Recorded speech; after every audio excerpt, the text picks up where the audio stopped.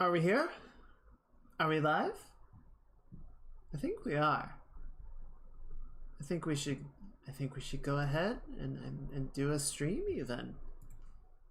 Alright, let me switch, let me hit buttons. Hi! Hello! That would be a very strange dream. In both the waking and sleeping worlds, I am on Twitch all day, every day. I cannot escape this digital prison.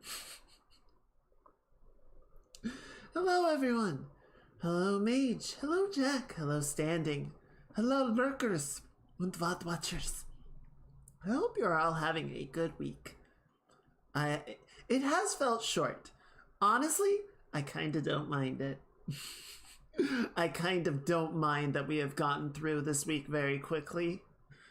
And I feel like I had a dream about Twitch at one point or another. I know I had a dream where I was having a very nice conversation with a lovely lady. And then I woke up. Oh.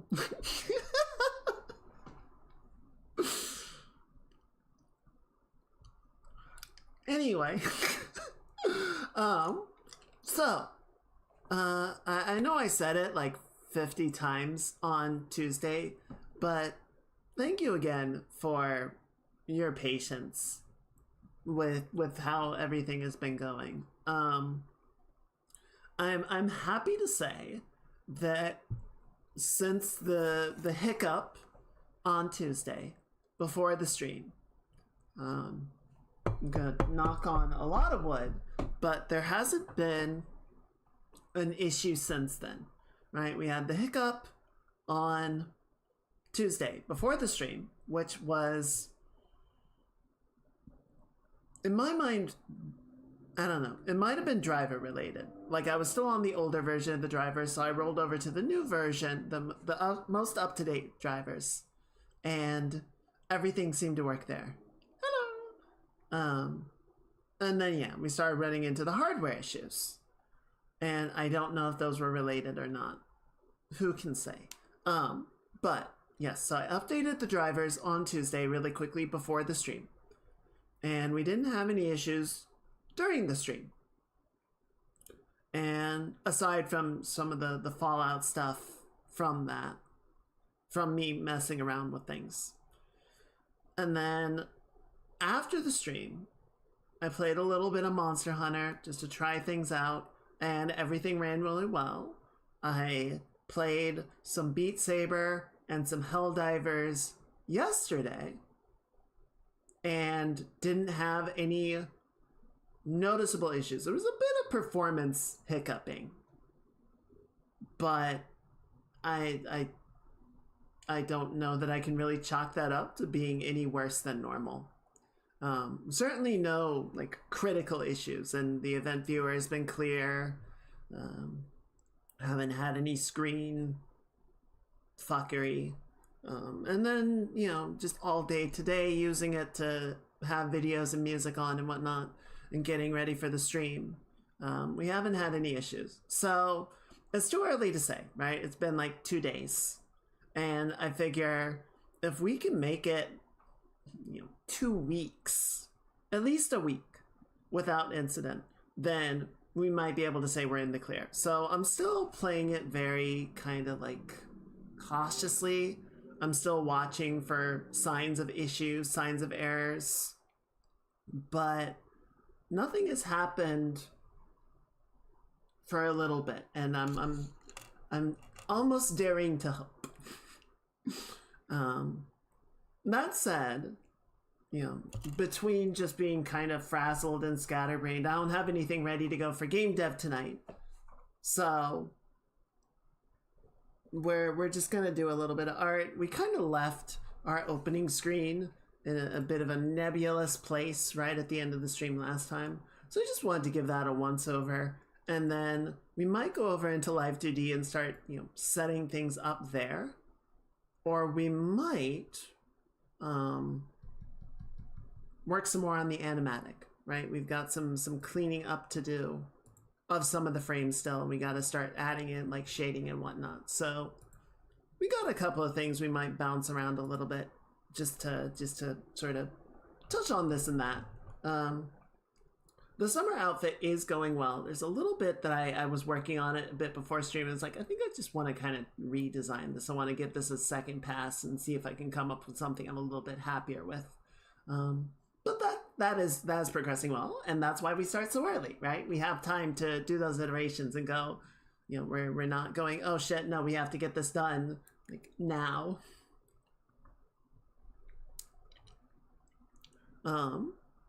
And a bit of good news, yesterday I got an update on a commission that I ordered. So that is coming along, and I'm really excited to see the next version of it. I should get more commissions. This is fun. I do want to get more commissions this year. I want to commission some folks if I can. The other really weird thing. So on Wednesday, yes, yesterday, there was supposed to be like a freak of a storm. You know, they were calling for like high chance of 1 to 2 inch hail and really high winds. And even in some areas, there was a very low chance of tornadoes forming, which doesn't happen for the West Coast. That is not a thing that we get. And so it was very strange. And I was watching for it all day, and nothing happened. It alternated between sunny and partly cloudy. And then once night fell, we got some thunder and lightning and a little bit of pouring rain. And then it just kind of rained a little bit today.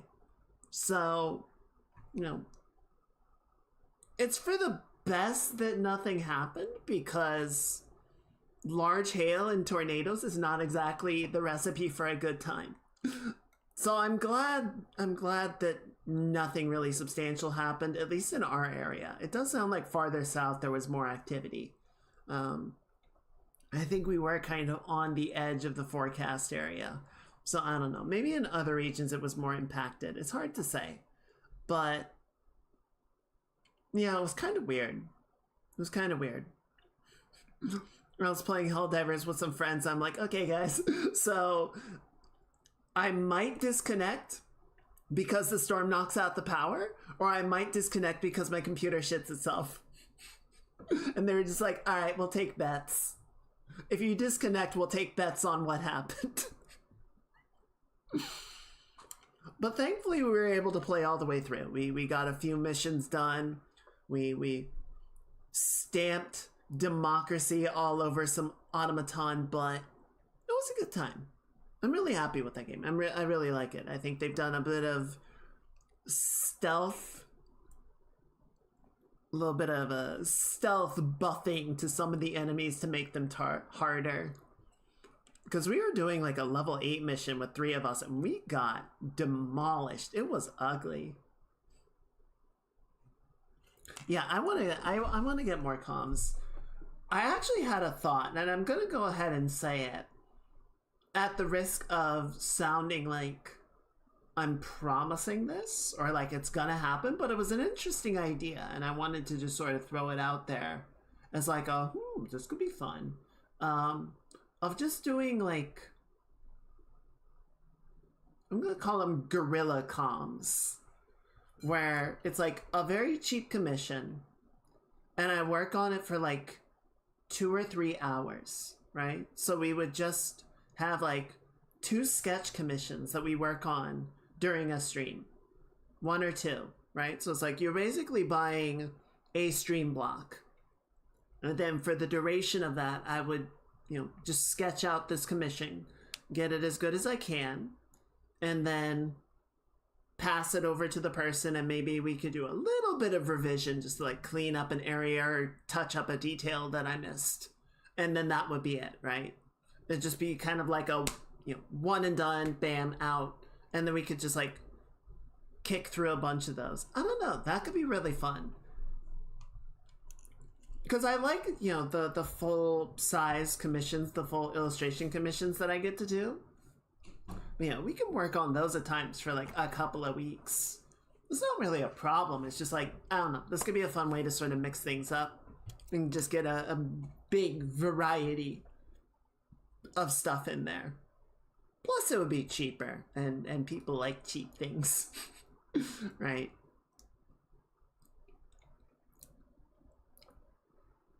So, I don't know. It's just an idea. Maybe we can look at doing it later. But speaking of, why don't we actually get looking at the project on our plate? Practice for things that might not originally what you've worked with before. True.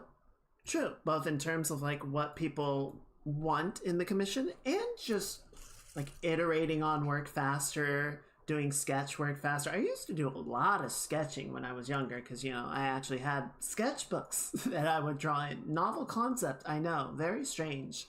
But I think as time has gone on, I have, you know, switched more and more to digital and focus more in on doing like bigger project work, you know.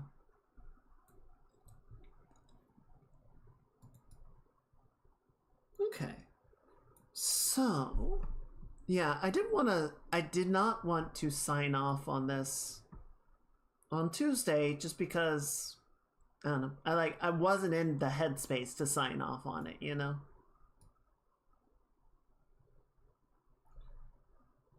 But looking over it, I'm pretty happy with it. I don't think there's anything that like really stands out to me as being in need of revision. We might go in and like, no, I don't know. I think even the hands are in a pretty good spot. We might do a little bit of revision if there's like, if we get into Live 2D and start working on stuff and go, oh, this actually needs to be like this, right? I know someone who only drew sci-fi then did something kind of similar. They discovered they like drawing D&D Fantasy too. Yeah, that makes sense. I feel like especially stuff like, you know, being a fan of sci-fi versus fantasy, you know, you'll sort of go through phases of being like, oh, I'm a sci-fi kind of person, and then you go, you know, actually, it just took the right fantasy, and I really like it.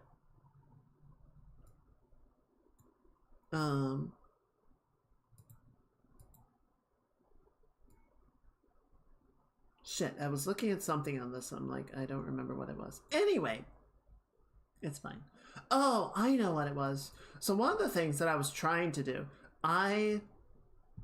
if we go back to the starting screen really quickly, I've got all these circles, right?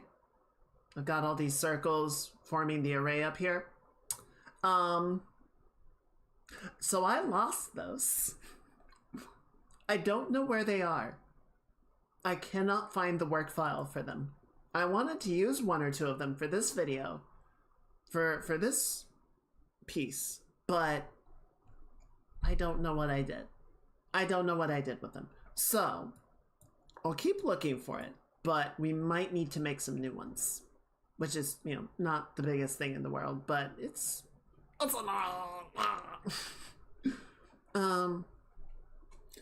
was talking with, okay, let me get going on this, right? We can do some, we can walk and talk. Do I have that technology? Theoretically. I was talking with my roommate who was explaining how back in like the 70s and the 80s, the company that owned D&D at the time, you know, this is back when Gygax was still running it, was... Oh, there they fucking are, weren't they? Oh, they were in that folder. Hey, guess what I just found? Damn it. Okay, that's fine. I guess technically, yeah, this is starting screen 3, not 2. I named it wrong.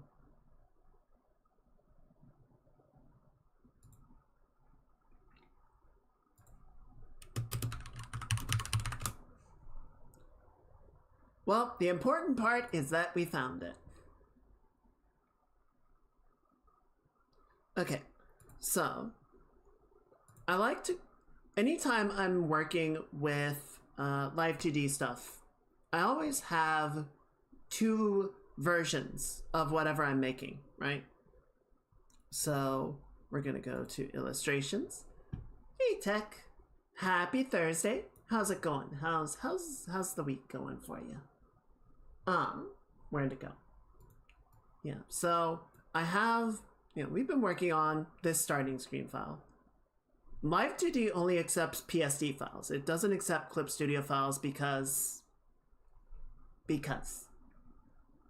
So, I have my Clip Studio file and then I save a copy that is a PSD so that Live 2D will be happy with it.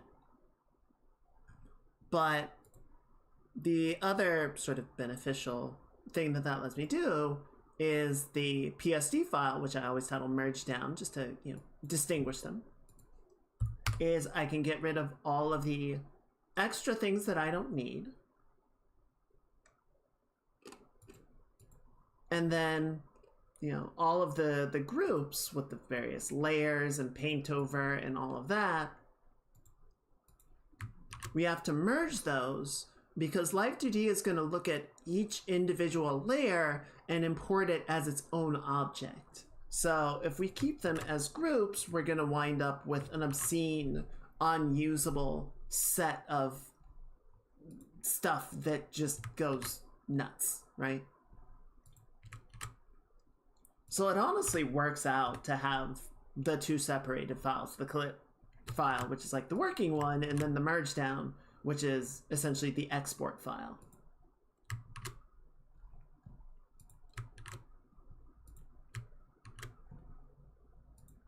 And then this group I'm actually going to keep separated because I want to use each of those independently. We got the body stripes, the body, forearm, upper arm. We don't need those. And then the background. What do I want to do with the background? So we don't need this because we're going to use the actual circles. That was just kind of a placeholder for light referencing. So we're going to do stars 1.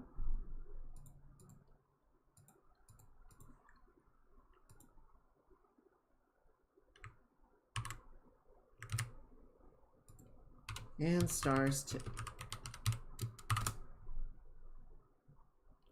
And then I think everything else in the background we will merge together because, yeah, none of that's really going to move around. The only reason I want the stars to be separate is because we can do some interesting stuff making them, like, twinkle and shit. We don't need the old sketches. We don't need the paper layer. So now we can save all of that as a PSD. And we can take that over into Live 2D and start setting some stuff up. So why don't we do a little bit of that tonight, and then we can do a little bit of work on the animatic. And I feel like that'll be honestly more than we can actually manage to do.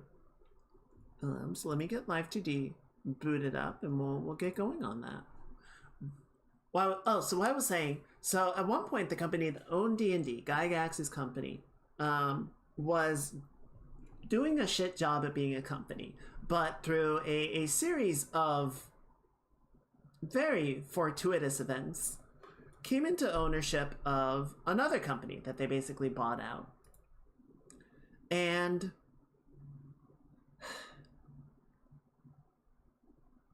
I don't know like how all of this happened, but at one point D&D and Gary Gygax basically would have had the ability to make a Lord of the Rings tabletop, a Conan the Barbarian tabletop, and was working on a D&D movie with a screenplay written by the man that wrote A Lion in Winter,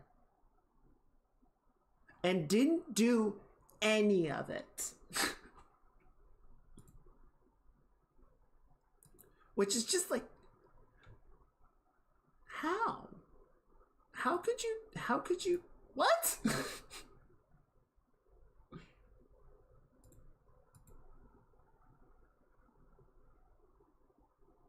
Okay, so I think, yeah, let's start by making the model here. And how big is this?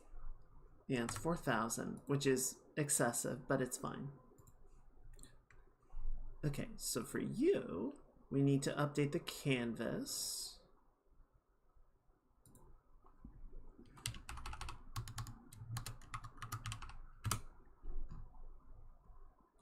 And then we're just gonna get rid of all of our automatic folders. All right, let's jump over to Live 2D and see what that does. We can also get rid of the grid. We don't need that right now. Okay, so now we need you. We're gonna drag this in right here. It's gonna load the file.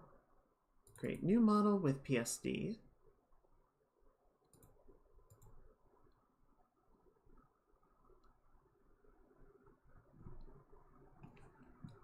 Okay, so yeah, basically all the visual effects stuff. The circles overhead, the stars, and circles for the hands. We're not going to work on any of that in Live 2D. It's going to be easier to just do that in the video editor afterwards. Hey, Looney. I'm doing okay. I'm keeping it together. How are you doing? How's your Thursday? There's some 5e compatible Lord of the Rings class with potential for a whole thing, right? We could have had, we were this close to having an actual Middle-earth tabletop. And they flipped it. They flipped it. They just sat on their hands. Yeah, so you can see now all of our individual layers have been brought in as objects, which is very convenient for us. And then the ones that we separated, or kept separated, are conveniently accessible. Okay, so I think there are a few things that we can probably dang it, I forgot one thing. I'm just gonna make a really quick little gradient for myself. We just need a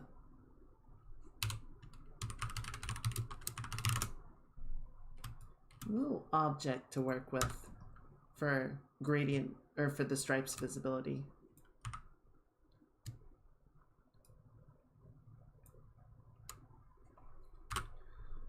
It got me thinking though. So, Conan the Barbarian, in my opinion, is kind of a low-key, brilliant setting.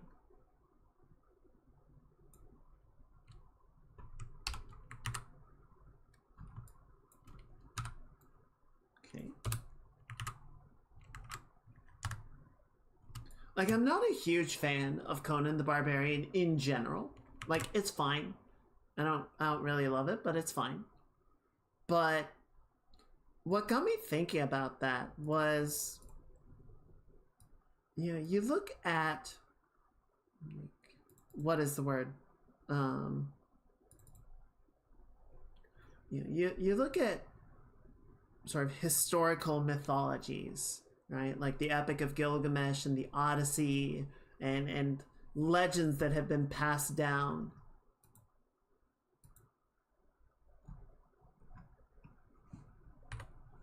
And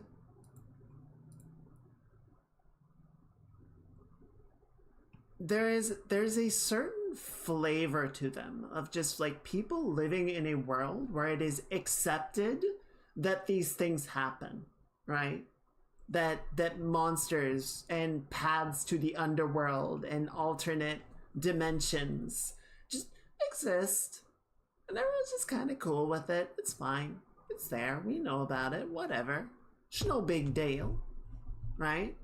Like, Gilgamesh is just kind of doing his thing, and then a freaking green feathered monster man shows up and is like, let's fight! And Gilgamesh is like, fuck yeah! And then they fight for like 2 days. And then they're like, are we best friends now? Fuck yeah, we are. And then they go on a quest to achieve immortality. And I don't know, there's something so, like, organic about it that I feel like Conan the Barbarian somehow manages to capture that spirit in a very sort of similar way. And I feel like a lot of more modern fantasy, even I would say like Lord of the Rings, I don't feel like it does the same sort of work. It doesn't capture that feeling in the same way. Which isn't to say that Lord of the Rings is bad or nothing. I'm not trying to imply that, but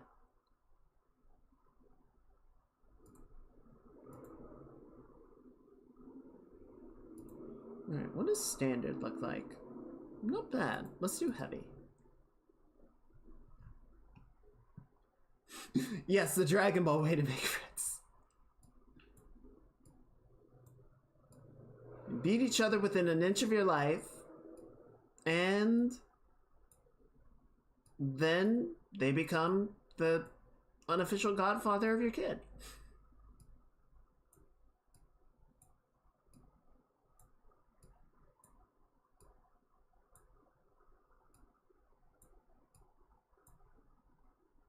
Okay, so for the most part, we're not going to do a lot of, I think, like deformation on the hand. I want to have the ability to do a little bit, but we'll see how this does. I'm going to add one more right in here and right in there, just so that we can sort of flex in a more natural method. Friends by combat going to try. Yeah, you just go down to your local coffee shop.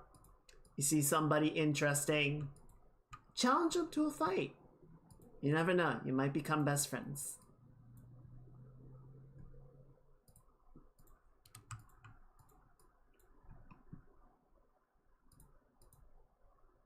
Okay, I'm not gonna spend too much time on this right now.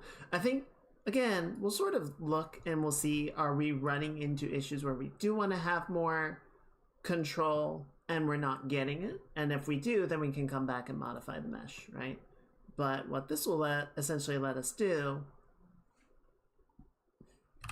is we can sort of like move the thumb around a little bit.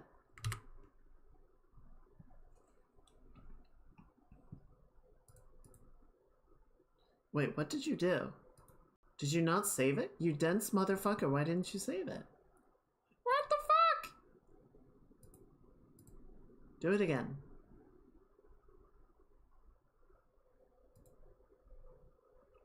Okay, and then where's the inside margin? No. Okay, set that to 0. And then let's set that to like a 3. Let's give us a little more room. No, go. I'm going to, and then wake up in a hospital. Look, I'm not saying it would go well for me either.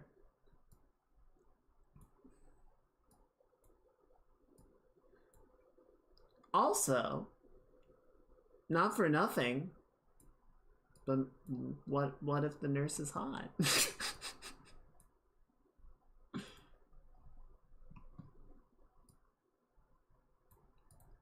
You gotta think big picture, mate.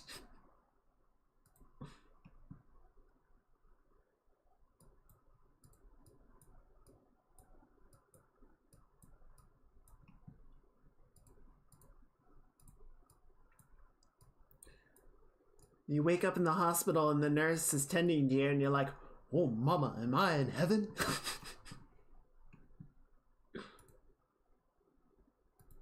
There we go. All right, save it.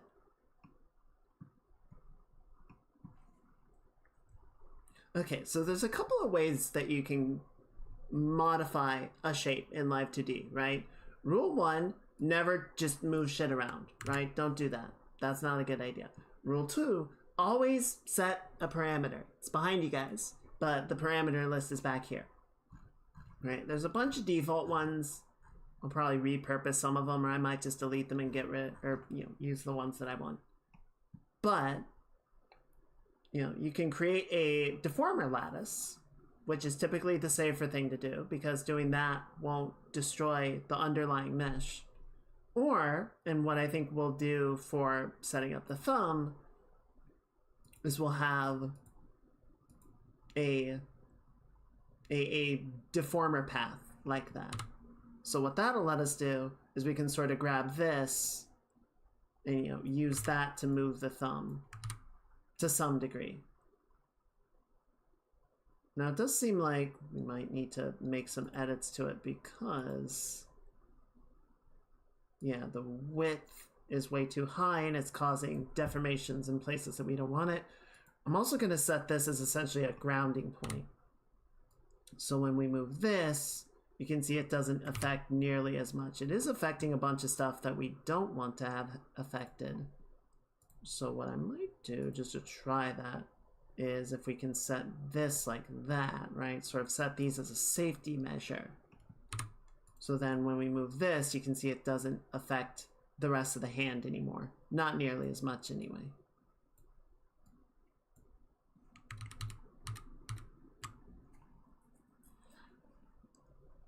I think I need a mage. Also, do we not have Humj? Have I forgotten Humj all this time? Let me fix that.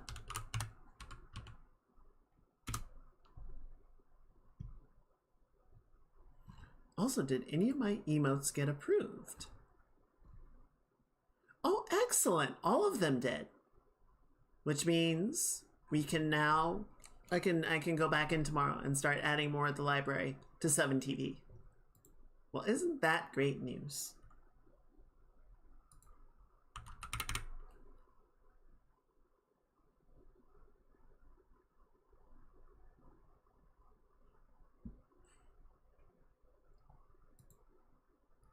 There we go.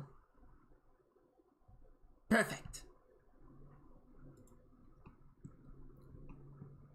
Yes, so now we have Humj for all of your mild concern needs. But yeah, the 7TV emotes, like I was saying before, it's not, you know, all you guys who are subscribed, thank you. It's not gonna affect anything for you guys because the whole idea is just for people that are not subscribed to still have access to the emotes while on the channel. I don't want to make it like an exclusionary thing of like, oh, well, you have to subscribe if you want to, you know, be part of the party. Obviously, it won't work on other channels, but, you know, I don't want to make people feel left out or anything. It seems very hit and miss whether it updates the existing entries of the text string. I've seen it do that, and I've also seen it just completely ignore any prior existence of it. Okay, so then for this one, what we need to do, my god, that's messy. I might have to go in and clean that up, but whatever, we'll let it lie for now.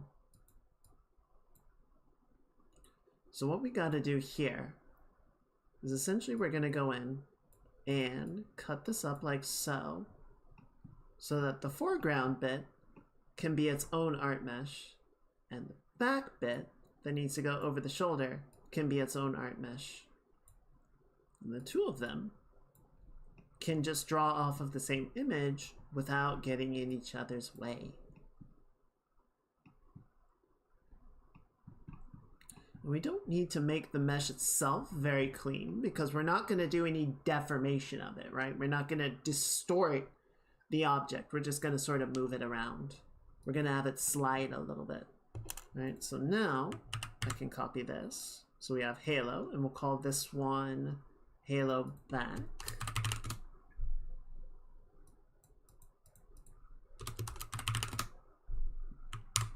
And we should save. If you guys are working on something, you should save it now. Now's a good time.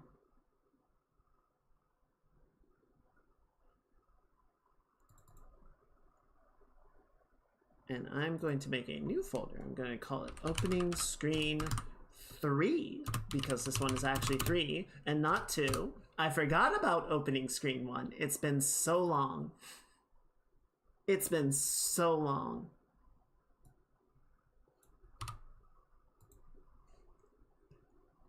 I don't remember how long we were using the first opening screen.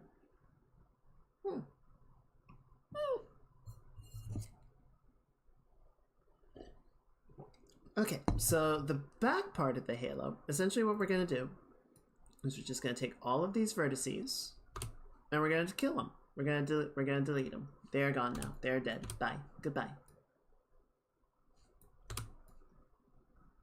We're going to get rid of this. And there we go.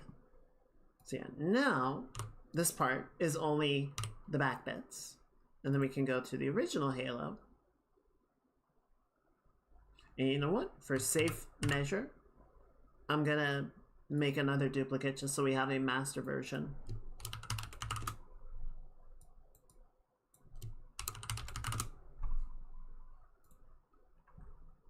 And then for you, we just get rid of these. And then we gotta get rid of this connector so it doesn't fill out. And then we're just gonna get rid of all that. Nope, not that one. Get rid of you. Get rid of that. Get rid of this. So now it's just the front bit. So halo back, as far as visibility concerned, can go all the way behind the forearm. And now it's finally floating in the right spot.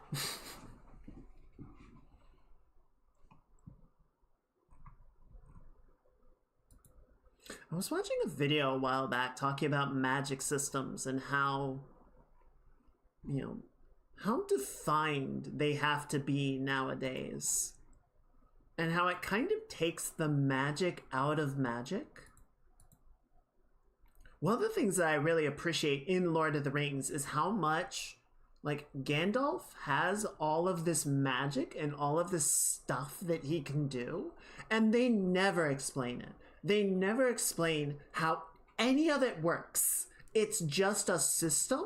It's not even a system. He can just do things. He's like, moth, go get the eagles. And then he sends the moth and an eagle shows up. How does he speak with insects? I don't know. He does.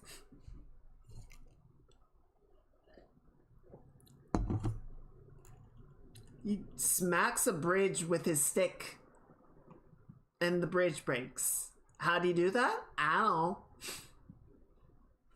Same way he broke the boulder to fry the mountain trolls during Bilbo's adventure. He can just do things. It's just magic.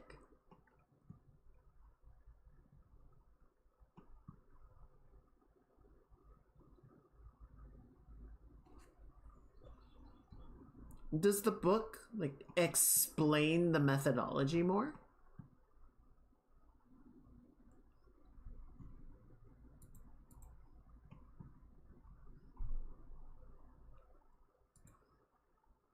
I didn't do a fill-in on this.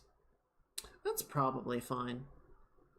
If it does become a problem, we'll go back and deal with it. I don't think I need that level of density. Let's just do standard on it. How's that look? Yeah, that's fine. But I am going to increase the inside margin so that it feels like that more smoothly.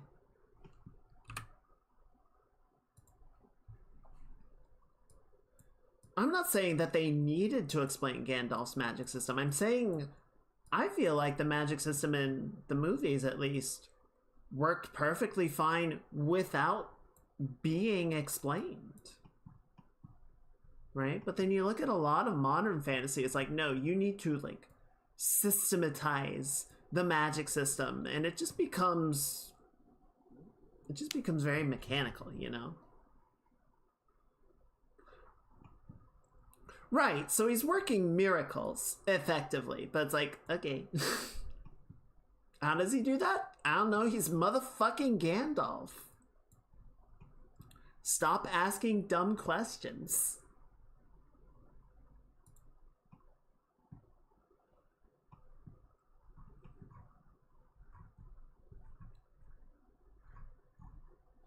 Okay. Yeah, I think we're just gonna go down each of these and sort of set up. Yeah, so we have the circles. I did bring them in, but I don't think we need to really... We're not gonna mess with them right now. Okay, and then we got the stripes.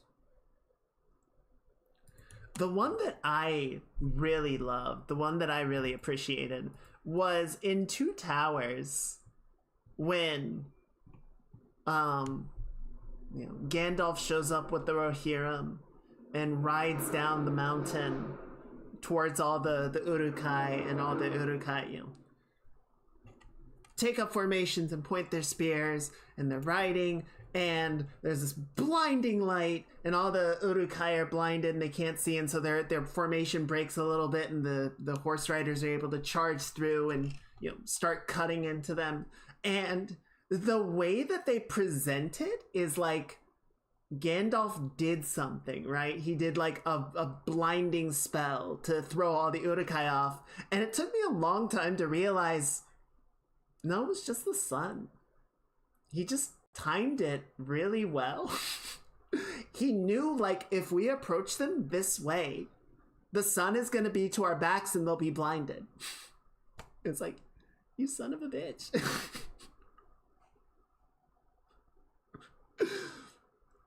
Yeah, he has that Ron Swanson license that just says, I can do what I want.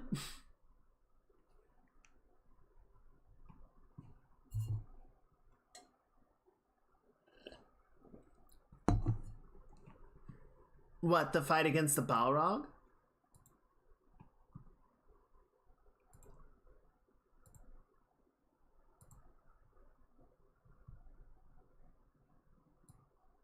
Yeah, that's fair, and I think it's fair that they truncate it in the movie, because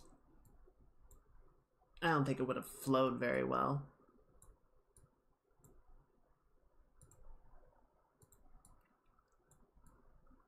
And like, sure, it lends some credence to Gandalf's nature, but it doesn't really sort of change the point of like, well, how could he do that? Because he's fucking Gandalf.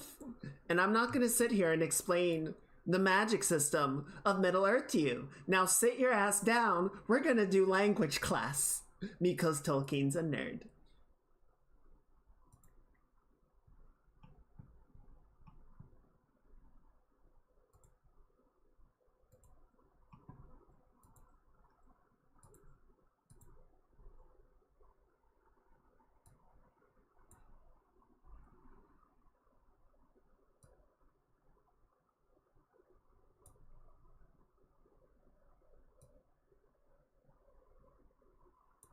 I'm actually going to make this one fairly heavy because I feel like if anything's going to move, it's probably going to be this whole arrangement.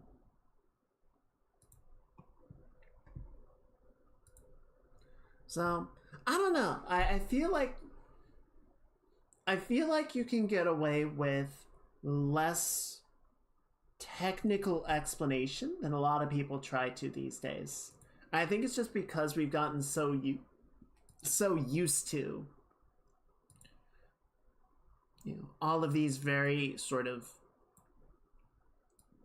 hard-coded magic systems, especially with stuff like D&D getting so popular. And D&D, because it's a game and the game has to have mechanics, is like, well, here's all the things that you can and can't do with magic. It's like, but I mean, the idea of a god, a divine creature, a creator of the world, having a 9th level spell, like that, it is in the same category, it is in the same system as Firebolt. It's like, no. That you can categorize fairy fire and wish in the same like mechanical arrangement It's like, that, no, that doesn't, that, no, that's dumb.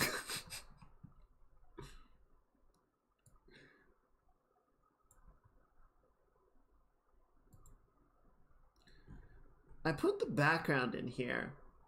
I think it'll be fine for reference, but we're not gonna really, we're gonna delete it before we actually export anything out, I think. Unless we can try something. We can try something. We can try something and see if it works. But I think it'll be easier to do it in Resolve. Okay, so we got that one. We got the stripes. Let's do the forum.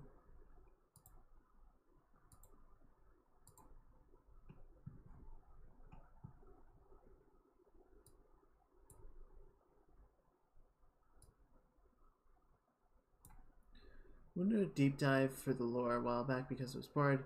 I actually died in the fight with the Balrog and went. God was like, I didn't hear no bell.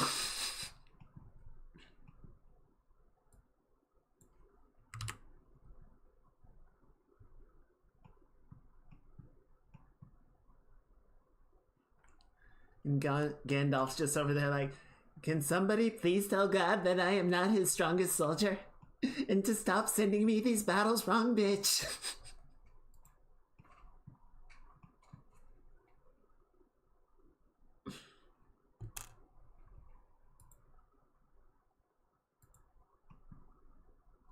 Okay, yeah, the body, we're gonna do heavy deformation because I think this is gonna be the most demanding out of all of them.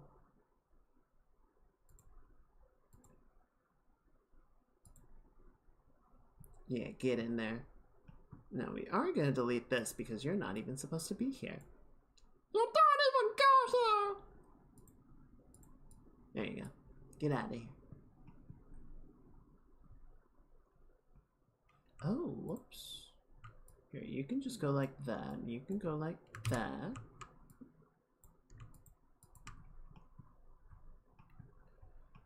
And then, yeah, for this one... Dang it, I wish I had actually messed with stuff a little bit more. Oh, this should work. So yeah, let's just get a little bit more mesh density in here. Yeah, that should be fine. Nope, too much. There we go.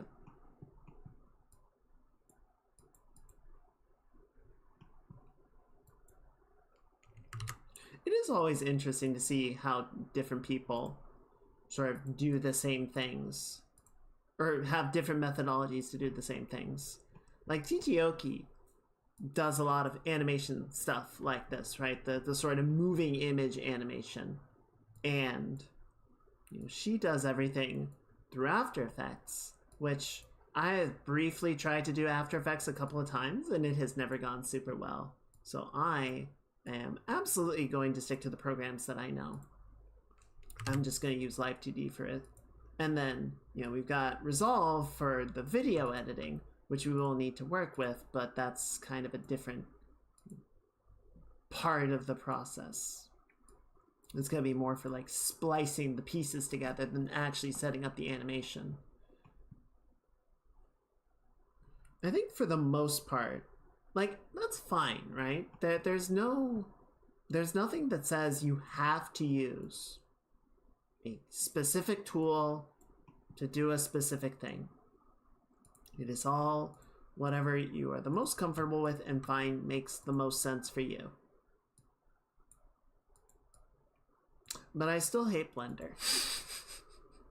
I don't hate Blender. I just find Blender really uncomfortable.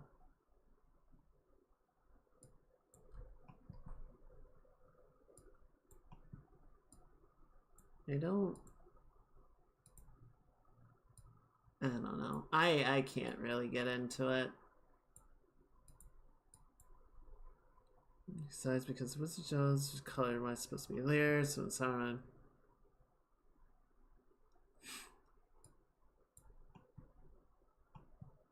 Get in there. There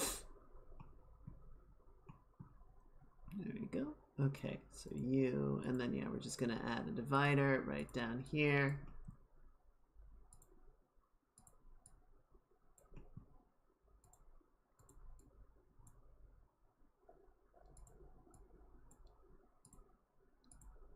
just to sort of hold that line in place. Right. And one more right there. Boom, boom, boom. And then we'll just kind of move this over to the side like that. That's fine. I don't, like, we're not going to do a bunch of, like, twisting or distorting or anything. I just want to have a few things to help keep a few of these edges stable. There we go.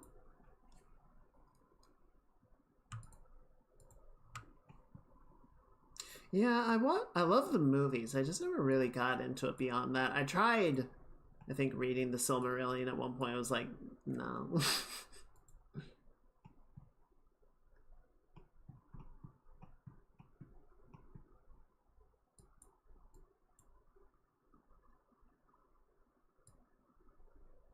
Yeah, I guess we could bring this up a little bit.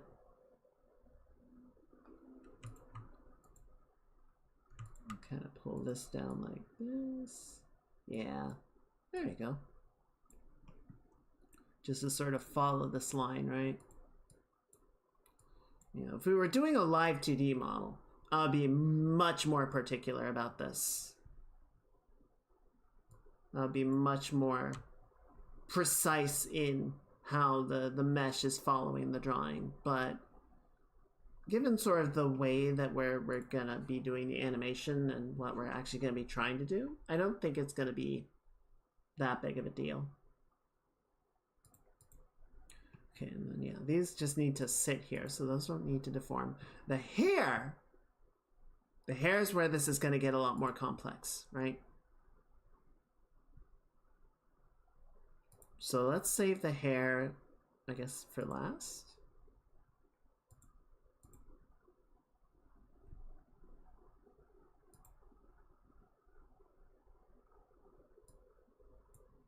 Give myself a little bit more room here, a little bit less there. And then, yeah, I don't think we're really gonna, like, move the head around that much. So I gave it a very dense mesh as a precaution, but I think it's going to be overkill.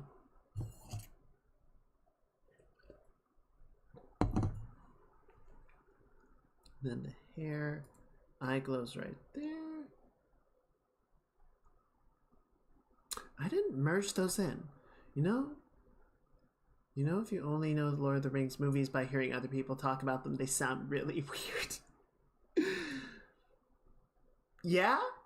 Yeah, you're right.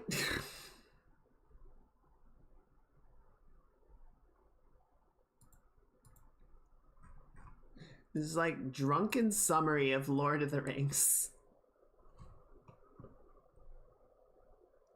Okay. Yeah, let's go ahead and get this going. So we're gonna auto with heavy deformation, high density.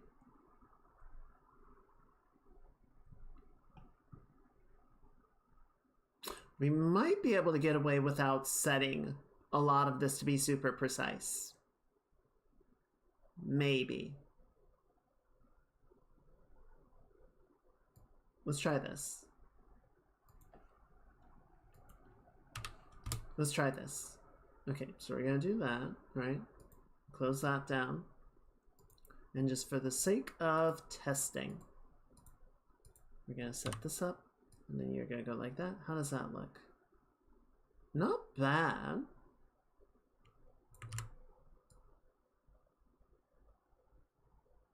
The main thing I'm watching is the blue stripe, right? How well does that deform? Are we getting any weird tearing effects?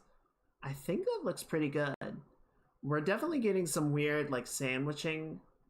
Really weird squash and stretch, obviously. But the main thing was just to get a sense of, like, how much can that kind of go back and forth without bending in a weird way. So we might actually be able to get away without doing too much hands-on with this.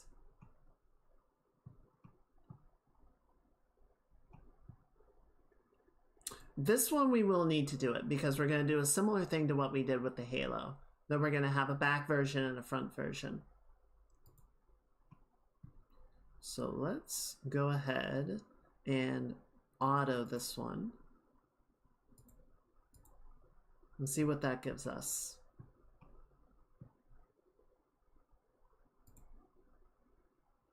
Inside margin to 0, outside margin to 5, and interval to 18.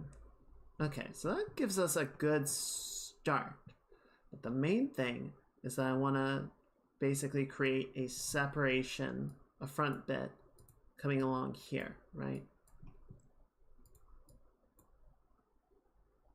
So then this needs to come along here, and you're going to go right there, and you're going to go right there, and you are going to go right here, and you're going to go right there, and that's going to go there, and boop.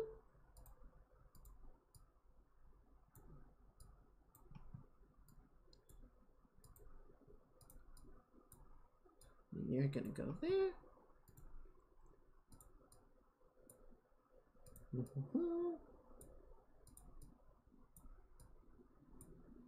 Then we're going to add a nice sort of spine to split this up and make it a bit smoother, a bit more even, right?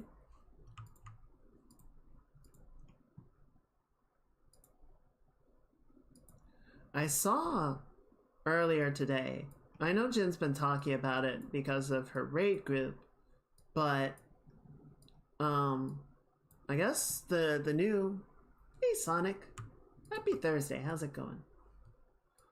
The new Final Fantasy patch dropped, and so I think it was 7.2, and I went, oh, I didn't log on for any of 7.1. I completely missed it. Whoops. The part of After Effects is a script that makes all the hair movement for you, and you can adjust how fast or wavy you want to be. Oh, and that's it. Well, that is fancy. That is some fancy shit.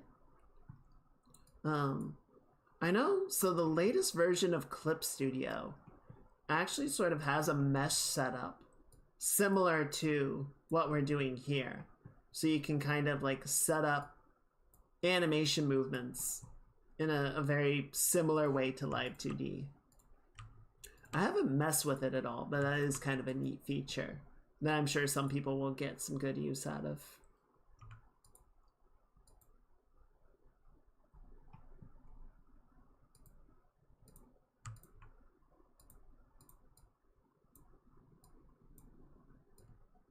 There we go. Okay, so then yeah, this goes like that.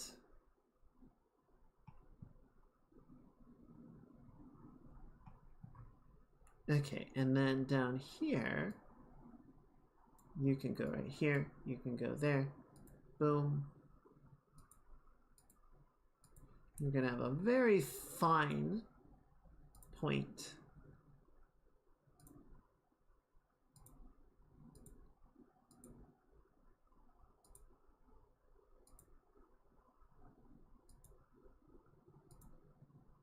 Controlling this little lock of hair like that. There you go right there. Boom, boom, boom, boom, boom, boom, boom, boom.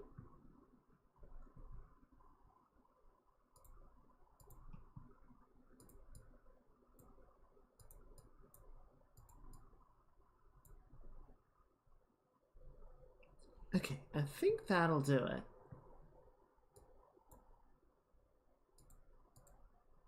Then we can just kind of preserve the shape like that. That looks pretty good. Okay. So let's go ahead and set that. We're going to save it. And then we're going to do hair L. We're going to leave that where it is. And we're going to copy it. And go up in front of the head. And we're going to paste a copy. We're going to call it hair L front.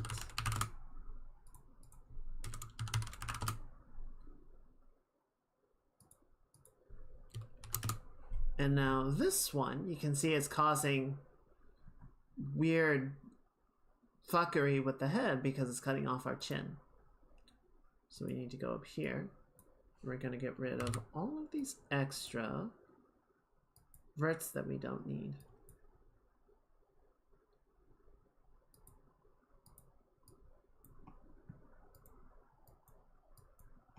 And at some point, we'll cut it off. I'm just not sure where yet.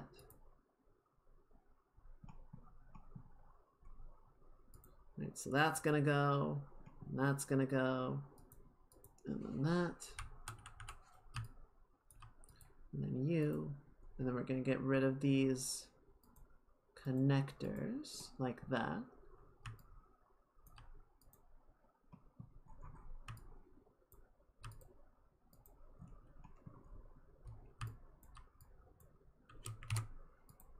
Yeah, I don't know. I part of me wants to revisit 14, see what I missed, catch up on the story, play some of the raids and whatnot, the Alliance raid.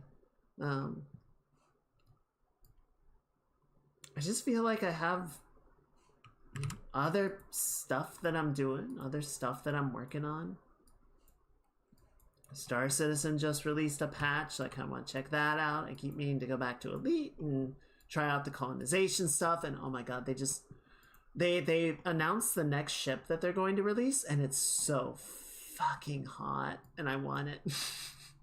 It's super pretty, and it looks really strong, and I'm like, I want to do that.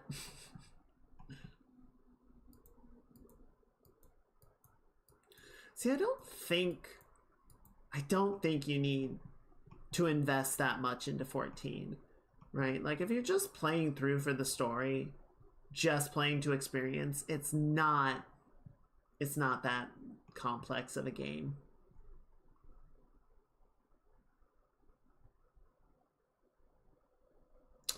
Okay, that's a little... It's okay. Okay, let's do this. It looks fine. I think the shape is just a little bit too polygonal. So I just want to come in here. We're going to smooth it out a little bit.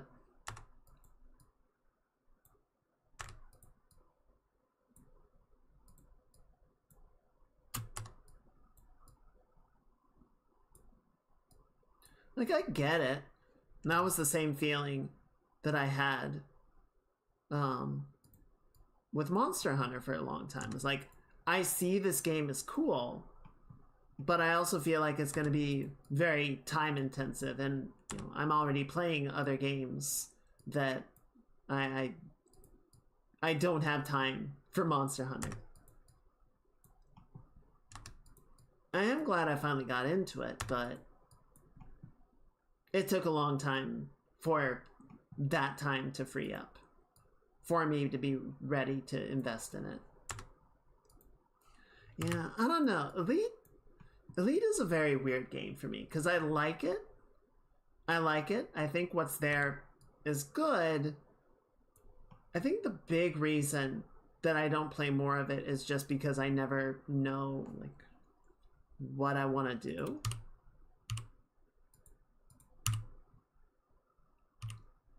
I never like have something in mind when I play it. I never feel like I have an objective or a reason. I'm kind of just playing it to play it, which, as I've said, is not a terrible place to be, but I don't know. I just find it to be like, it's fine. That said, the things that they have done with the game over the last, I don't know, year or so,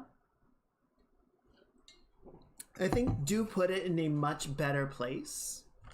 And I'm much more sort of excited about the game going forward compared to even like this time last year. I'm much more optimistic that there is going to be a game to continue to play, which was a lot more up in the air for much of basically ever since Odyssey launched.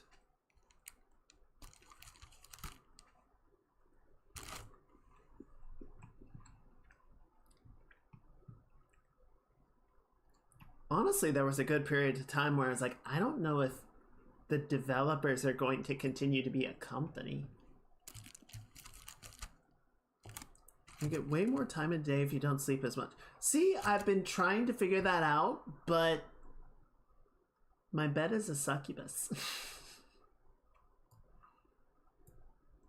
I like my bed. It's very comfy.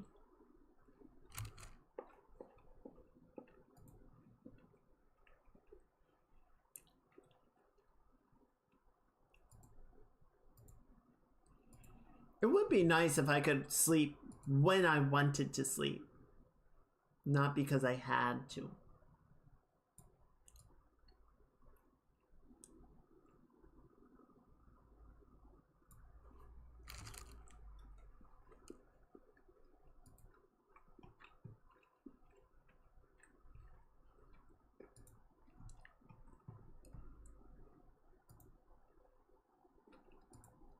I know for people that have, you know, real sleep problems, it's not fun. I get that, but I think for them too, it's like, well, if the whole thing was just optional, right?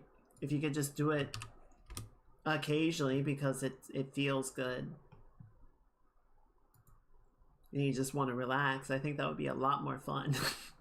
I think everyone would be okay with that.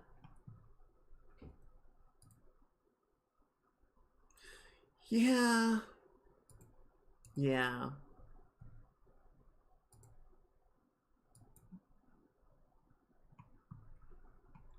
Okay.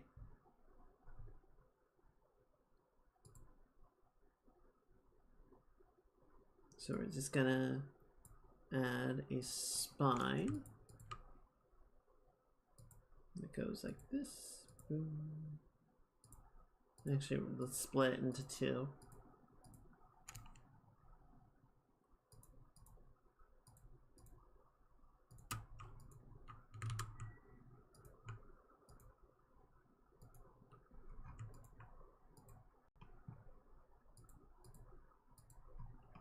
Can join back up right there.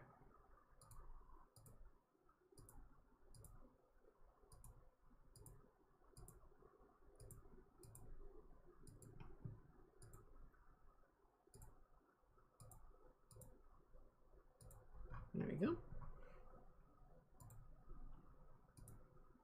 Alright, that should work.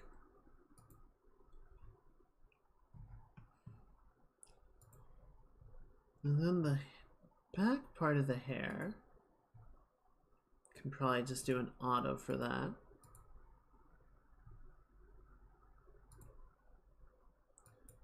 Gonna drop the margin to that for 15 and the inside to 0.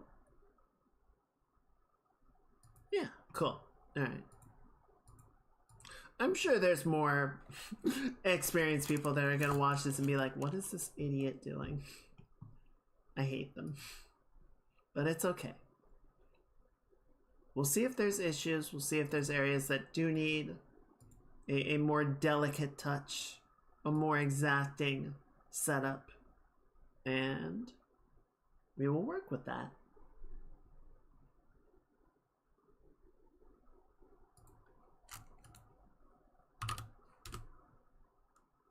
What the fuck did you do? What the fuck is that?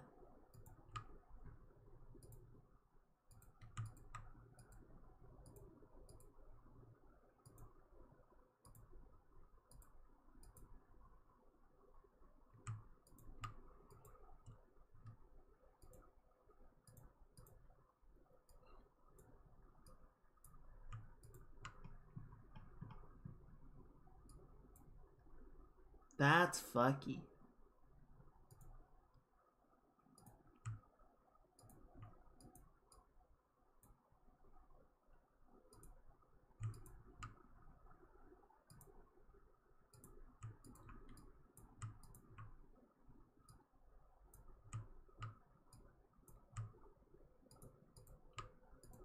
Okay, there we go.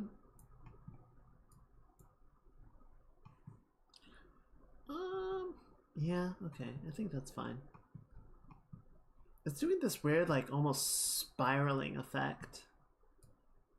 ZBrush has that problem a lot. It loves to create polygon spirals. There's been a long-standing issue with the program. I don't know if more recent versions have ever managed to fix it. But I feel like it is something that has always been something you kind of just have to get used to and figure out how to work around.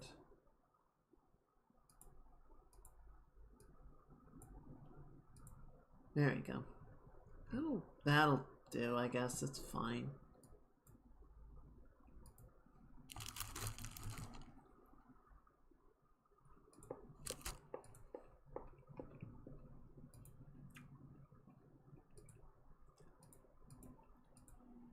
Okay.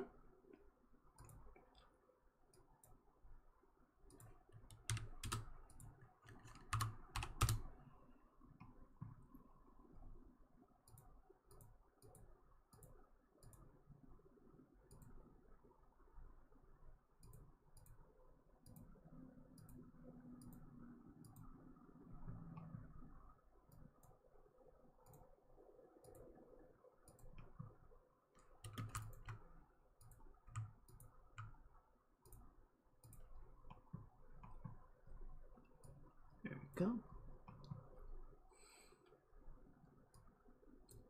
So at my coworker's behest, I started watching Invincible a while back.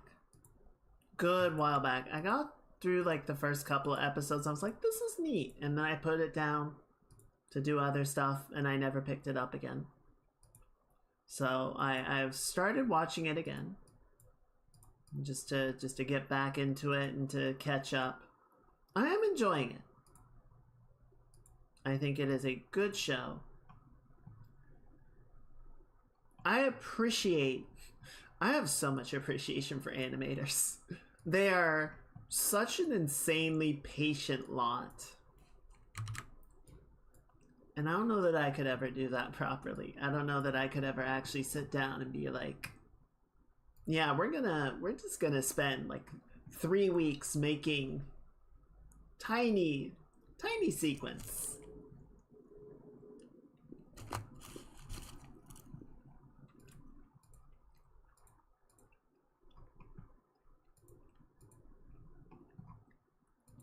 There we go. Okay, cool. One more. This is very small. I might not have made this big enough. I might need to redraw it.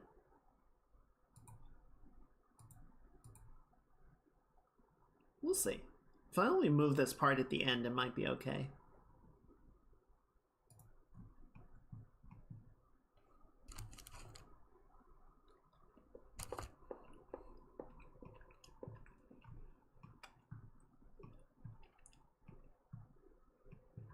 Yeah, and it wouldn't surprise me if the first season is comparatively low budget, just because, you know, a lot of times with stuff like this, it's like, here's what we're willing to give you. Now prove to us that you are worth more, right?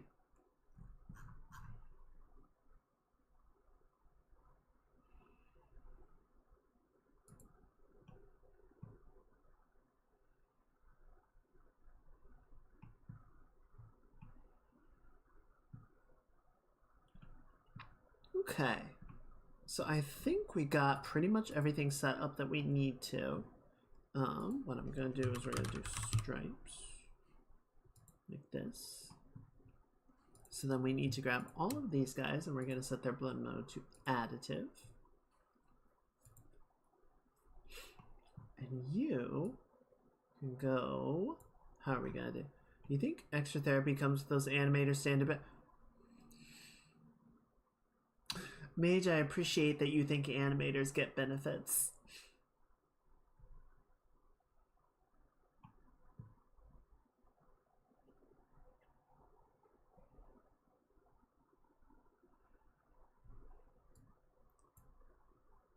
Okay, what I actually want to do, I realize what we might need. So we're gonna copy, or not copy. We are gonna go in here. We're gonna split this off like this.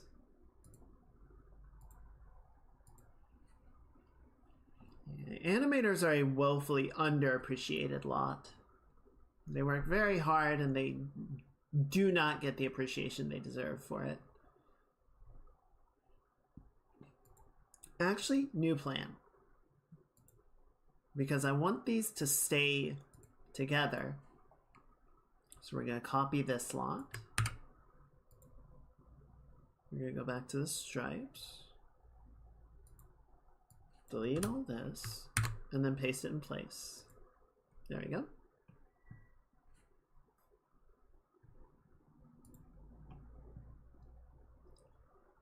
I mean, to some degree, I think if you like being an animator, you know, like I've talked about, you enjoy the types of problems that animation involves, right? It speaks to your brain in the right way.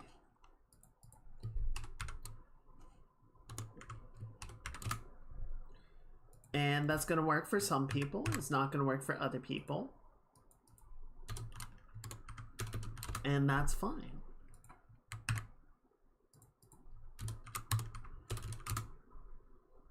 Okay, so for you, we're just going to delete all of these on the side here, right?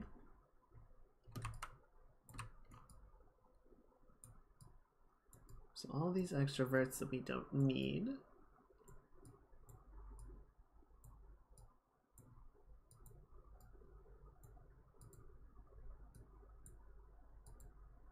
Where's the mesh opened?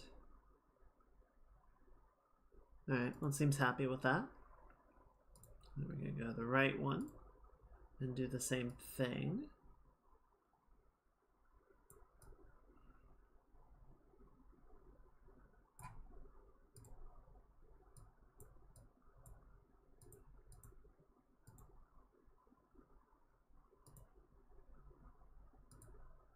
And then the top one,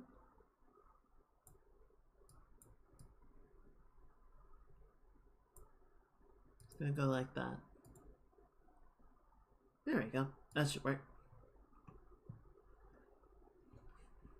And then you, this is gonna get a little awkward, but it should be fine. Okay, so we're gonna copy this and paste it once.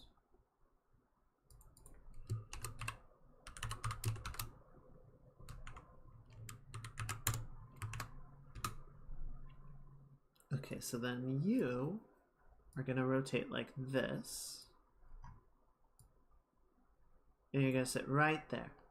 And we're going to set it to multiply, so it's invisible.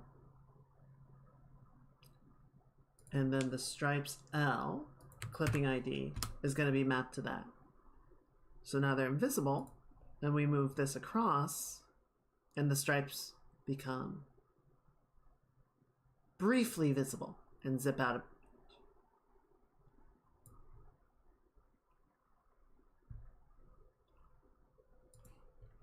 So now we're going to paste this again, and we need to do the same thing for the right side.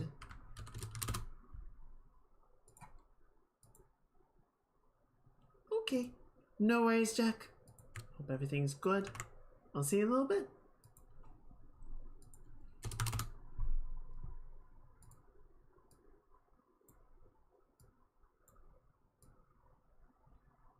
So I can just kind of flicker like that. And we'll do one more for the top.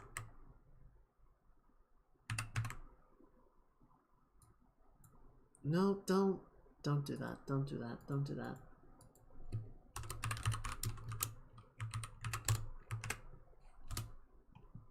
You can be right here. Oh, that's why you're not doing it, because you're not visible. You're getting all pissy about it. There you go.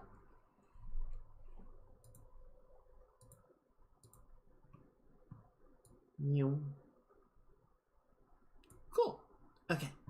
looks good. So now we just need to do the same thing a couple more times for the other stripes, and we should be good. We got head stripes. God, they're really hard to see. Oh well.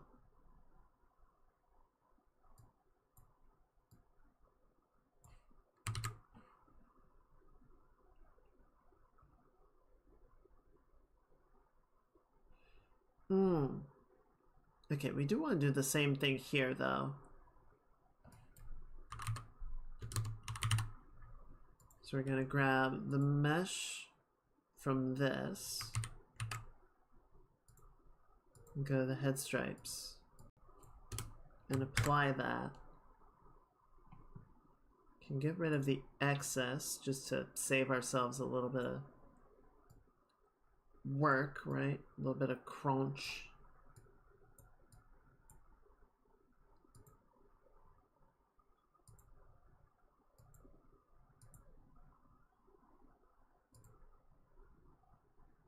There you go.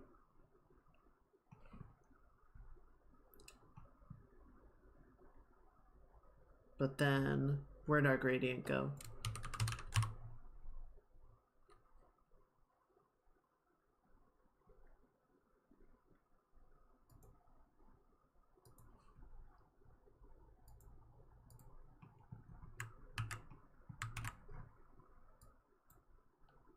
Dang it.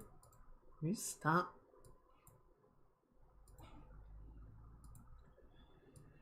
Oh, I'm a big fuckhead. Keep forgetting my own steps. Okay, and then we need the head stripes. Where they go? There you are.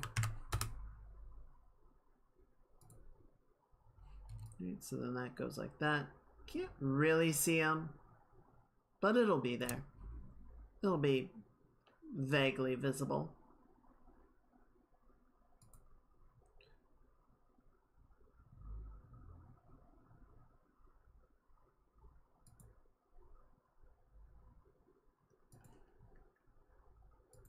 Okay, let's just copy this one.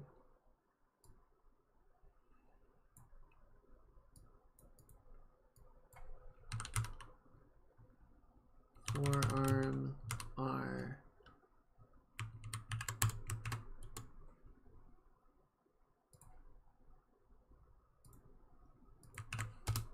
There you go. Wait, is that it? Yeah, I guess it is. Alright. Kind of makes you wonder if it's worth it, but it's fine. It's fine.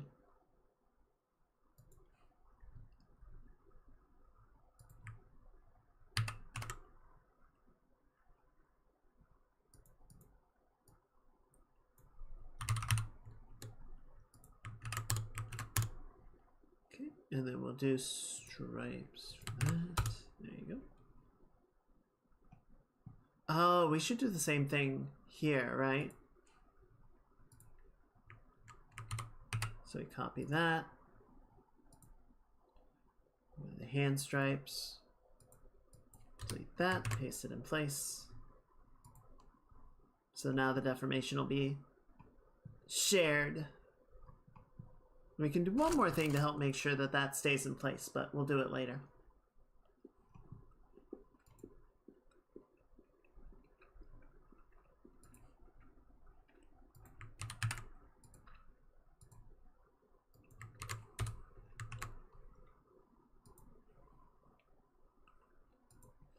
Okay.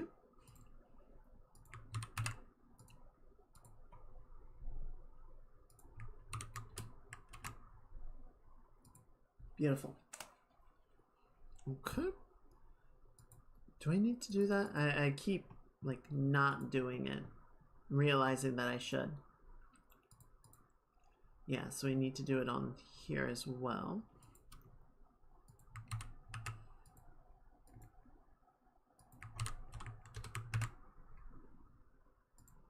Okay.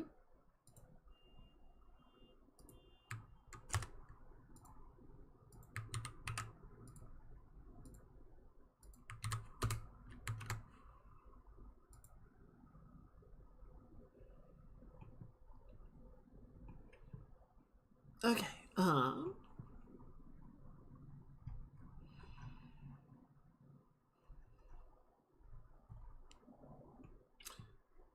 do wonder at times how many game developers play their own game. Like if it's a live service title, right? If it's something that is out and ongoing, how much do developers play the game that they are working on?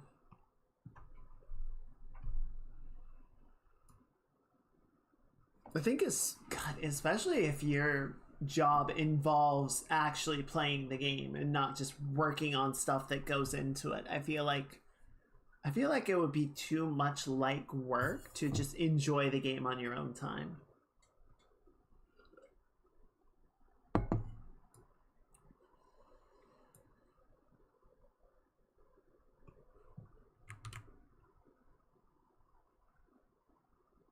Okay. So let's do this. We're going to set a couple of parameters. None of the Hoyo VAs play the games, but I've wondered about the dev side. Yeah, and that kind of makes sense.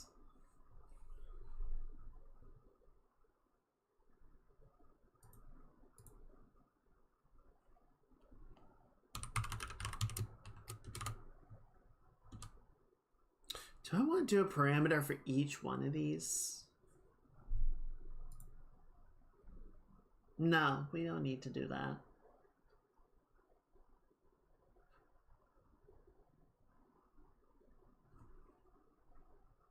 But should we? Maybe we should.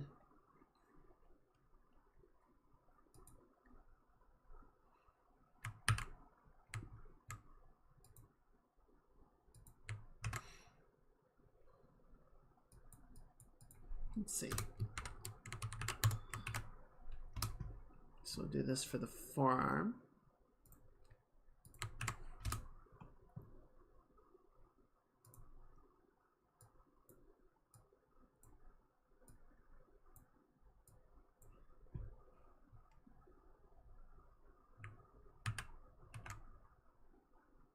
And then you can be upper arm. Did I not set one up for the upper arm yet? I have not. If they actually get their character. That's bleak. Will I actually get to see my own work in the game?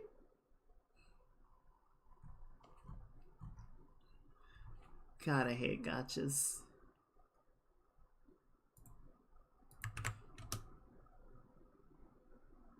Wait, what do you mean? Oh, that's why. I forgot to set the ID.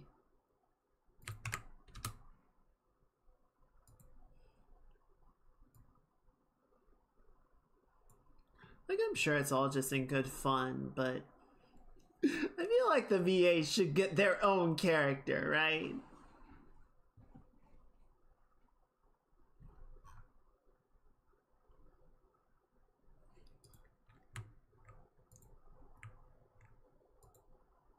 Call it a business expense for publicity if you must. I don't know.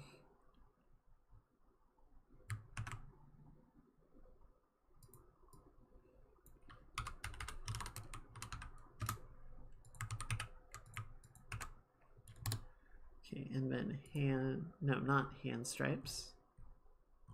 Where'd it go? There you are.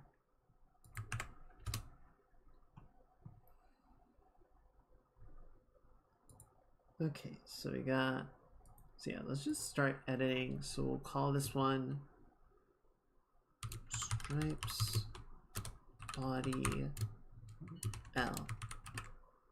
What if you can tax write-off gotcha pulls as a business expense? I don't feel like you can. I don't feel like that's gonna fly. Okay, and then we'll call this one stripes by R. I guess we're just gonna make each one of these, right?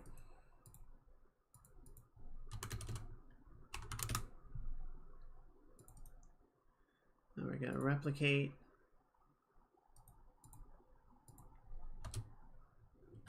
Top. I know you can for trading cards if you stream it.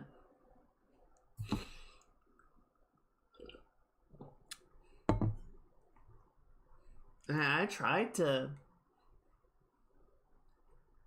put my computer stuff as a business expense because I was streaming it, or I used it for freelance work.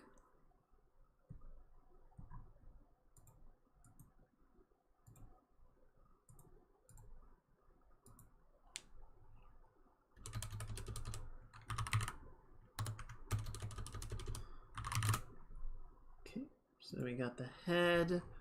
What else do we need? So we got the 3 for the body. And then we'll have the 3 for the right arm and the 2 for the left arm.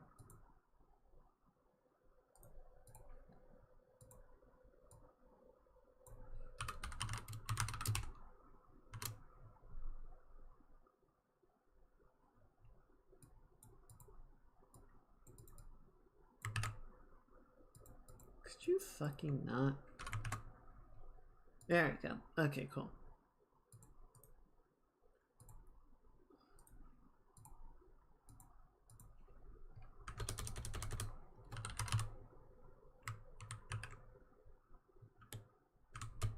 And then paste that. Okay, sorry, we're almost done with the technical setup, and we do need to do a lot with like gluing stuff together and setting up the deformers. So we might do one of those just as kind of a demo and then switch over to some animatic time. I feel like, I don't know, Live 2D to me, I just feel like it's kind of hard to make interesting to stream. It's a lot of just like setting things up.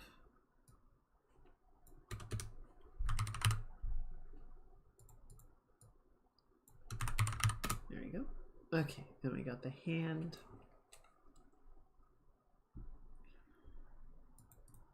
We can replicate that. Edit. Upper arm. L.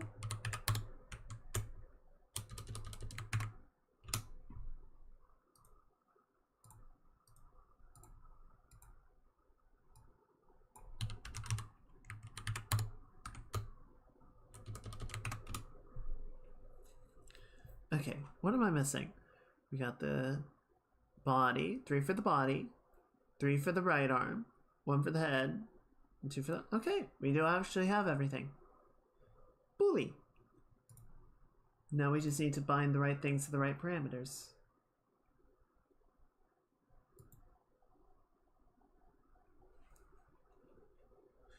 Okay, so that goes there, and then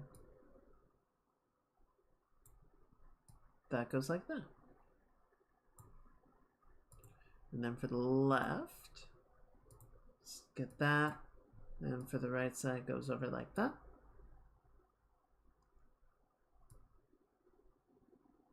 Perfect. And then we're gonna grab the top. Got a T, set it like that. And we just move it straight up, like that. And then for the head,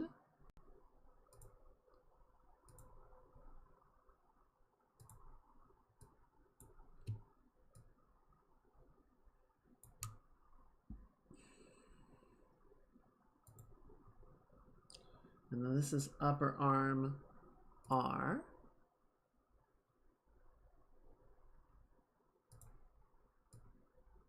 Which is going to go like that. And then finish off like that. Okay, and then where's the forearm? Go down like this. Set it up. The end goes up like that.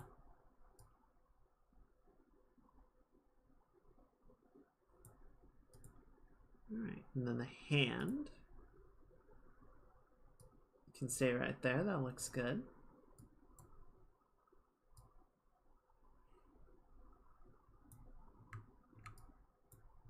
Just gonna make it wider to make sure that it fully encompasses the shape, right? Perfect. All right, and then the upper arm L. It's gonna start right there and end down there.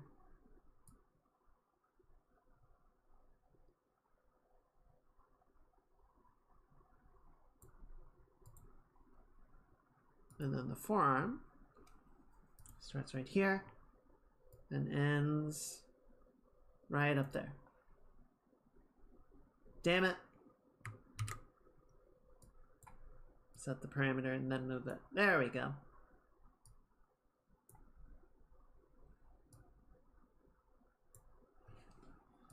Cool. So now we can have all those sort of playing and animating how we want them to. Okay, so what do we want to do with this? I think we're gonna have, I think we'll have a rotator that's gonna control all of the parts of the head. Right, so we're gonna grab all of our hair pieces and the eye glow, and the hair stripes, the hair bits. Yeah. And then we're gonna create a rotator.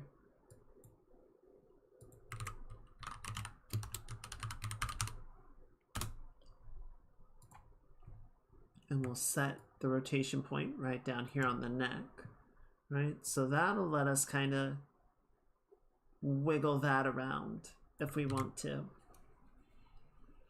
The nice thing about rotators is you can use it for rotation, obviously. It's kind of what the name implies. But you can also use it if you want to move something around as a group without the complexity of a deformer.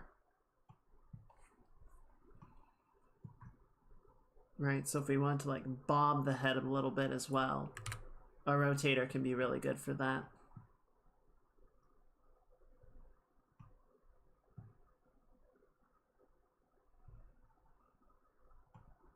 What we might actually do as well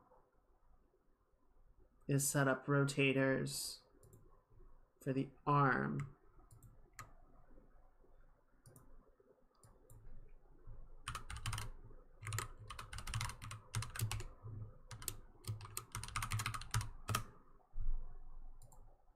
So you can position that there and sort of set the default position like that.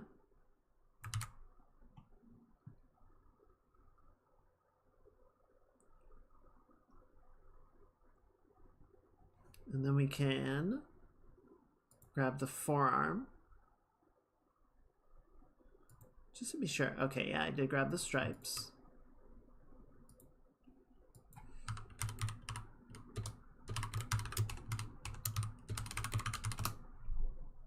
So we create that. And then we can put our forearm rotator as a child of the upper arm rotator. So we move that one, it moves the whole thing.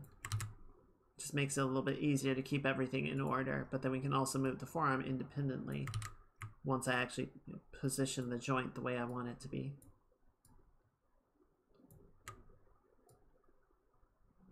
There we go. That looks pretty good. Let's put it up just a little bit more. That'll do.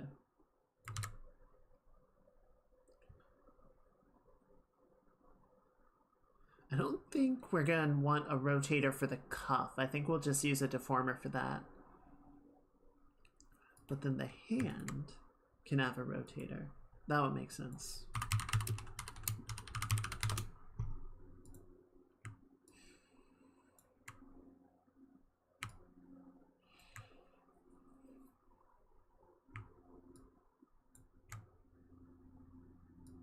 So I can kind of go like that. And then let's just put that rotator as a parent or a child of the forearm. We'll set up the deformers later, because obviously, like, if we try to do this as it is, you can see, like, we get really weird disconnects happening. Let's also put the cuff as a child of the forearm rotator, so that that will move with it. Because that should move together.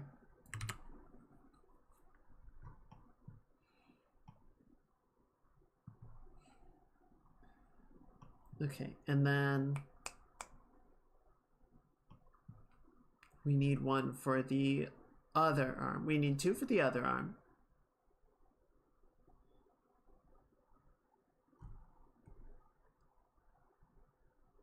Come on, Kaiga, use your brain. I know it's not much, it's only one cell, but you can do it.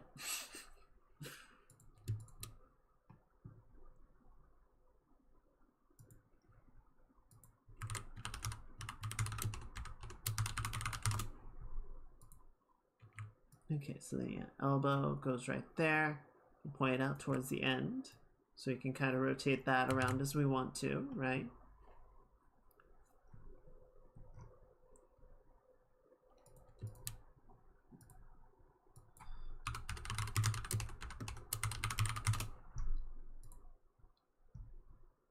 One thing that I also find is helpful, just for you can do it.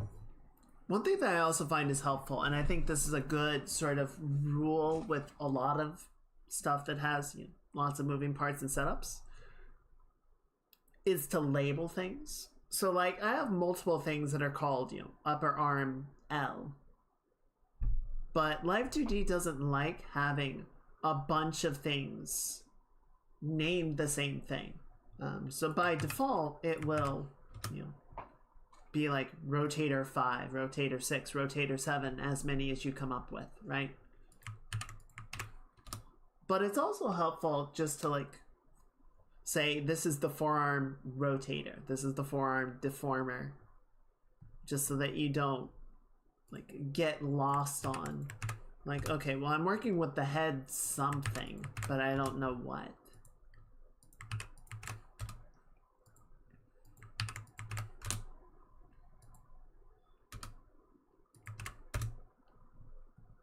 There we go. Okay, cool. So we got the head rotator, the hand rotator, forearm, upper arm. So yeah, let's child the forearm to the upper arm again. Okay. I want to try something. We're going to see if it works. Because I was very lazy and I made this hand just one part. And I can separate it off if I need to. But I want to see if we can get something to work here. So we're going to call this... Oh no. We're going to grab the forearm. And we're going to call it forearm L deformer. Right, so we do that.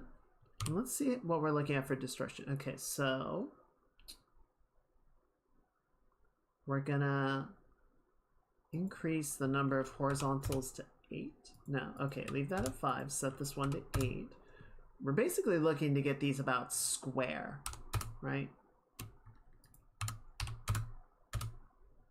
That looks about right. Okay, and then for you, I won't say 2 is enough on that dimension, but we're going to increase this to 4. Yeah, let's do 4.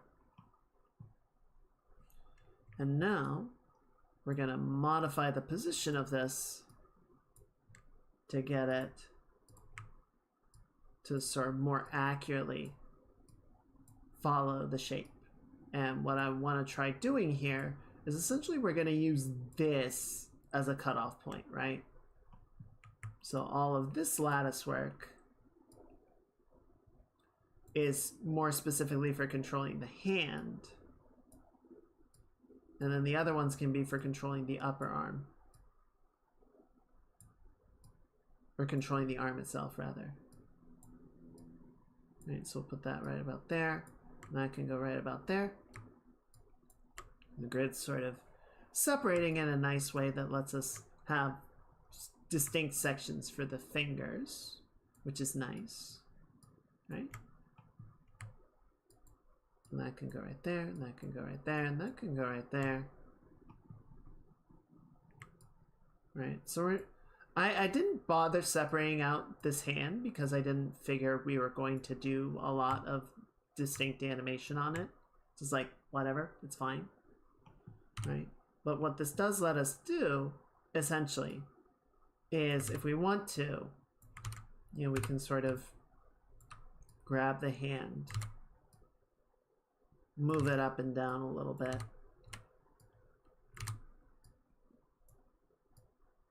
Right, we can sort of distort it. Excuse me.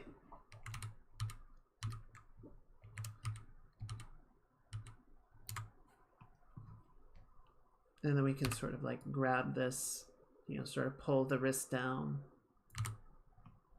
I think it'll work. I think it'll work.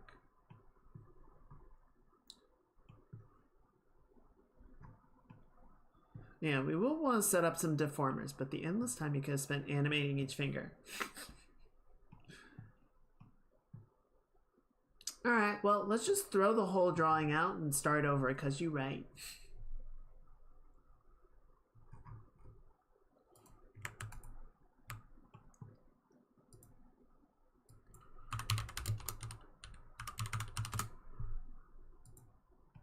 So see, this is a good example of what I was talking about, that we have a rotator set up for the halo, so now we can put...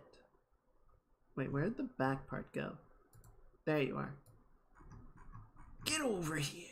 There you go. Okay, so now we can grab this and we can have the halo like hover up and down, drift a bit to the sides, rotate it a little bit, you know, whatever we want to do with that.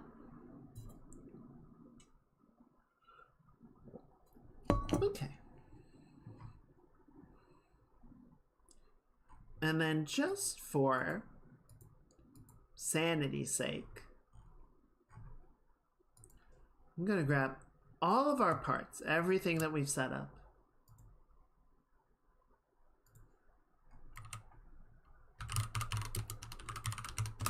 I'm going to create a master rotator. Right, so now we can grab that, and we can just put it like right on the hips, and we can move the entire character around however we want to.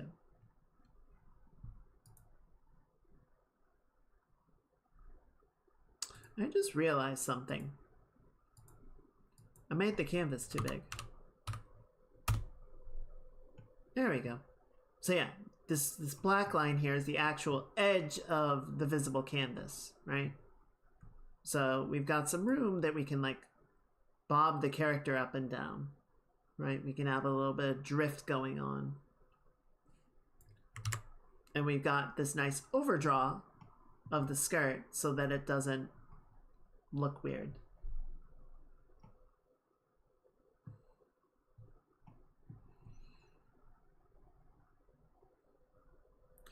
Okay. So I'm gonna set up one more deformer, just to sort of as a proof of concept of sorts.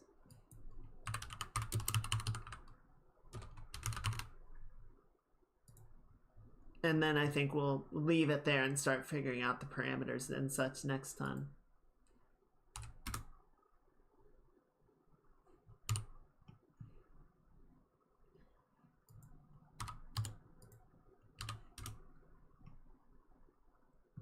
Right, so this can go right here.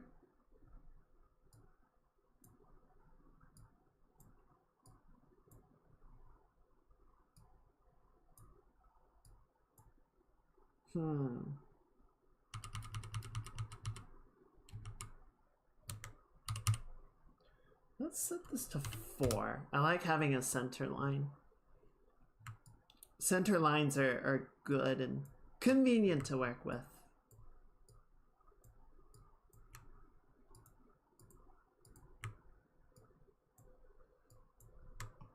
So we'll just set the center line like that. And you can go like that. And we'll bring this down to sort of help control the skirt line, the waistline, right?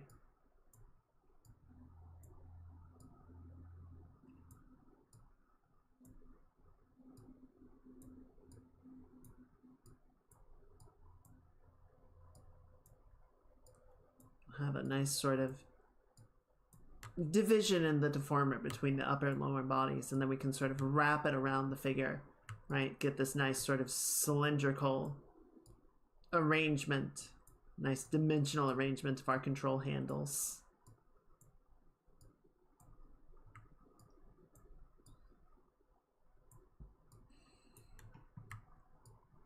That can come down. That can go right there. That can go right there.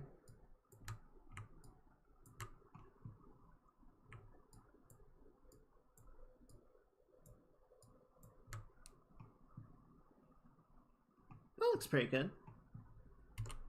So yeah, what this will sort of let us do, right, we can do a couple of different things, right? We can sort of use the master rotator to like make the character drift around a little bit, and then we can use the deformer to sort of like pull the skirt in one direction or another. You know, we can sort of shift the hips side to side. We can like raise or lower the shoulder a little bit.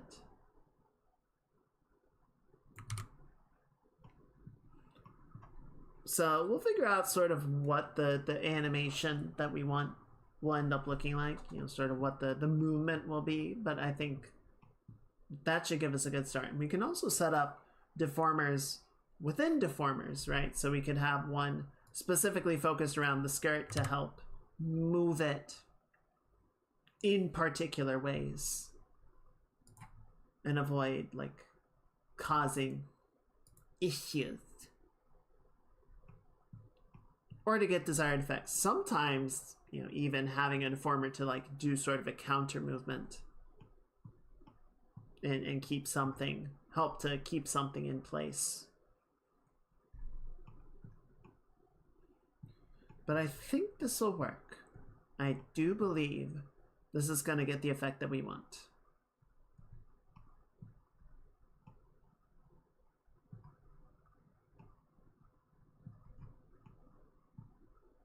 So yeah, I think we're probably not going to move the body a ton. Like I said, maybe we'll have a little bit of like shifting of the hips a little or something to that effect.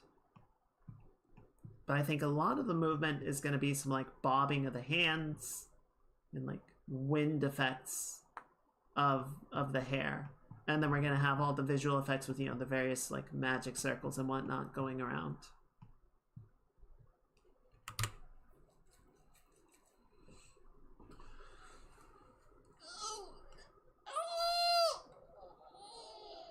Ah, frick! Ow! I felt that in my brain. Okay. Let's head back. Let's head back to Clip Studio. Yes, thank you.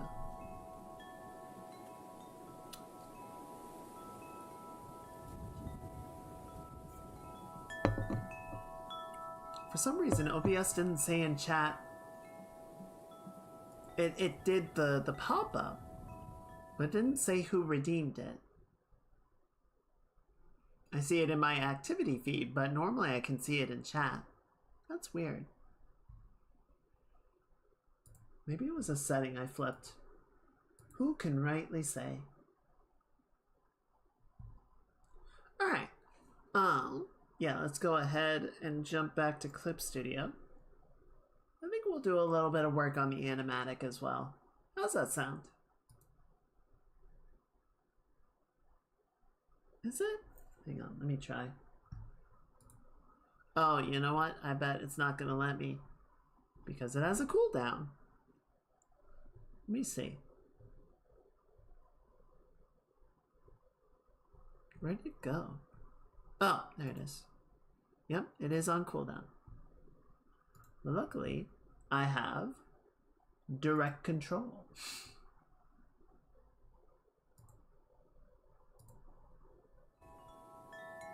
It might be a little off angle for the Clip Studio image, or the live 2D scene.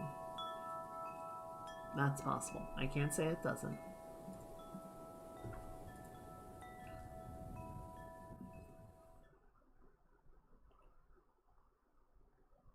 Okay, well, I don't actually know how much I can do about that.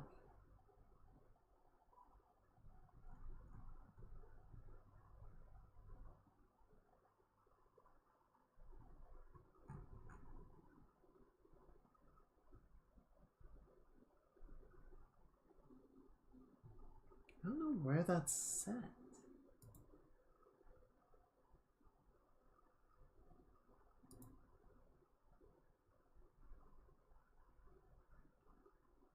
Oh.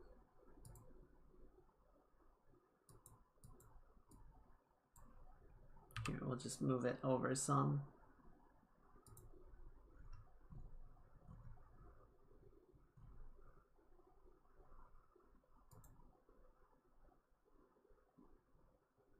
Wait, what? Oh, position. There we go. Next position, 40. Here, we'll just set it to 60 and 20. That should work. Alright, one more time. One more try. Yeah, it's a little bit over. Whatever. It's fine. It's fine. We'll see if it keeps being a problem. One unfortunate thing. So because of all the insane bullshittery that was Sunday, I did not have a chance to mess around with my tablet pens. No, it's fine. No worries.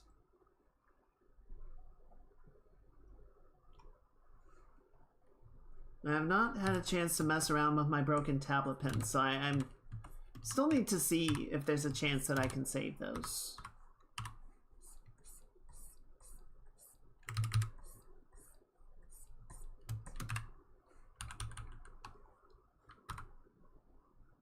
I'm hopeful. It would be very cool if I could, but no idea yet.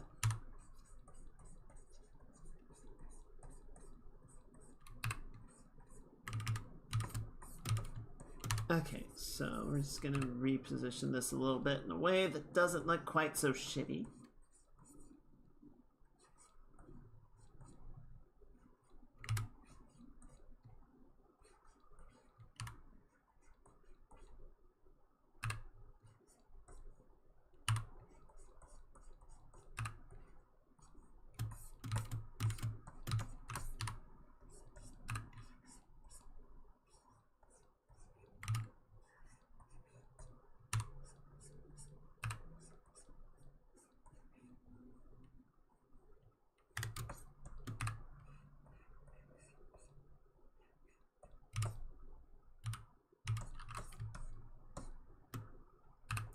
Yeah, then the question is, so this... Okay, yeah.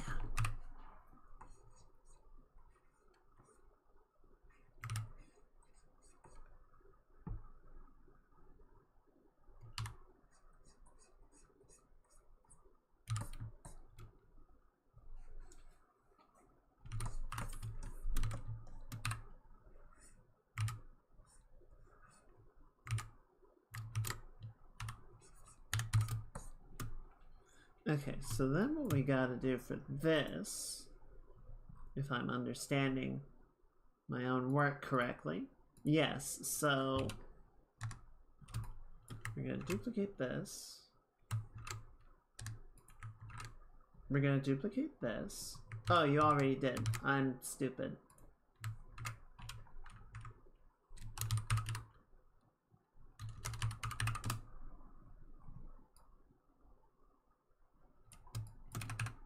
Did I do a draw through? Oh, thank God. I did the draw through. Tech stuff always has its own needs. Yeah, but I needed to do the thing I needed to do.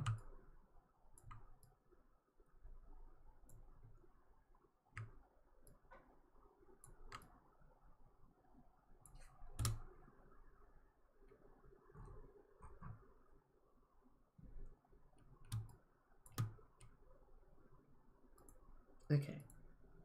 The other thing I want to try doing, this is more of like a composition consideration, right? I realize it's a little bit late, but we'll hopefully, I think we can make it work. Is we're gonna take all of this. I want to position it over to the side. Like that.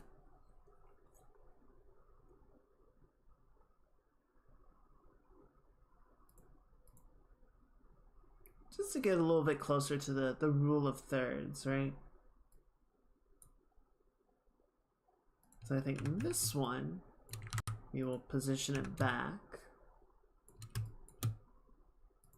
And it's got the halo. So the halo is going to go right here. Then we got the forming. Yeah, so gem 2 can go like that. We've got forming, forming 1, forming 2, stretch, and then down. Okay, that'll work.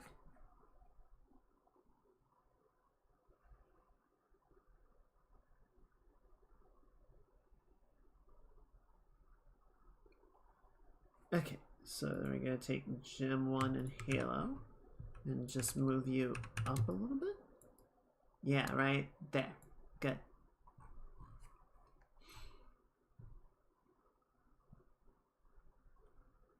Okay, and then the stretch halo, or where'd it go? Shit.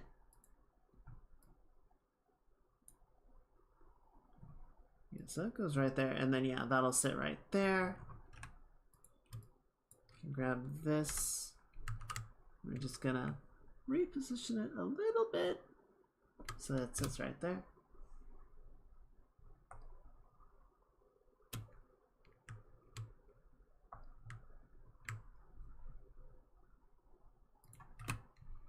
We can sort of mask that out, right?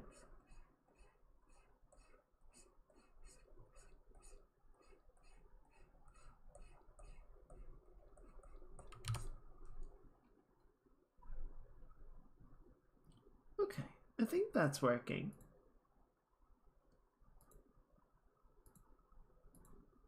So we're gonna hide that.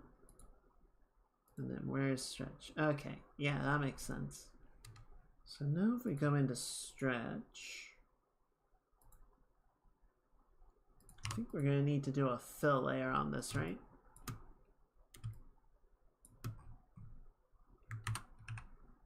The fuck? The fuck is this?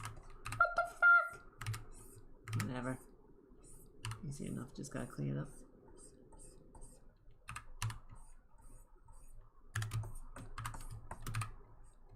So I feel like some people are able to do these like rough pass drawings very easily, very smoothly, and very quickly, and I cannot. I cannot do that. I quite decidedly cannot do that.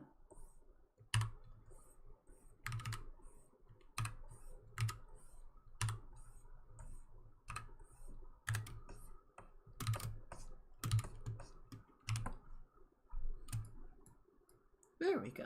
Okay, so I'm just gonna flip it over.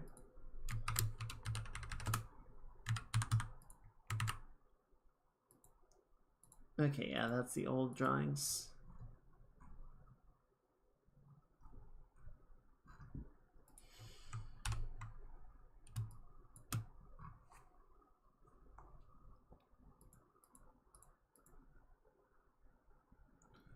Okay. And then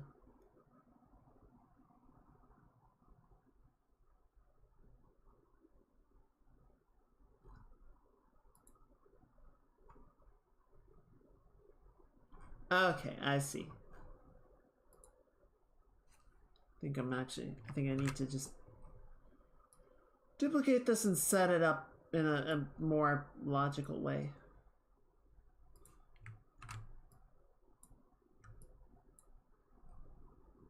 Wait, so the gem needs to come down a little bit.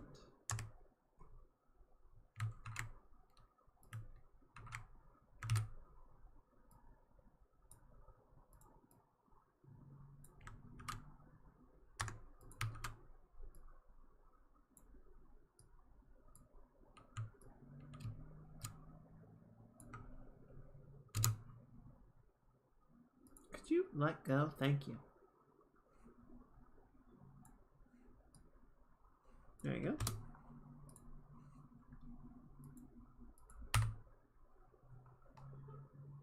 Okay. And then, yeah, we don't need this one for this.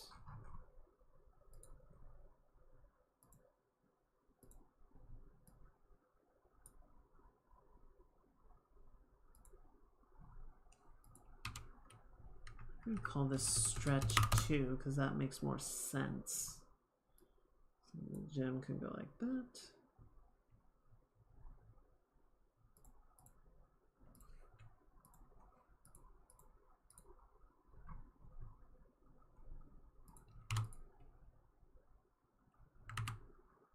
Did I? Oh, I think I just, because I was moving the arm around, I think I might have just left it like wide open. That's awkward.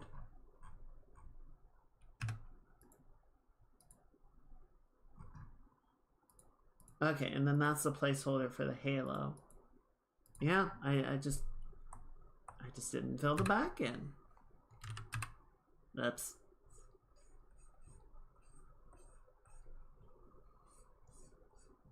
Don't you guys hate it when you just leave the back of your head open? It's so hard to notice too. You just go about your day, you got just a big old cavernous cranium.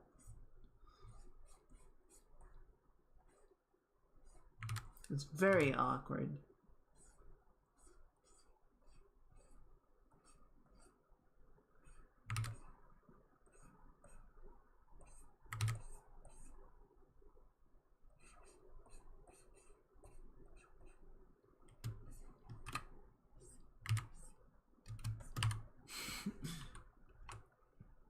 It whistles when I think.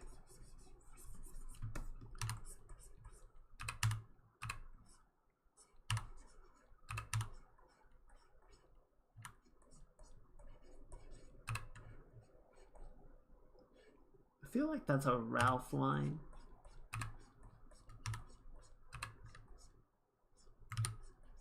There you go.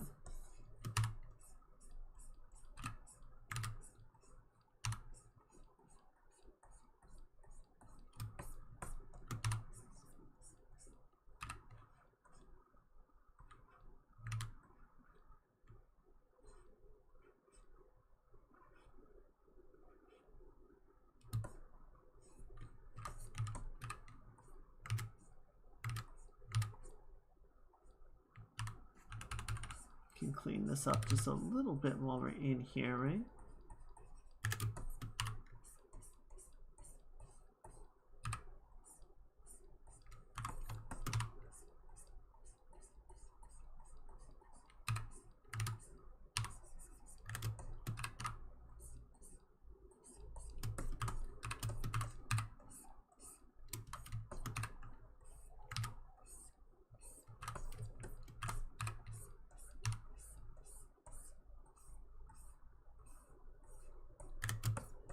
There we go.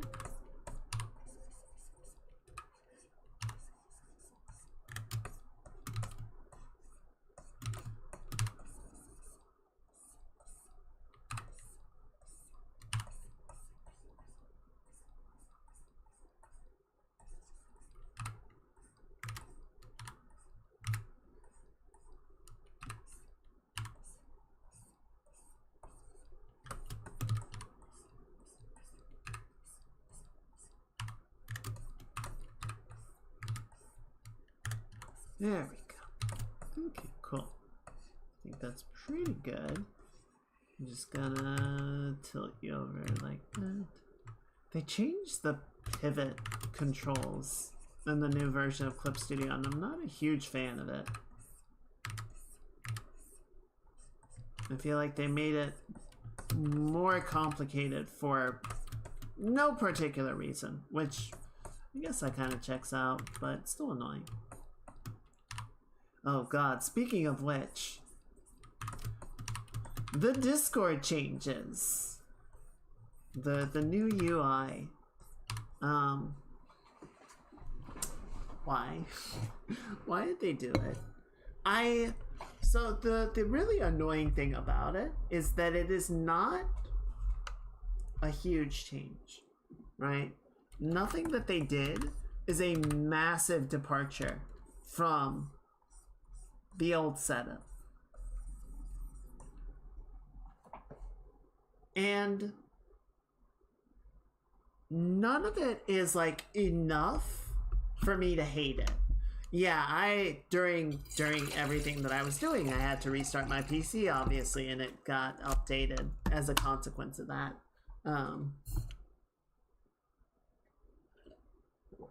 Yeah, it's like that prank where someone goes in and moves all of your furniture like a few inches, right? Not enough to cause a problem, but like just enough that everything feels a little odd. It feels a little off. It's unsettling, and I don't care for it. It's like they made the server icons a little bit smaller and a slightly different shape. Why? I don't know. They made the nameplate in the bottom left. They made it bigger, and it overlaps with the server icon list, which I don't understand. I don't know why they thought that would be a good decision. The personal profile nameplate is like the least useful part of the screen. It's like if you wanted to put more, if you wanted to like space out the buttons on that more cleanly, put them somewhere else. Why are they like in with the user profile? And I don't, every time I open a program, every time I open a game or something, like I have the name profile, and then it's like, here's the game you're playing. Do you want to share it? I'm like, I never want to share it. If I want to share something, I will let you know. Don't put that in for everyone to see. I keep telling you this, and Discord doesn't listen.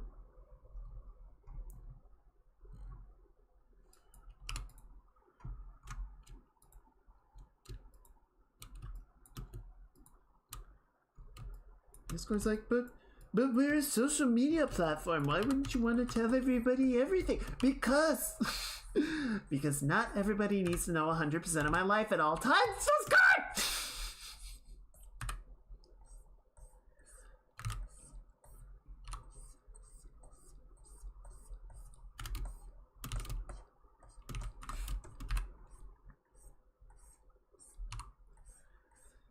Watch the next freaking update.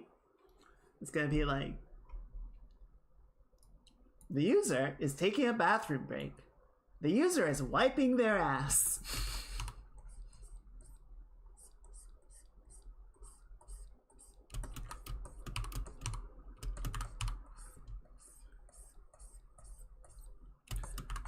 The user went to the kitchen to get a snack. The user's reaching for the banana. The user did not take the banana. The user grabbed Oreos instead.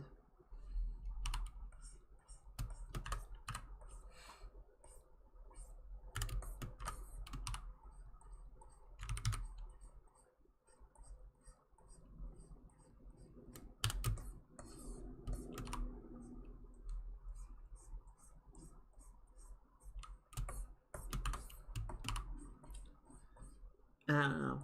It's certainly not the most egregious change. It doesn't ruin anything. It just, yes, it is just different enough to be noticeable. I don't feel like it really added anything of value. Yeah, they added a couple more like visibility modes and whatever. Whoopee. I switched it back to the one that I had before anyway because I liked it. And I had it on not the darkest mode, but I had it on level 3, right? If light mode is level 1 and the like completely black mode is level 4, I had it on 3, and I found that to be too contrasty. It was actually kind of like uncomfortable, so I switched it back. I feel like the middle tones, the level 2 is nicest.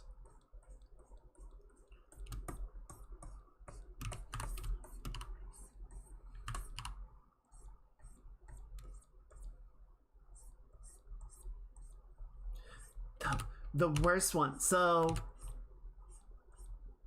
I think this will come as no surprise to anybody, but we use Microsoft Teams at work, right? We use it for all of our chatting and meetings and all of that.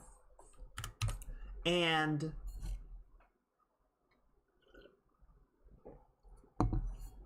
Teams was like, hey, we have a user interface update. You know, let's walk through that and get that set up for you. And, you know, it would pop up and I would go, no. And I would say not interested or whatever the skip button was. I was just like, skip. And, you know, like once a day or so, it would be, you know, we have a new user interface option. And I would go, skip. And, you know, this went on for some time.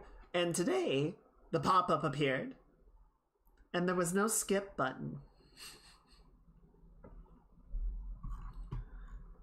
Microsoft is just like, we are no longer asking. So I had to take a couple of minutes basically to get the new user interface in Teams and then find all the little settings to like just put it back to exactly the way that it was. And I appreciate that that was something that I could do, right? That I could finagle it enough to get it to be like the old format. I appreciate that. But also, it would have been nice if you had just not interfered.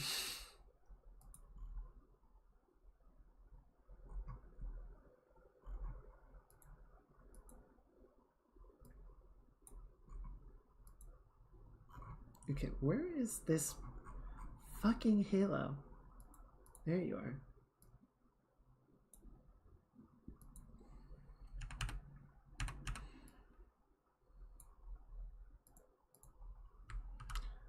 See, I'm pretty sure we're gonna have to redraw this anyway. Yeah.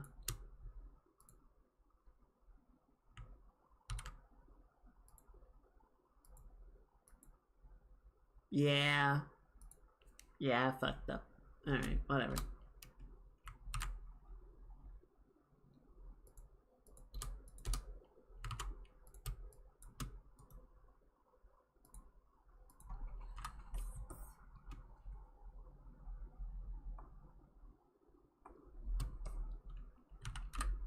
It's okay.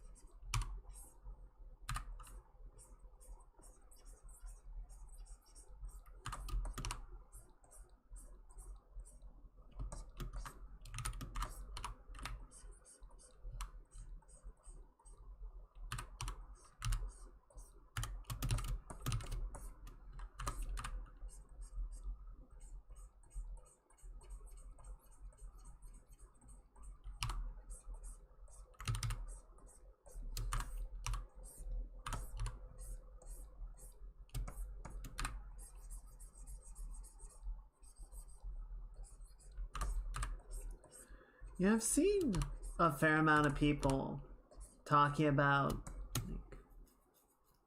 like, I think even like Lucy Pyre put out a video talking about the state of Final Fantasy 14 and, you know, player numbers declining and whatever.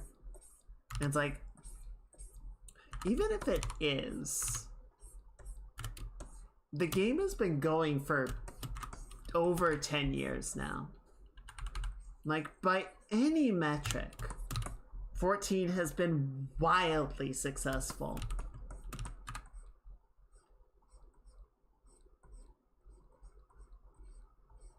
And I feel like the team should be incredibly proud of what they were able to accomplish with it. I'm not saying the game is done, I'm just saying it could sunset tomorrow. And people should, you know, take away that it was a hell of a journey, right?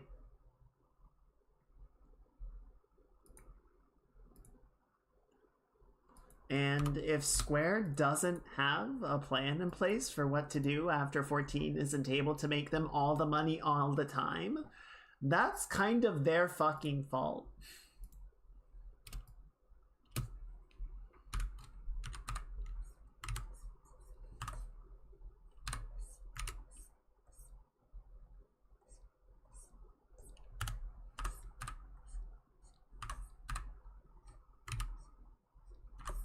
I don't know. We've gotten into such a like mindset where games just are always going to be there, and it kind of makes it makes sense for one and done games, right? Like games that just that come out and they're released and you can just play them and you can go back to them whenever you want.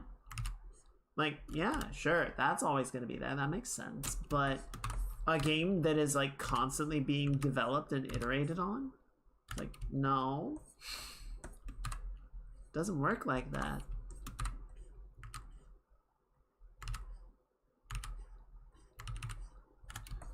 I mean, until Frontier made a very like noticeable investment, very sizable commitment back into Elite, I really thought they were gonna put it into maintenance mode. I thought they were gonna say like, we're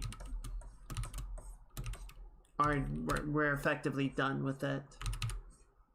We have implemented all of the gameplay, all the features, all the content that we really intend to do. We're gonna keep the game running, but we're not gonna like build it out any farther. And they've done the opposite, which I gotta give them a lot of credit for. I did not see that coming. I am glad. I am glad. I think it's cool that it feels like the game has a lot of new life and energy in it. But for me, it was very unexpected. I think for a lot of people, it was unexpected that they ended up committing this hard to getting the game back up and going.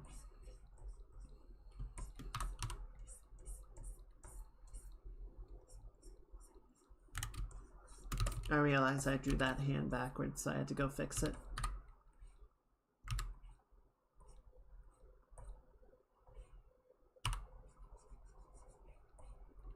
Hey, welcome back, Jack. How you doing?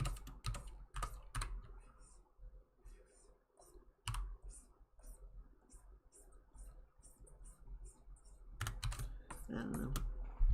I might try and play some Star Citizen this weekend. The new patch and everything. The new patch is probably going to be a disaster, if I'm being completely honest. They've been trying to make the game more stable, more reliably playable, which I appreciate. But I feel like even in games where everything is running pretty well, when someone does a content update, things always go kind of wonky, right out the gate. There's always the growing pains of bugs and unintended consequences. So I always feel like when new stuff drops in Star Citizen, like, give it a little time. Give it a week or two.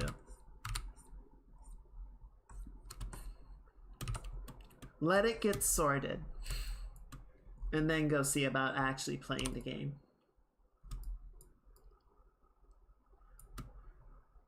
Oh no, the night shift. I'm sorry, Jack. Hopefully it wasn't too bad. Not too stressful or nothing.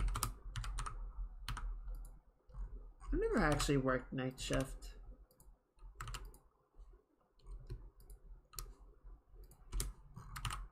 I don't know if I would like it or not. It was a lot of stress. Oh, I'm sorry. Are you done now at least? Is it over?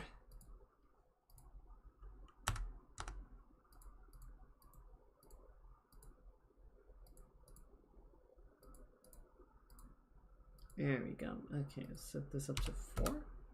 Just to try and get it more in line.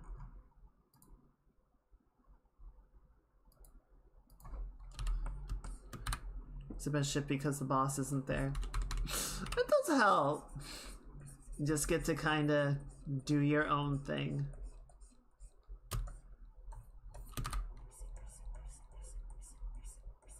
I mean, obviously you still gotta do the thing, but you don't have nobody breathing down your neck.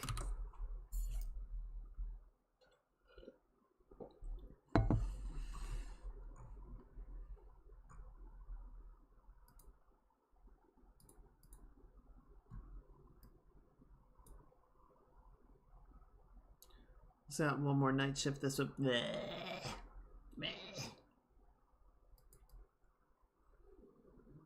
Well, you're almost there, Jack. You're almost there. You're almost done with it. Then you can finally relax a little bit. Hang in there, Choom. You got this.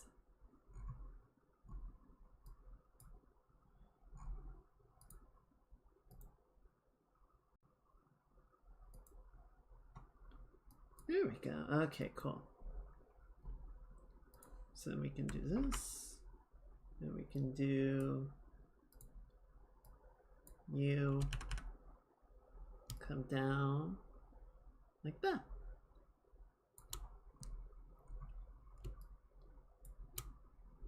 I'm gonna play more ENA. What's ENA? I totally feel you, but or is that the barbecue you were talking about earlier? What was it? Anna Dream Barbecue? The art is very interesting. It looks very strange. But not necessarily in a bad way.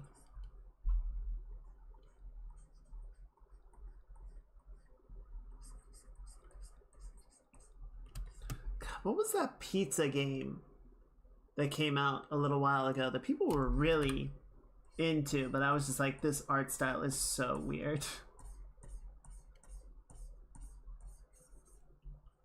God, Pizza Tower, yes. Some of the art style in that, in Enna, reminds me a bit of Pizza Tower.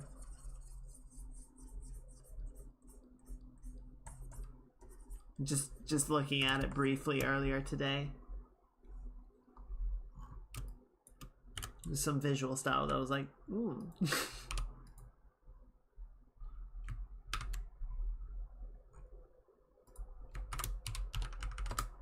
There we go.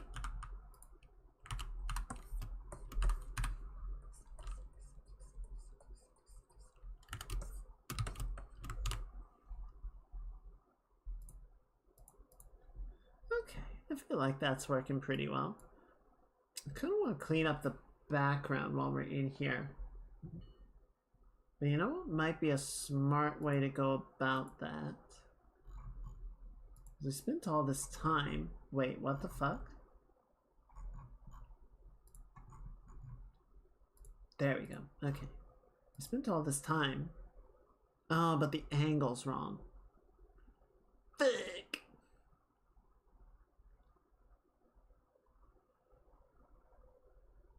Okay, yeah.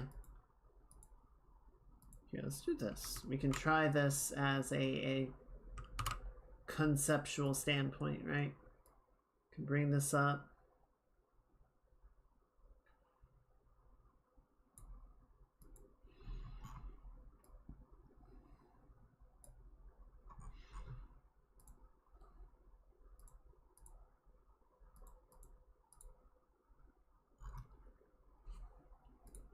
We're gonna grab this. So yeah, we can't really just like use this wholesale because the angle and everything doesn't work quite right. But we can still use it as sort of a point of reference. Yeah, you see how much this is like, it just doesn't line up. Okay, never mind. This isn't gonna work the way I'd hoped it would. Let's just clean it up. We'll clean it up the old-fashioned way. It's okay.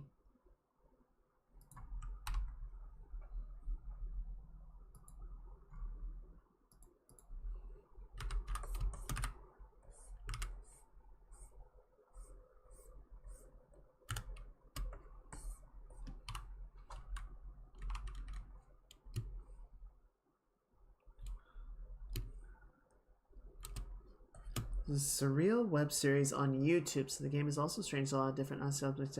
Oh, gotcha. I realized it was like a continuation thing. I might check out the web series then. It's just to sort of get a taste for it.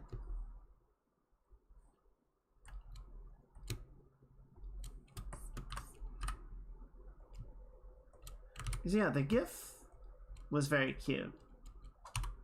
Certainly very strange, but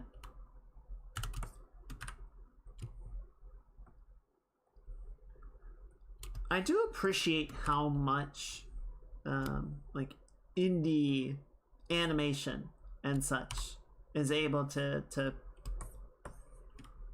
eke out a space. I'm not gonna say be wildly successful, right? But I don't know, like what was it? Deep Blue Inc.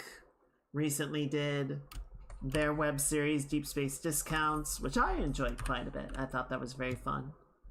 You know, we've got like Murder Drones and Amazing Digital Circus, which I enjoy.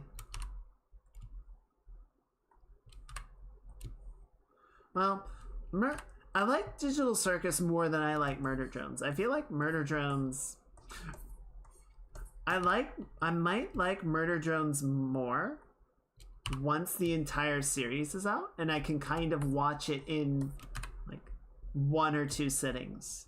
I feel like there's a bunch of stuff that they're sort of trying to do, but keeping a lot of it in order between episodes is difficult. And I always like go into an episode and I feel like I missed something. Like there was an entire episode that I skipped by accident or something and I have to go back and find it. And then it's like, no, the series is just kind of weird and jumps around a lot.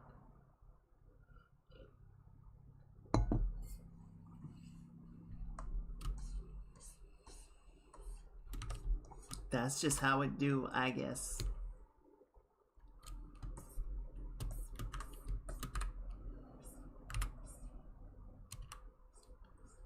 Yeah, Digital Circus doesn't have quite the same problem. So I think I like it a bit more.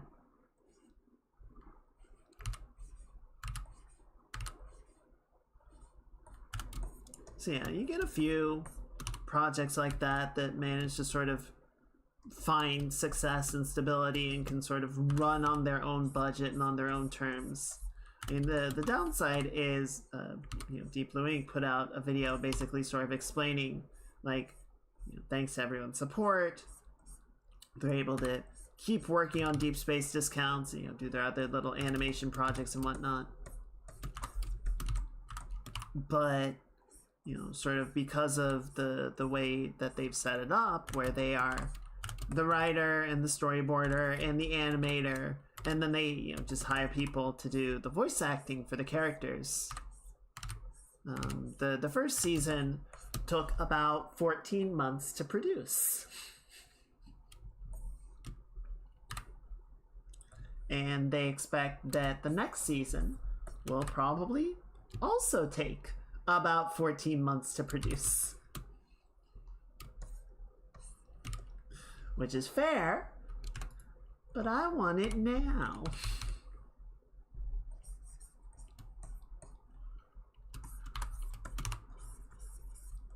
It's like, well, You know, that's why you get a whole studio to produce a show with dozens or hundreds of people working on it and not just one person. But then there's the problem of making that work financially. And it's always it's a balancing act. It's hard.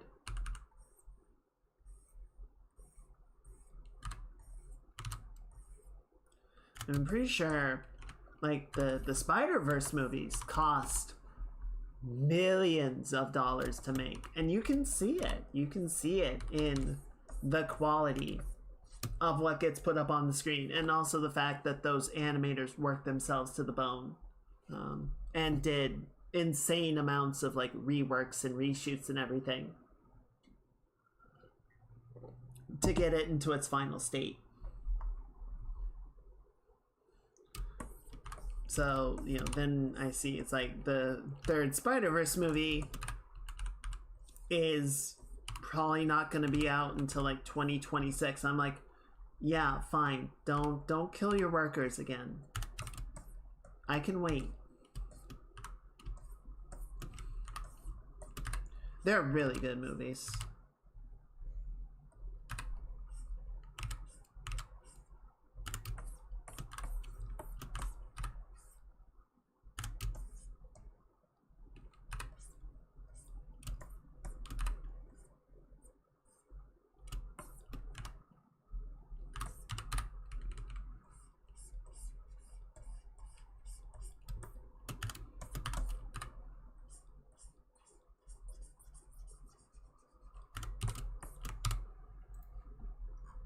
Okay.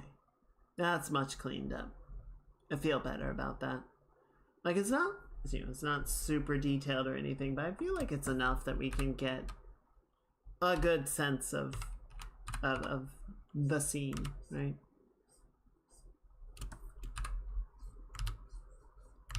It has all the necessary information.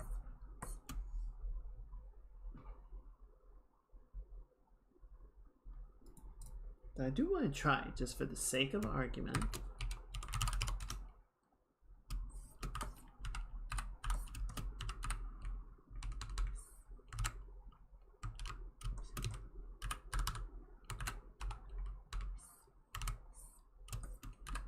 Putting a little bit of shadow into the scene, right? Breaking it up a little bit.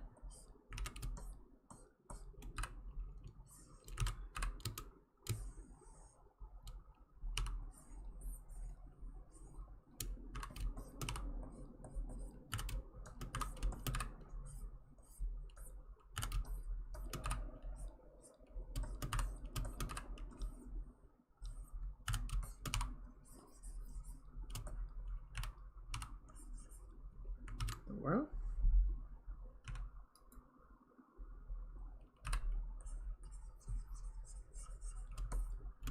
There we go.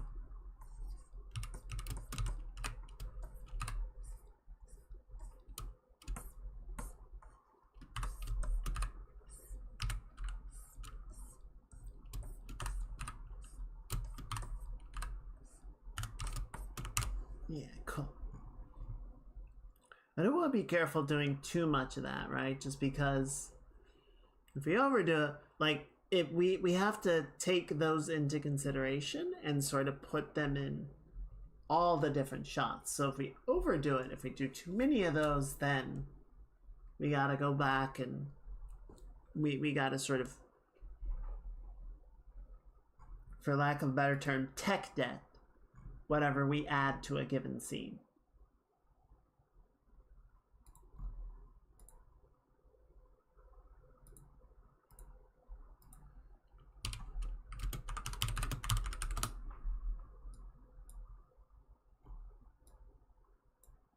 Okay, so then that goes right there. And then you don't have a halo now.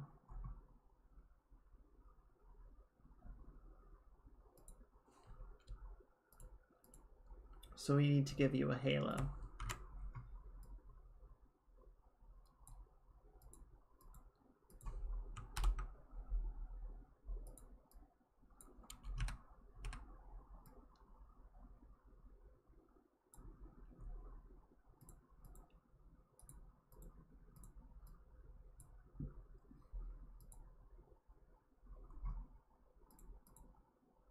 There we go. Cool. Alright, and then just for the sake of simplification, there we go. Okay, so then there's the gem. Where'd your halo go? So halo has to come up here like this.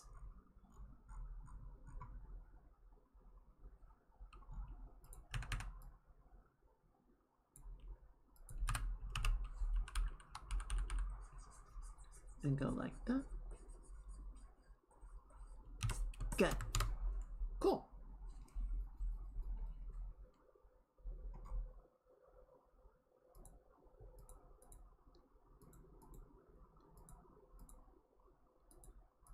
Alright, that looks pretty good.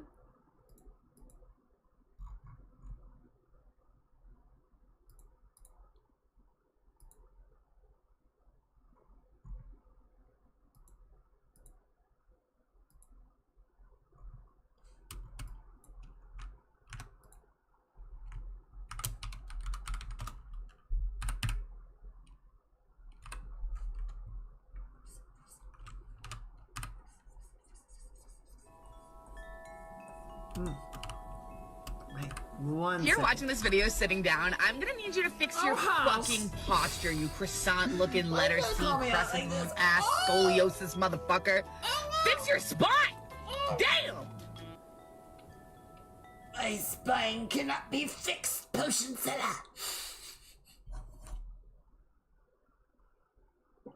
Yeah, potions are not strong enough to fix my spine.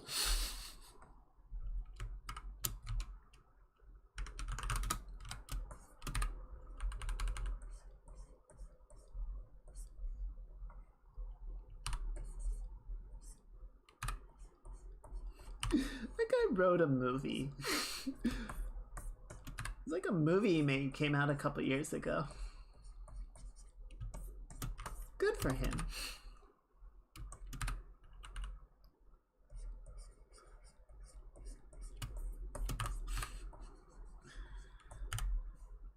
Anytime you stretch and you like feel dizzy afterwards and you're just like, that's not right.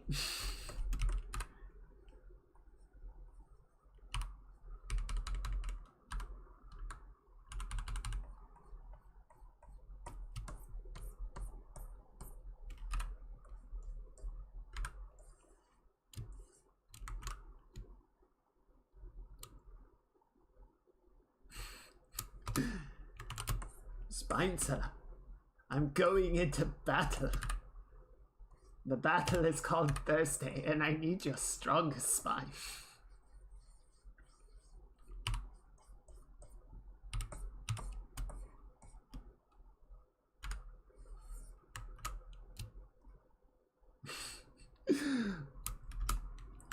When you pop your back and it sounds like a drum roll.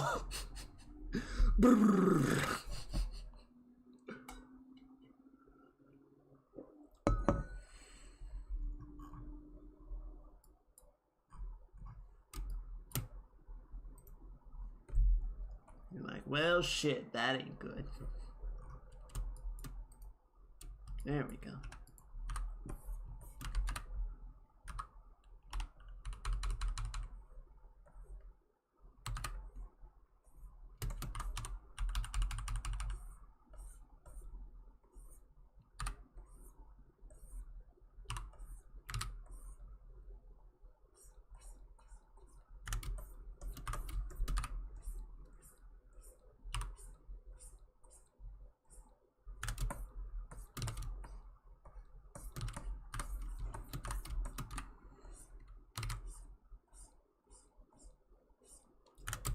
I don't want to get too particular, like with the eyeshadow and everything. I feel like that's a little bit too much detail for what we're going for.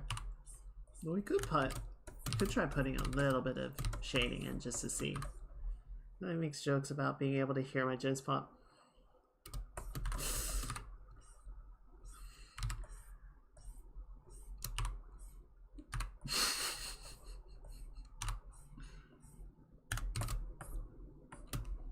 There we go.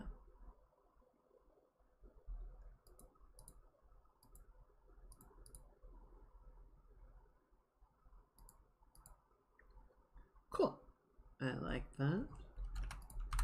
And then just one thing really quickly, we're gonna do like that.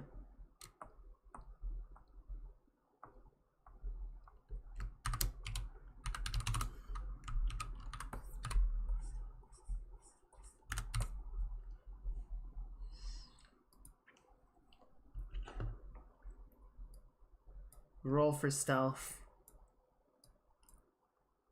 Your knees pop violently. You're immediately detected and shot by the guards.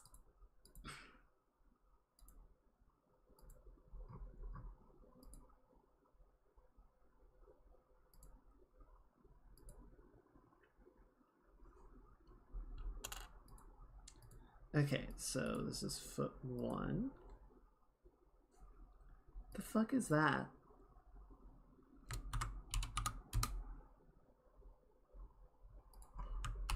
Okay, let's hide these and we'll sort it out.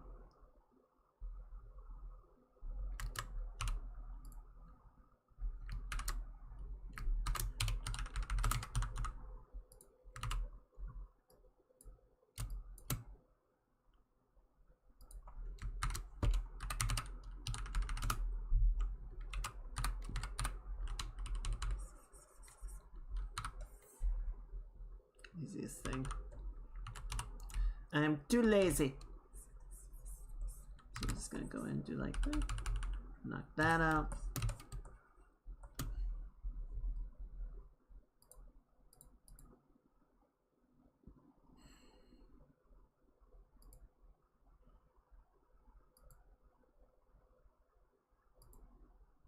Yeah, so I think we'll just put these into a group together.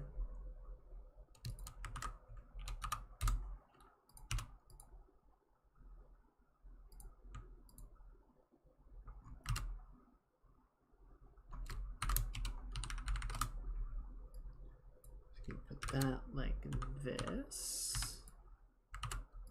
And then you. I missed a spot somewhere. Right there. Is that it? Not lazy. Time for lazy.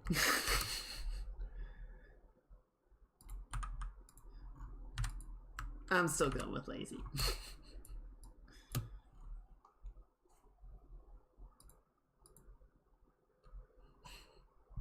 Well, thank you for the head pats.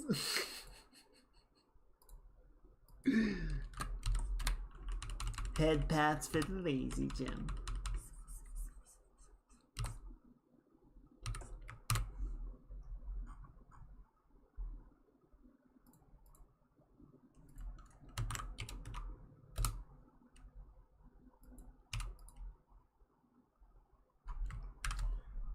Okay.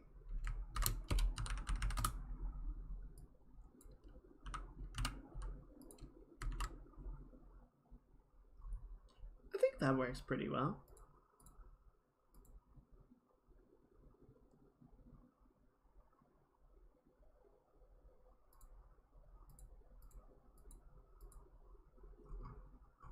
I am gonna delete the fill out of here. Yeah, I think that just sits a bit cleaner.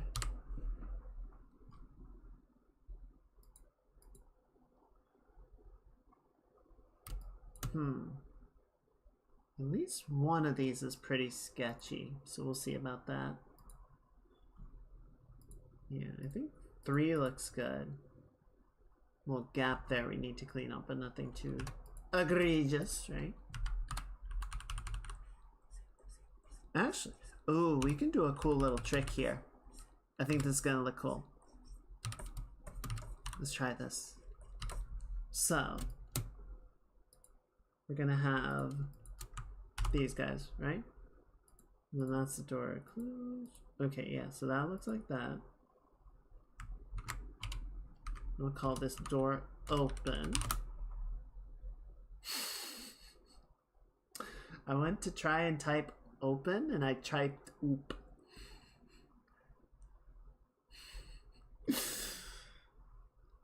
Also, I am a cat now. And this is my life. This is my silly little life.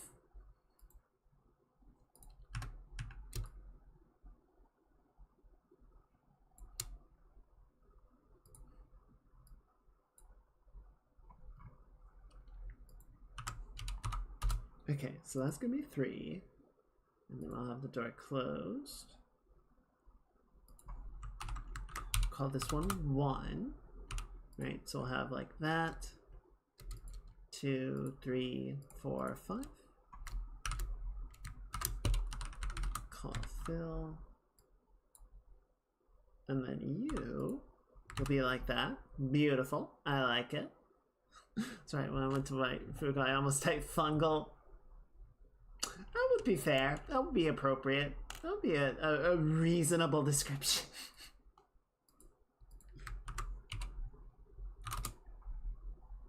Okay, and then we're gonna fill that back out. Okay.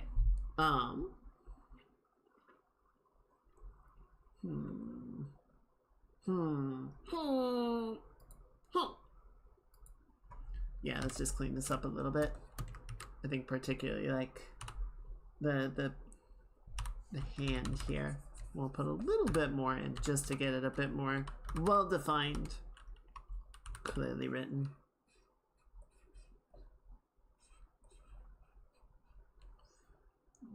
Thumb's gonna be on the underside.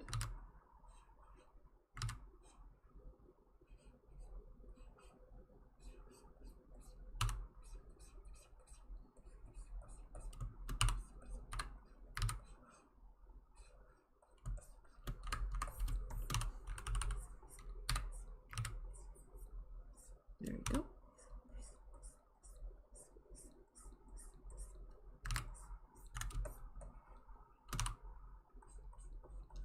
There we go.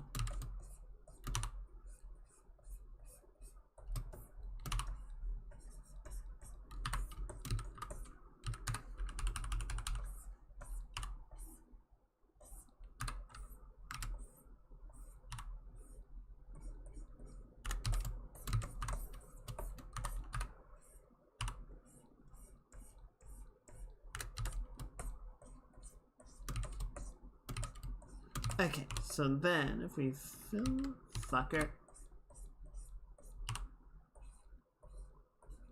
So if we fill that in.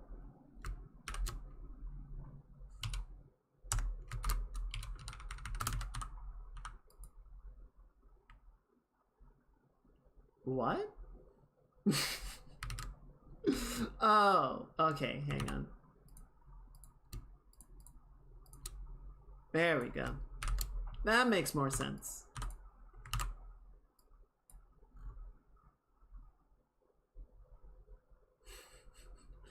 So, yeah, when the body says it's time to rest, it's time for rest.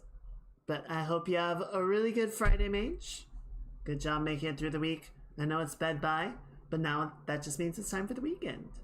I hope you get some really good sleep, and I hope to see you next time. Everyone say goodnight.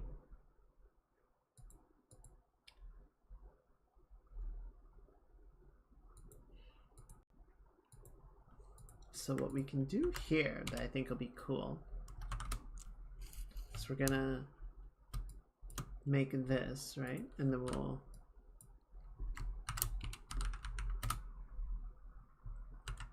have this part be like 50%.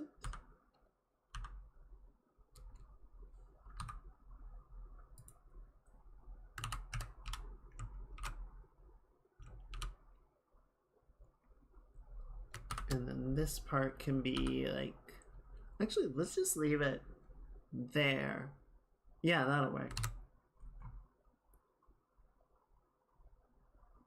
Oh, but the hand's out of position now. Fuck, we gotta change the whole position of the ding dang door. There we go.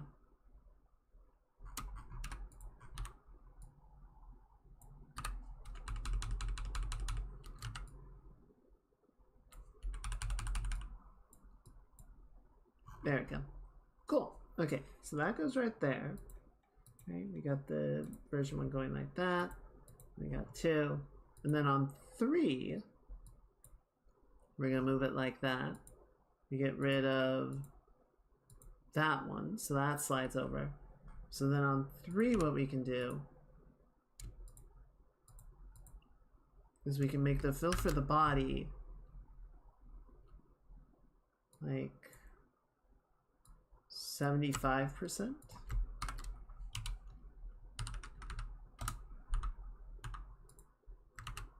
Something like that, maybe.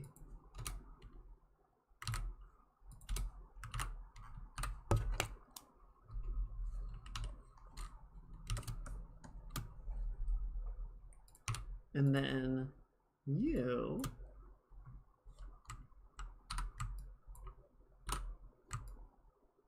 will do another fill like that.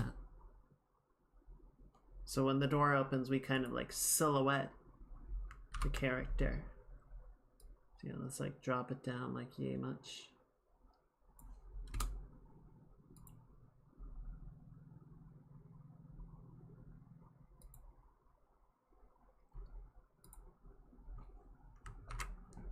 Okay, I'm gonna bring this down into the background.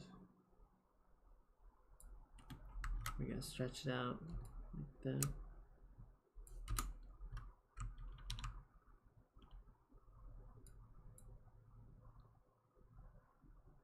Yeah, cool. Just to help make it more clear that it's transparent.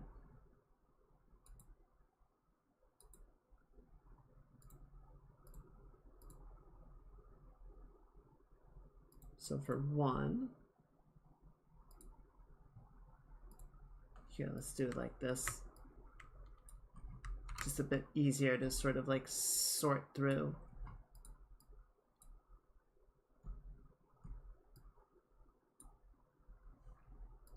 Right, so 1, 2, 3.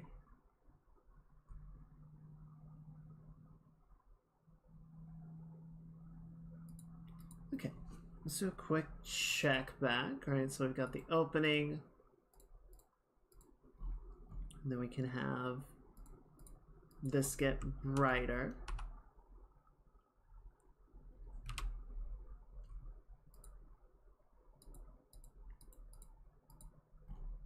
Have the sun ray come in, and the tendrils appear. You have the halo grab move. We've got all the sequences for the body forming, the eye opening, step down, walk out the ledge, and then we just have to clean this up. 1 second.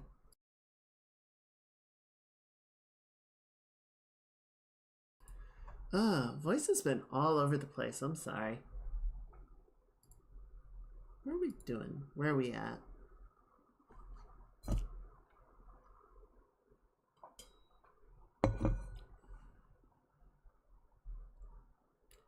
I have seen, so I've complained about AI videos on YouTube a few times. I've seen a couple of videos recently. There were like Star Citizen related videos, but then the thumbnail was just, it was like a generic sci-fi shot. Like none of the ships in it had anything to do with the game, and I'm like, is this just AI? Is this just some AI generated game coverage that's just whatever? And I was very like taken aback, not to mention frustrated. It's like, why are you putting this at me? I have expressed how much I don't care for it.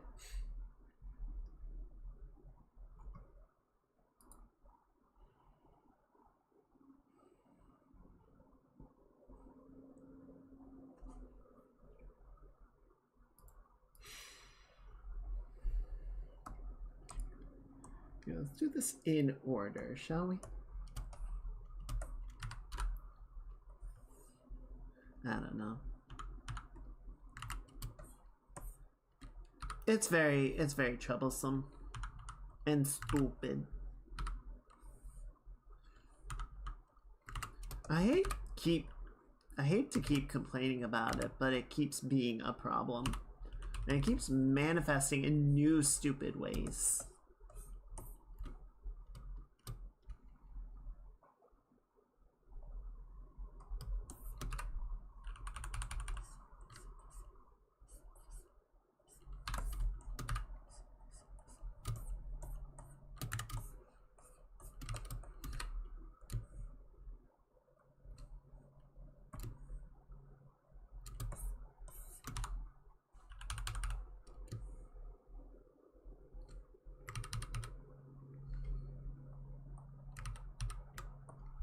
Wrong layer. There we go.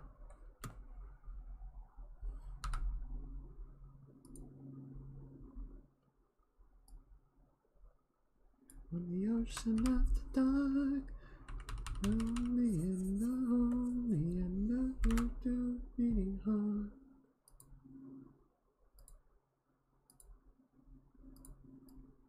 Let's put this in the right order now, right? I forgot the fucking Halo again! How do I keep forgetting my own Halo? It's literally, it's right here. It's right here. Oh, am I stupid? I must be stupid.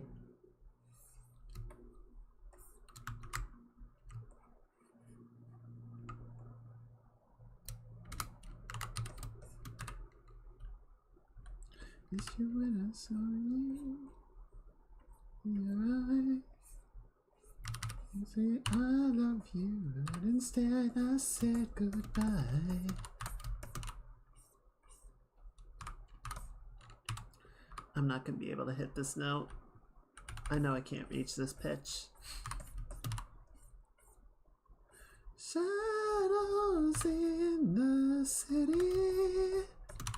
I'm a stranger to myself. On the streets I'm someone else. Shadows in the city.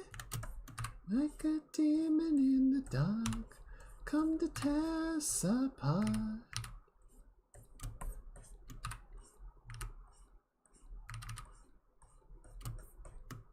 The Honorable City. Oh, it went better than I expected. So, countdown.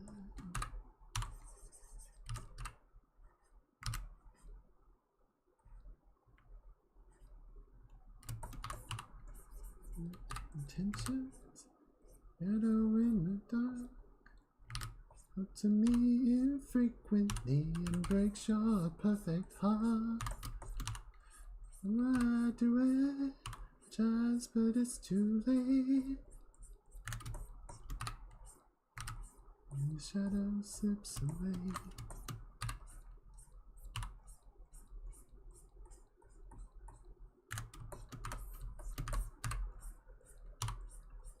Let's clean that up a little bit more. Shadows in the city. Like a stranger to myself. On these streets I'm someone else.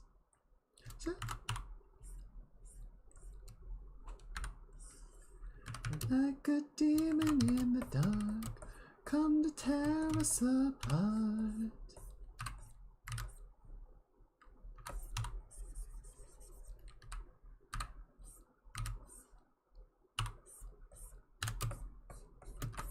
Countdown.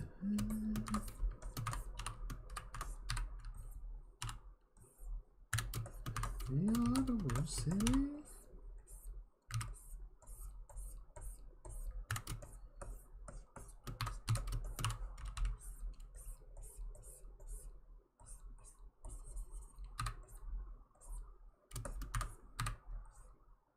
The Honorable City.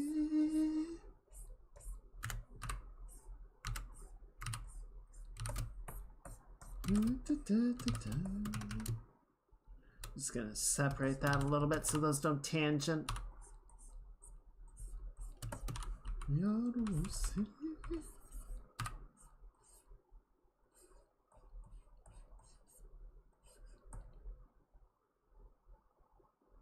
There was a brief flicker just now, and I don't know if that was like my vision or if it was something weird happening. Oh, nice. Glad it's working for you. That's the cityscape maker, right?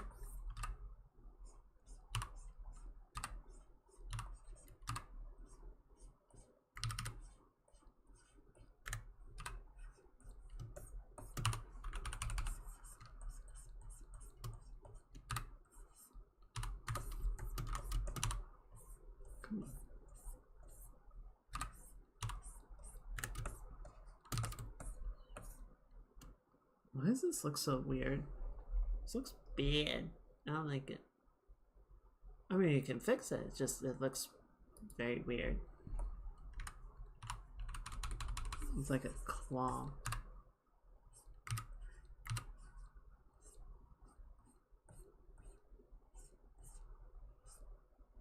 There we go.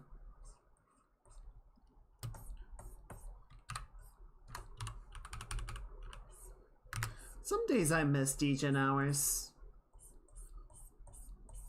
It's very weird though, because I like getting up early and getting a bunch of stuff done and feeling like I still have my entire day left.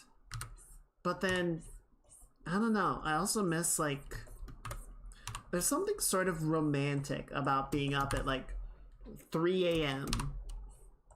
in the quiet of night and doing stuff, working on stuff, playing games, whatever.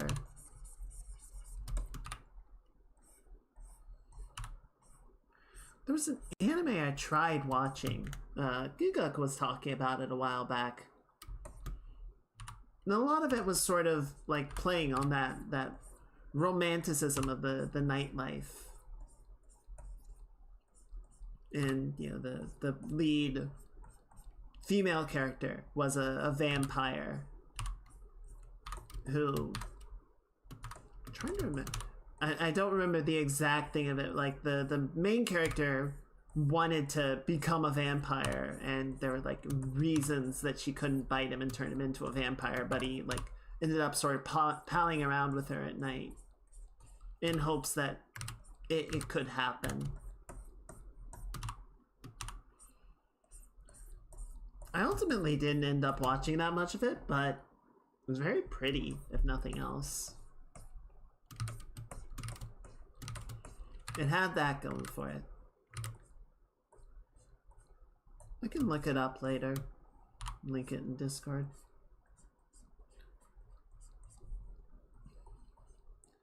I had this idea a long time ago for like a comic or a series or something, you know, if I got to make my own anime, I guess, that, you know, at the time I just called it The Nightlife, and it was essentially like this Call the that sounds right, I think it was Call of the Night.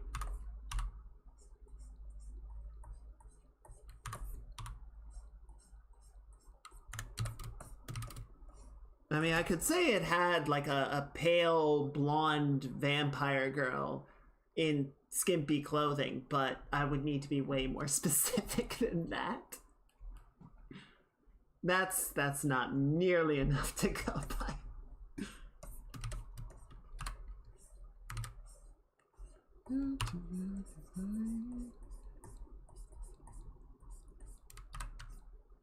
But I had an idea a long time ago for essentially sort of a series where there was like this alternate reality, right? Where basically all the night owls and the people that sort of lived at night, you know, sort of slipped out of the real world and could do whatever they wanted effectively within this dream realm.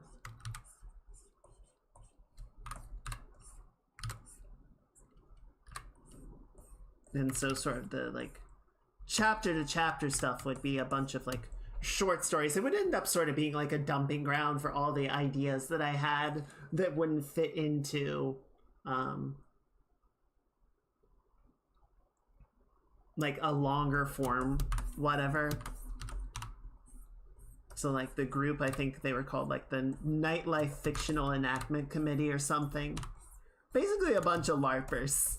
But, you know, because of the nature of the place, they could actually like manifest the performances that they were doing and create whatever it was they wanted.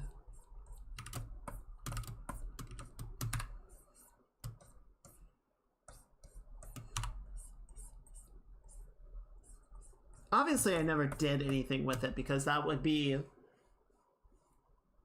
just a kind of an insane project, but it was fun to imagine and sort of play with.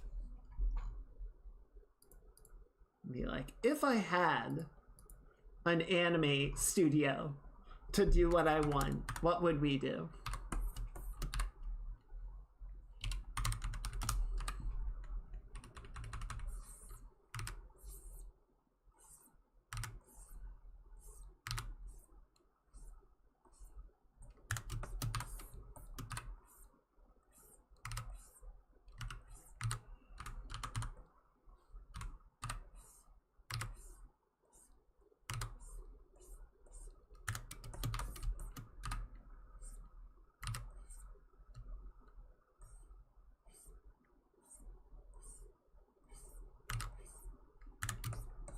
If I had all the resources to make whatever I wanted, what would I do?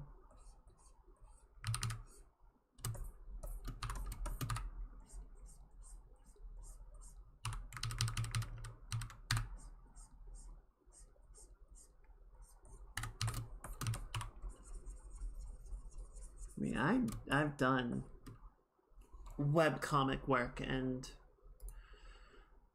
it's hard to keep up with that. It is hard to keep doing it for a long time, and to do like serial animation, I don't know how people do it. That's the last of my tea.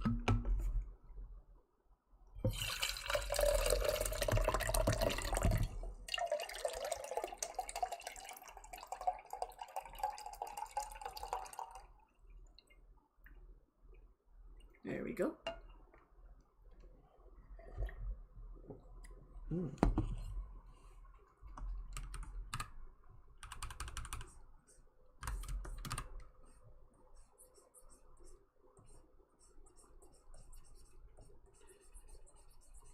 It was a powerful pour, yes. It was getting stuck on the T-Rex.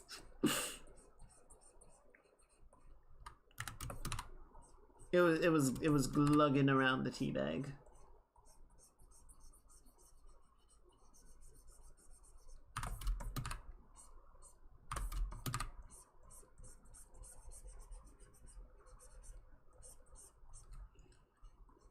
It was a waterfall. It was a tea fall.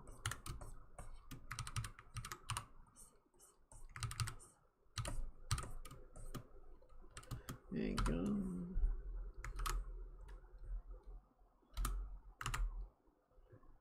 Don't wanna change up. What the fuck? Oh, it's the new lasso thing I think they added. Interesting.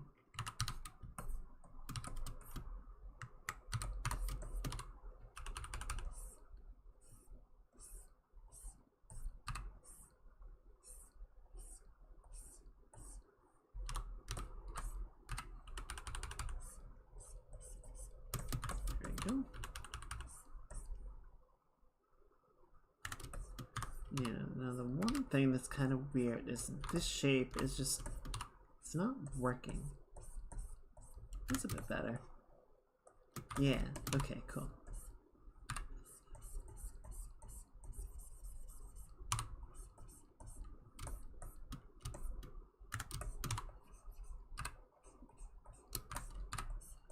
Want to change.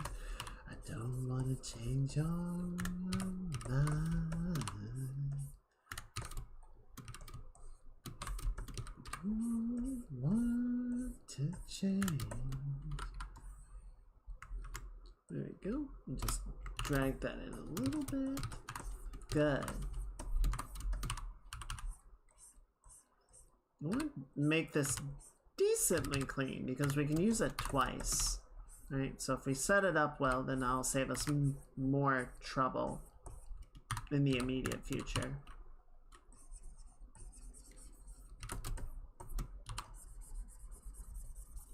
There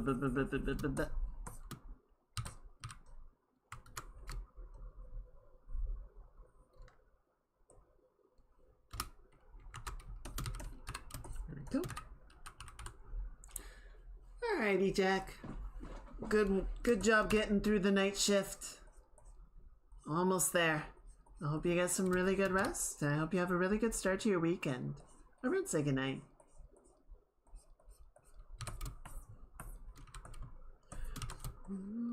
Want to change. I don't want to change your mind. Don't want to change. I don't want to change your mind.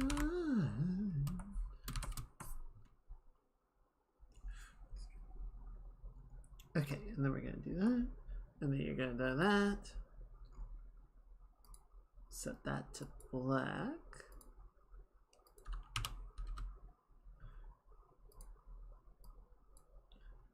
This is kind of a nice way to cheat the outlining and fill process, especially on more complex objects like this. Then we just kind of fill in, right?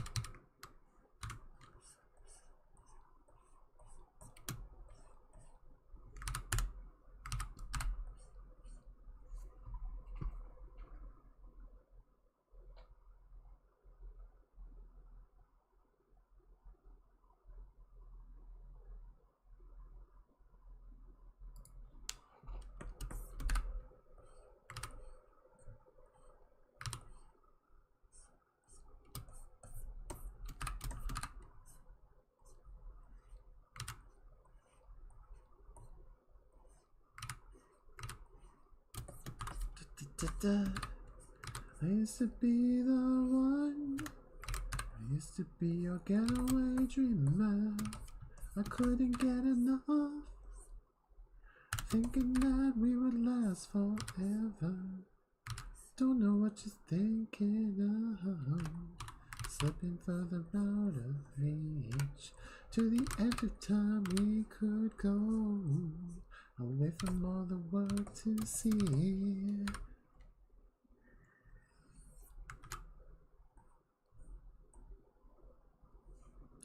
Didn't see the signs right in front of me.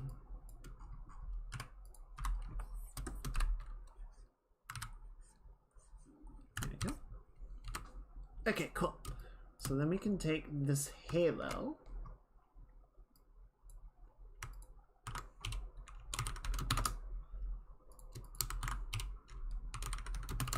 Right, so we got walk 1 and then walk 2. So now we take our copied halo, we can scale it up and just plop it right there.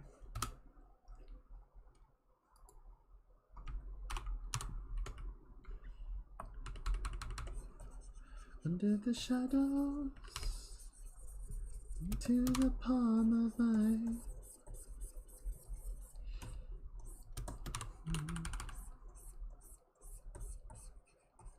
You're shutting down my conversation. I can never reach the fuck.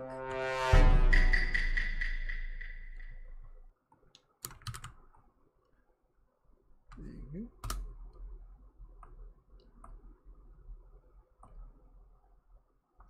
When I'm not with you, I won't let you get away again. Okay. Running in the night with you.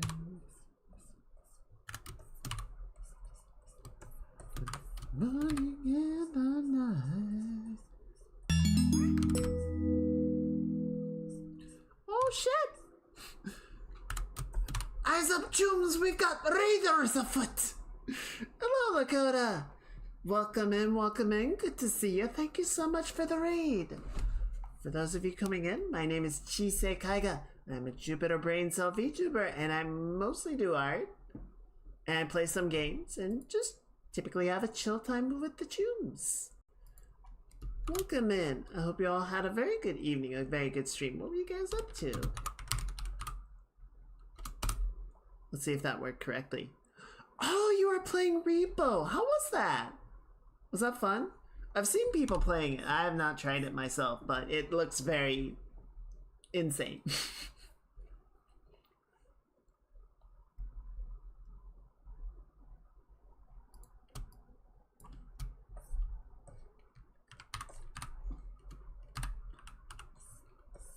Yes, welcome Lakota, welcome Raiders, thank you so much.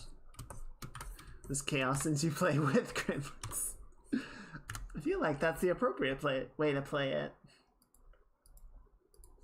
But yes, thank you very much. If you guys need to do any after stream care, get something to eat or drink or clean up or get some rest, please feel free to do so. But you are welcome to hang out. We're just working on some animatic frames.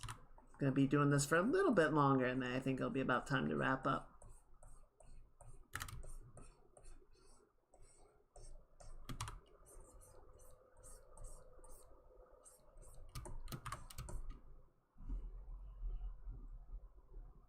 Oh! I'm sorry. The redeem system is not popping up correctly. Okay. Did you share it on the Discord? Okay, I see it. Let's take a look. Alright. Yes, thank you for letting me know. I'm sorry I missed that. Alright, let's copy this in. Let's see what we're working with.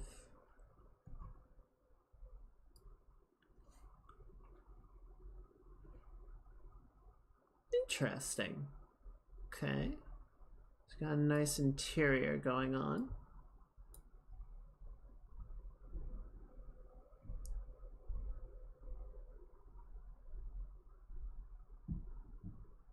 I think the division of the space is very nice. You got a good sort of like thirds thing going on where you've got like the sitting area in one third, you've got the main character, the main focus in the other third.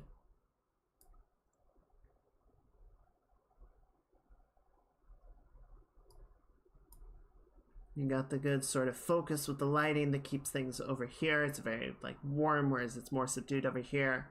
I think you could play that up a little bit more, right? Like if you sort of were to drop,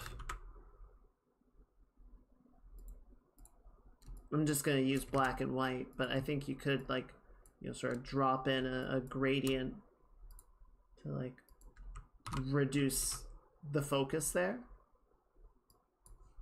Maybe do a little bit of the same thing over here, right? Where you like bring this up a bit more.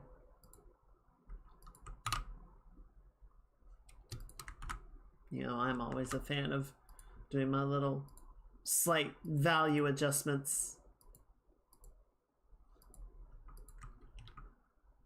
You know, you can also add a little bit of color toning that way, just to draw things. The other thing that I would look at doing would be to flip the character around. Right, obviously it's gonna be a little bit jank because of the... Could you not?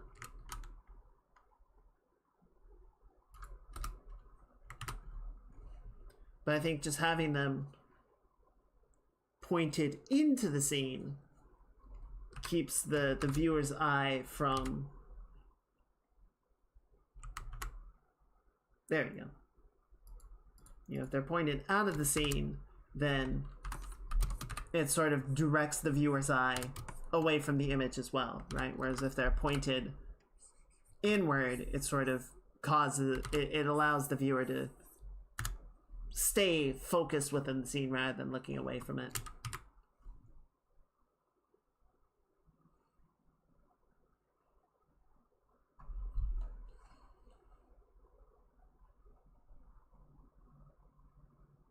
Yeah, I'm mostly thinking as well, like whether I think the view that we can see the floor is fine. Like I like it for the most part, and I don't think it's really a big issue.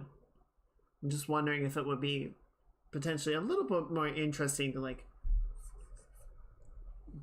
lower the camera a little bit and then tilt it upwards so that like the planes of the counter are a bit more parallel, right? The cabinets would be a bit higher angled like that. And then we might see a bit, I feel like there's more objects of interest on the roof, right? We got all the like vine work and everything coming down. So seeing a bit more of that and a bit less of the floor might just lend itself a bit more to some of the interest. It's not a big thing. I think it's fine where it is, but it's where it would be worth trying out just to see what it looks like.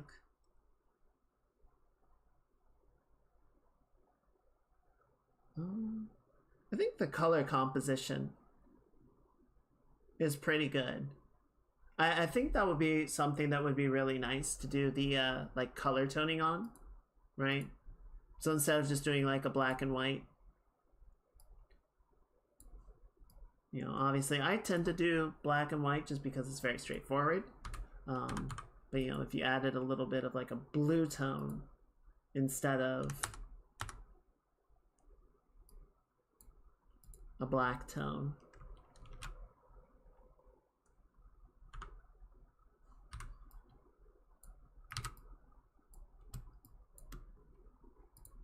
And then maybe this could be like sort of a warm orangey tone.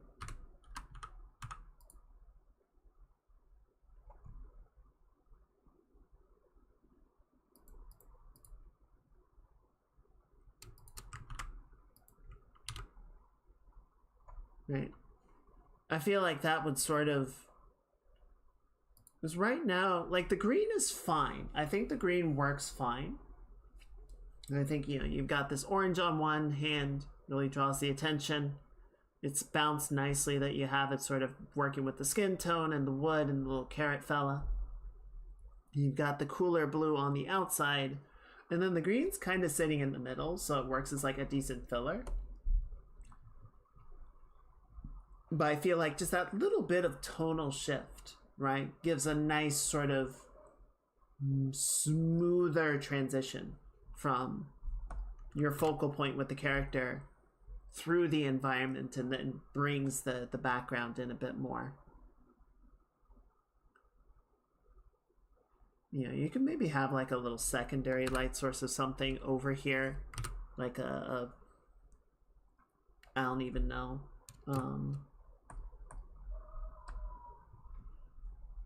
Little like light on the table or something, just to have a secondary point of interest, or like, you know, grab some attention over there. I don't think it's needed, and you've got the little like carrots or whatever, so there's already like a little color pop. But maybe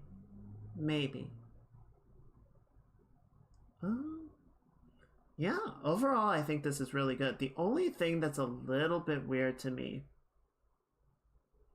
and maybe that changing camera angle might help as well, is for a good minute I didn't even know like what this wooden beam up here was. It was just kind of a weird framing device. And the fact that it's completely uninterrupted almost made it look like a rendering glitch.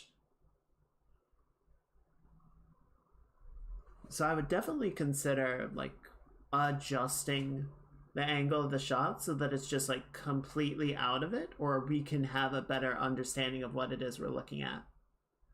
Or even just having an interruption, like having the ivy, some ivy come down in front, right? So it feels a little bit more integrated.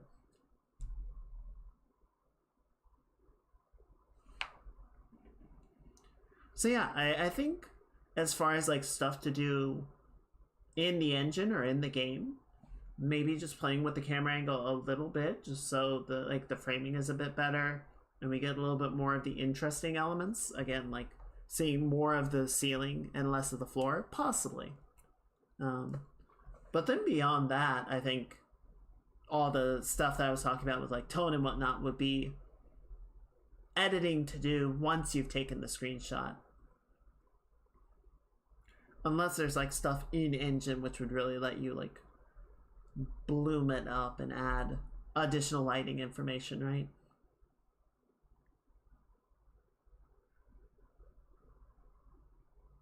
Yeah, no, all in all, I think this is really nice. I think it's a nice shot.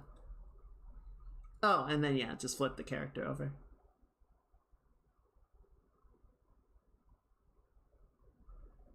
Cool. Thank you, Sonic. I think it's looking really nice. You have any other questions? Head out. There's a bad thunderstorm. Oh yeah, no worries. Be safe. You gotta take care of yourself. I hope the storm passes. No worse for wear, and I'll see you next time. Everyone say goodnight.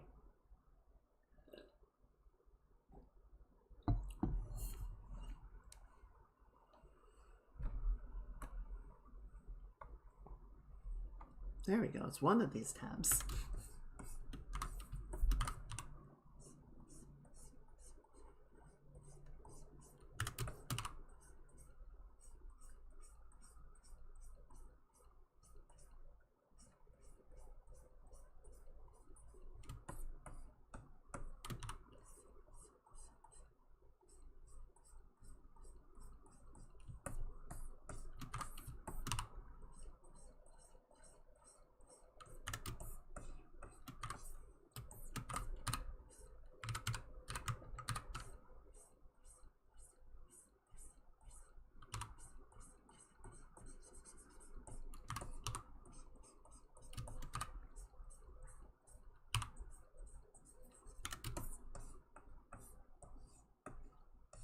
There we go. Alright, let's just clean up the face a little bit and then we can fill it in. I think that'll be good.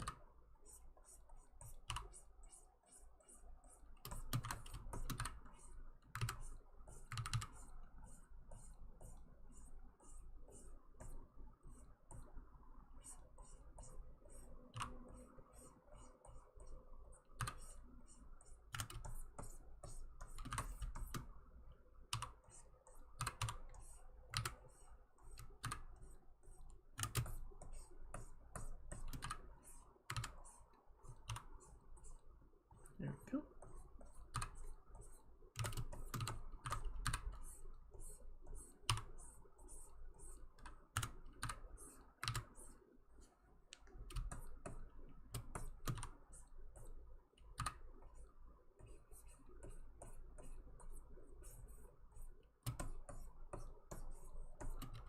Okay, and then sort of a similar deal. We're just gonna smooth this out, adjust the angle of the hand ever so slightly.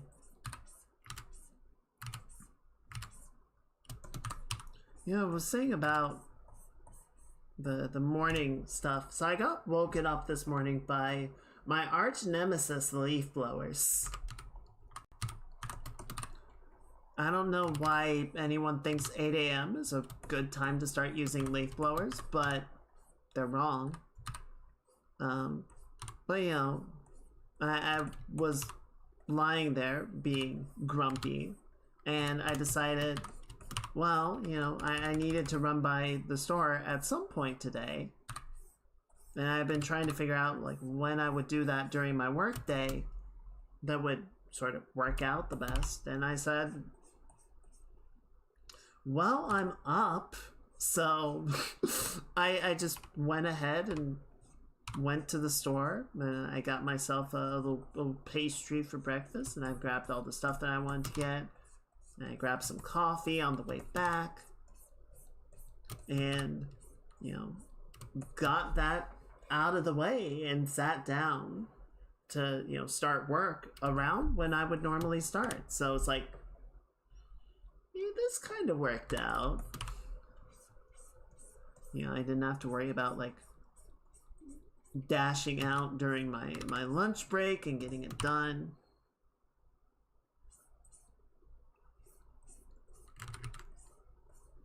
It's like, I don't know. I like nighttime, but the daytime, like getting stuff done and having plenty of day left is night.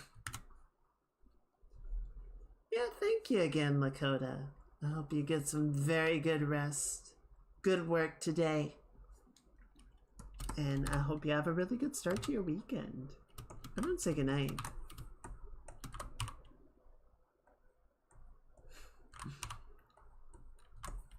What is causing you the pain, Sonic? Also, I thought you were...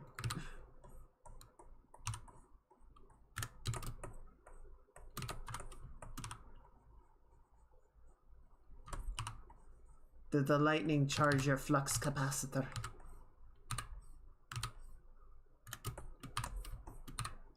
There you go. There you go. Okay. I think that looks pretty good. Oh, I did see that announcement. What is going on over there?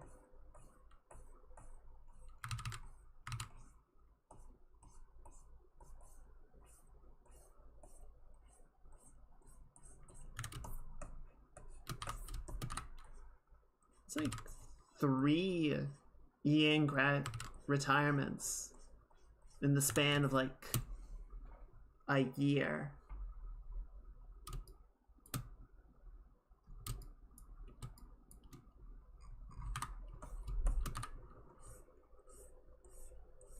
I don't know. I do think to some degree the streaming scene is contracting a little bit. I feel like most scenes are contracting a little bit, but it is weird.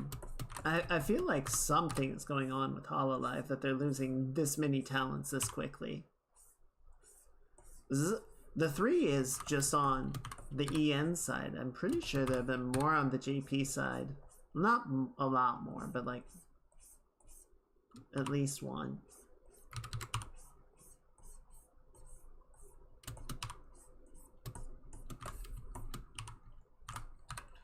Considering how quickly Mimi turned around immediately following her, like Mimi and not Booby, damn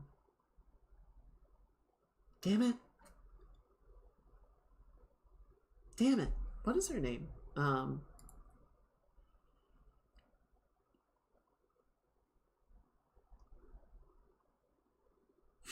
I keep wanting to say Booby, and it's not Booby.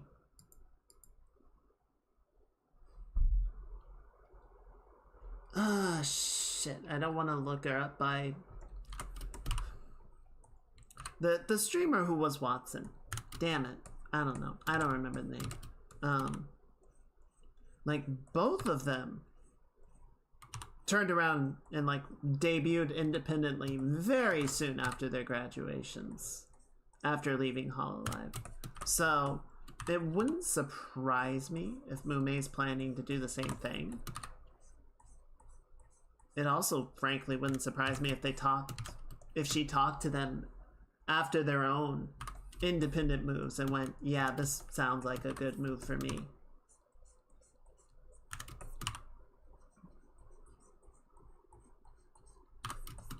And just deciding that she wants to do things her own way.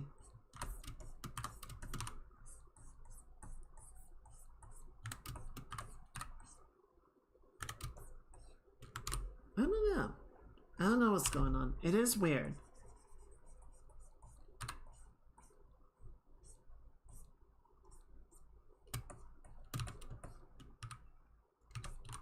But it's kind of a difficult scene right now.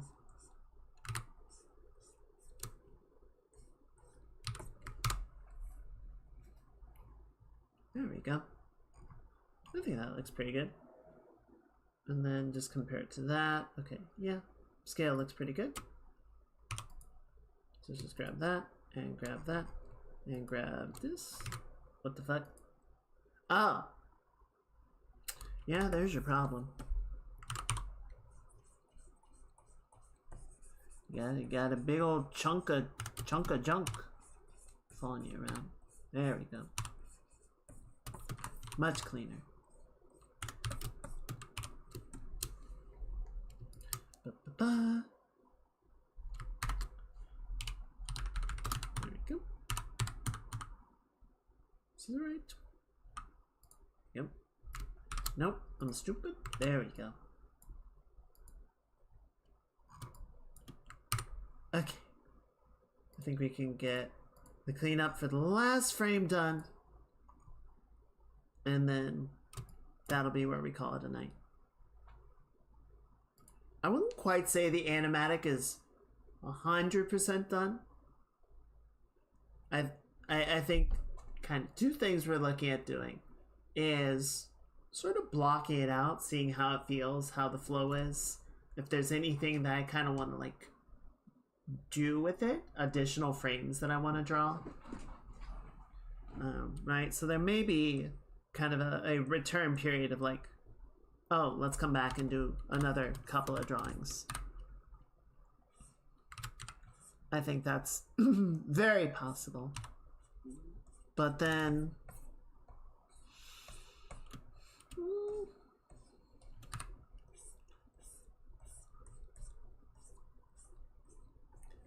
yeah, I don't know. I feel like there's still the possibility of more work to be done, even outside of the editing.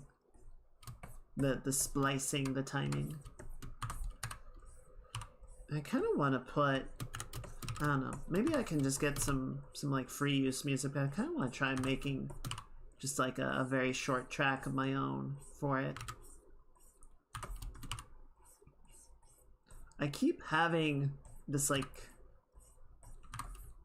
this desire to figure out how to do music making.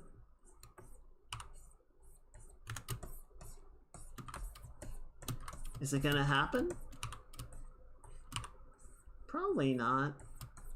But part of me is I'm still interested, even if the practicality of it is low.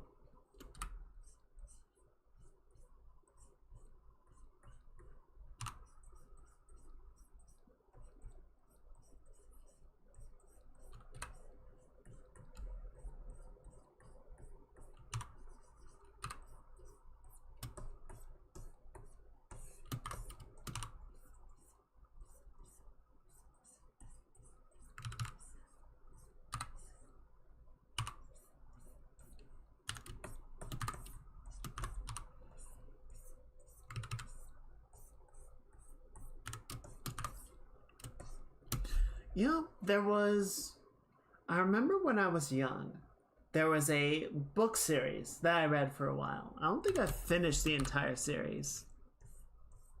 But, you know, I think that happens with a lot of, like, books aimed at younger readers.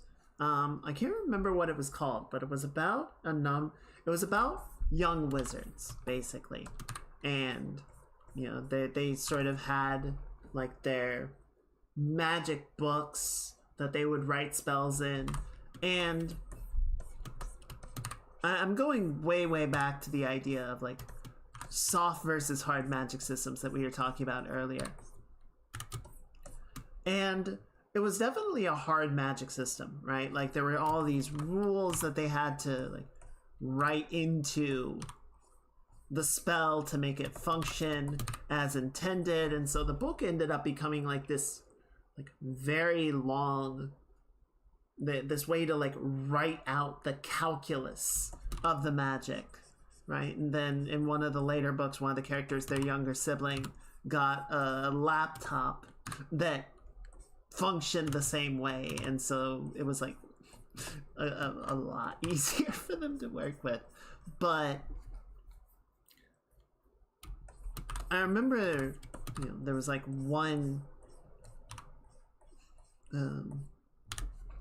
part where, you know, they finally like revealed to their parents what was going on, and as sort of a demonstration, teleported to the moon, right? They like encased everyone in an atmosphere bubble and teleported to the moon to show like, no, this is serious, we can do these things. But you know, when they were making the spell, they had to like draft out the size of the bubble, the amount of atmosphere that they were taking with them, like all these very sort of technical elements. It wasn't just like, and we're at the moon, right? I do think that counts as a hard magic system. But at the same time, I don't recall that they ever, like, explained how it works, right? There's, like, all of these rules on how to make it go. But there was never, in my recollection, a hard and fast explanation of the actual mechanism by which the magic operated, right?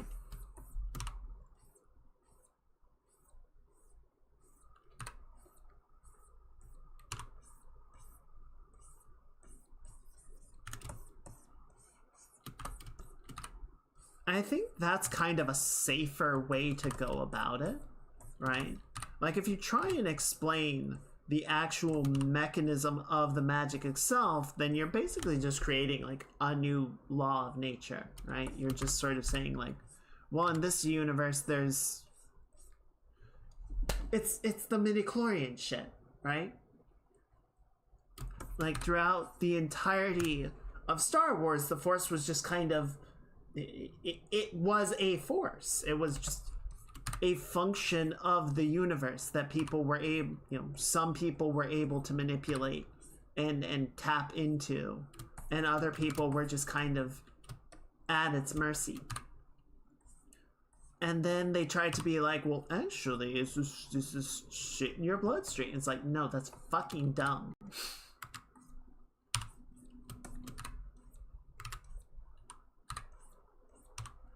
And I think it is to nobody's surprise that while it has been referenced in successive additions to Star Wars, it has never been directly spoken of again. Because I think everyone went, that was really dumb.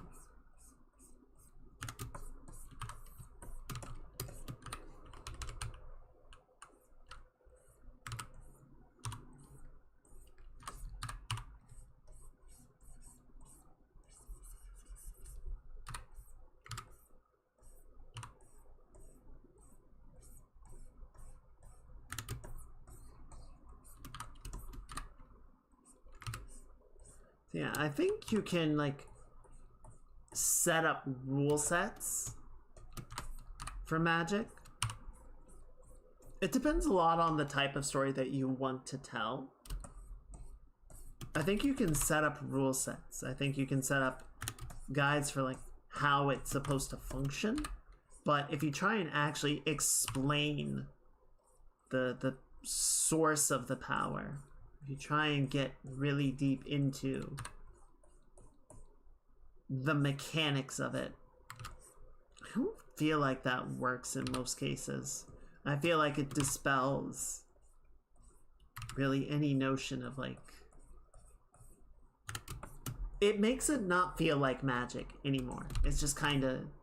It just kind of is. It just kind of exists and not in a very satisfying way. It's just fictional physics or chemistry at that point, and it's not really, it's not fun like you want it to be.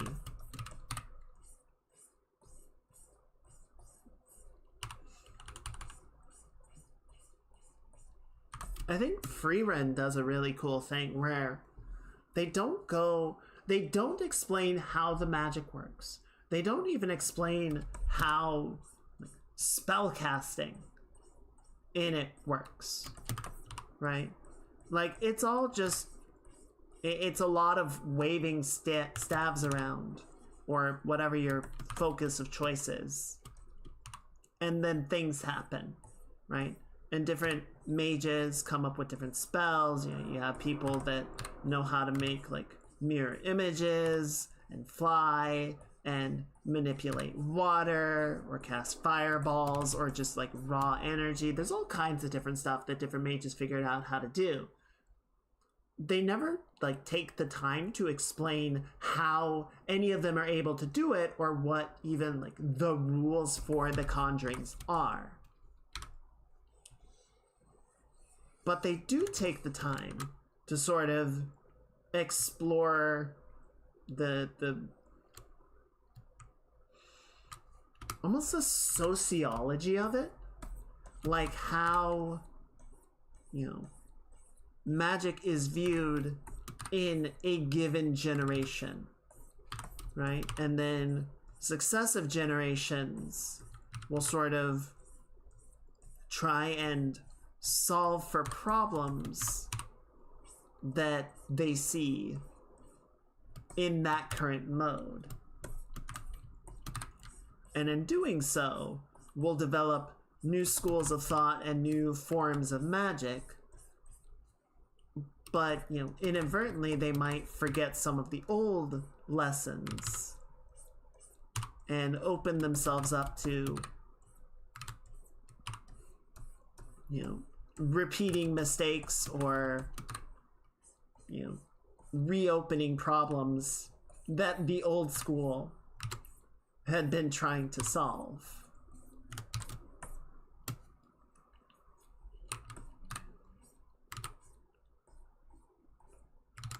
So I wouldn't call Frieren a soft magic system. I don't think they spend really any time trying to explain the magic system itself, but they do spend time explaining what the presence of magic does to the world and how people respond to it.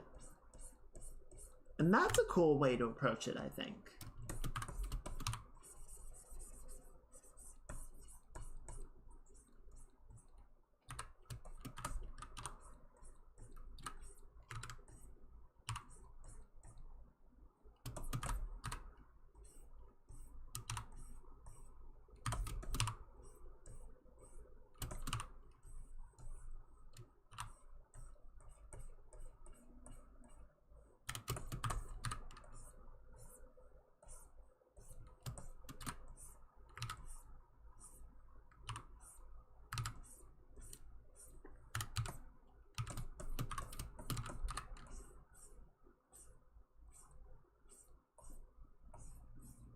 I don't know.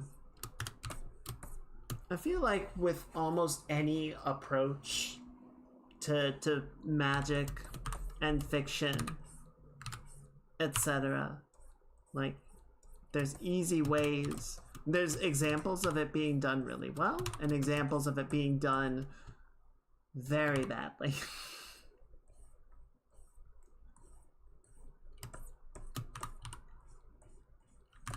So it's hard to be like, it is hard to say this is the right way to do it, right? No, you know what? It's not even hard. It's impossible. There is no singular way that is going to work in all scenarios.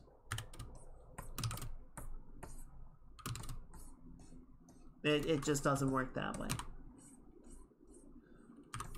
But I think, you know, you can have, I think it's good to explore different ideas, look for, you know, examples that were successful in a given scenario, look for things that, you know, are sort of similar to what you have in mind and see, well, what did they try to do? Was it successful? Why was it successful? Why was it not successful?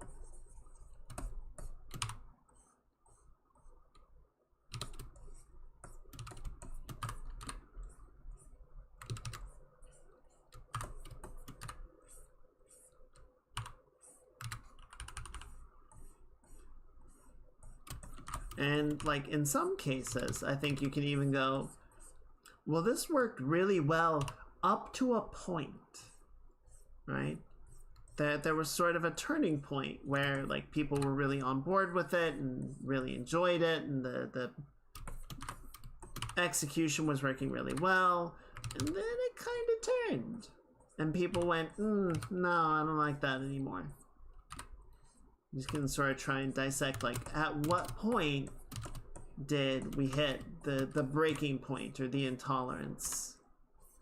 At what point did it stop being something that the people were willing to go along with, or willing to suspend disbelief and just enjoy the system, the presentation?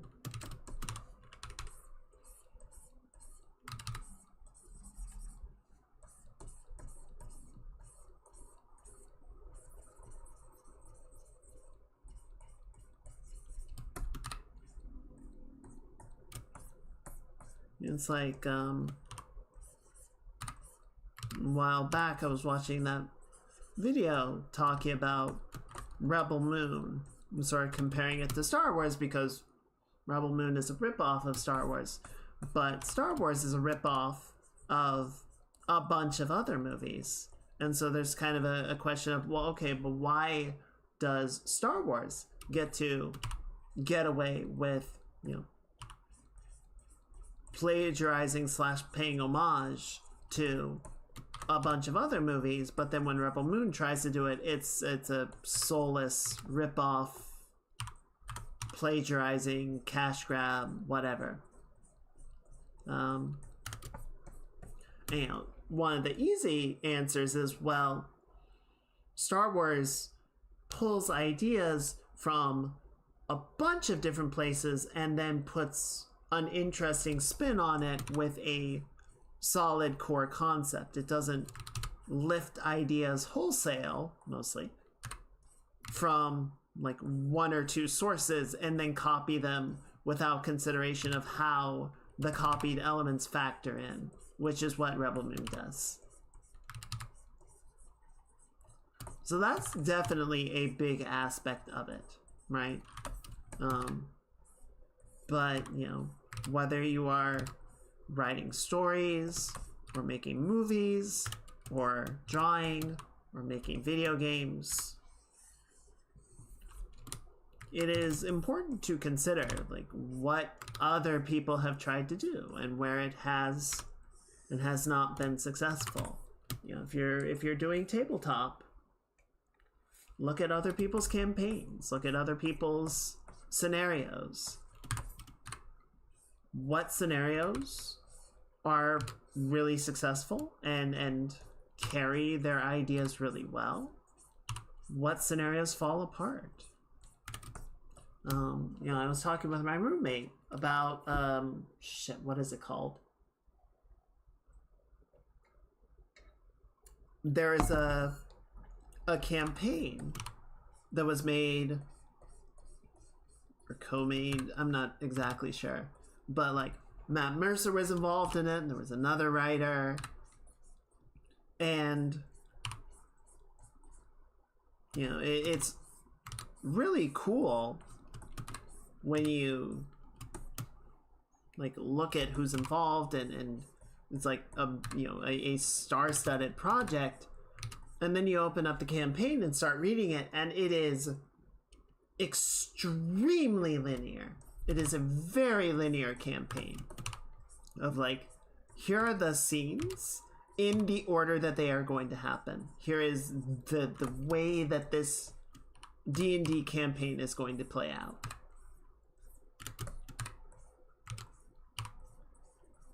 Which might be fine for, players' first D&D campaign. DM just needs to get used to running a game. Players need to get used to playing the game. Let's put some training wheels on and give them something easier to follow along with so they can be comfortable with that. Fine. But for like more experienced players, I imagine they might find it to be very stifling, because there's not a lot of avenues in that campaign for choice or player input affecting the outcomes of stuff. So in some ways it's cool, but in other ways it's like, this might not be a good example or a good reference point for what I'm trying to do. And then, you go look for something else. And, again, to be fair, like, Matt Mercer and Critical Role have their particular thing, right? They have their format, their presentation, and for both the audience of the game, the audience of the show, and the players at the table, the general sort of expectation in Critical Role is everyone shows up and goes, oh boy, oh boy, oh boy, what does Matt have planned for us today? Right? Matt is the showrunner. He is the ringleader. He has a plan for where this is going, and obviously, does try to open it up and make it respond to what the players have in mind, and things definitely do pivot based on the players' actions and inputs, but there's also definitely like a charted course that things are generally going to roll in. Until things go completely sideways.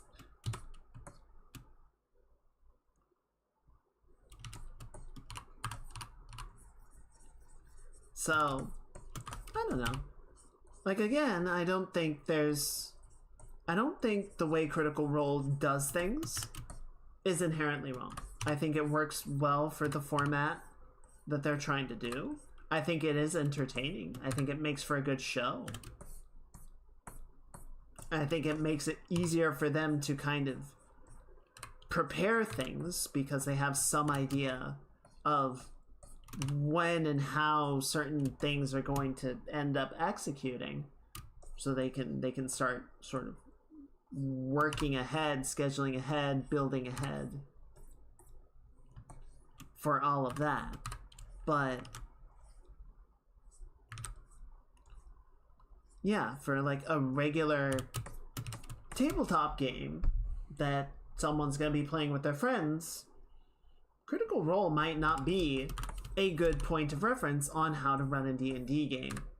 In fact, I would say for most people, it's probably a really bad point of reference. Because your DM does not have the resources to make a bunch of beautiful, bespoke battle maps, and you guys are not professional voice actors and should not, expect to like flawlessly execute a character in role from start to finish, right?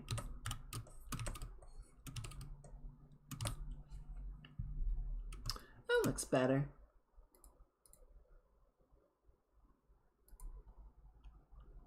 Okay, let's just do the fill. I do need to add the halo back, but we will do that later because it is time to wrap up the stream, unfortunately.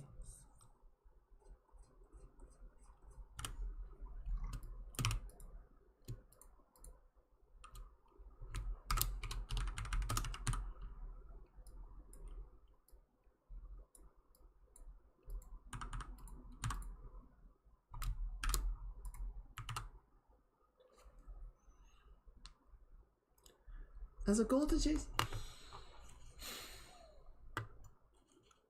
in a way, I think in a way you could look at it that way. I think the two reasons that I would disagree would be, one, again, I think like Matt with Critical Role is trying to do a specific thing, right? They are trying to use D&D as a stage to put on a performance. And I think they are quite successful in that regard. If you are trying to do exactly that thing and everybody is on board with that, right? like all of your players know, hey, this is what we are trying to execute, then yeah, I think Critical Role and Dimension 20 are reference points that you can sort of look at to say, what are things that we might try and execute.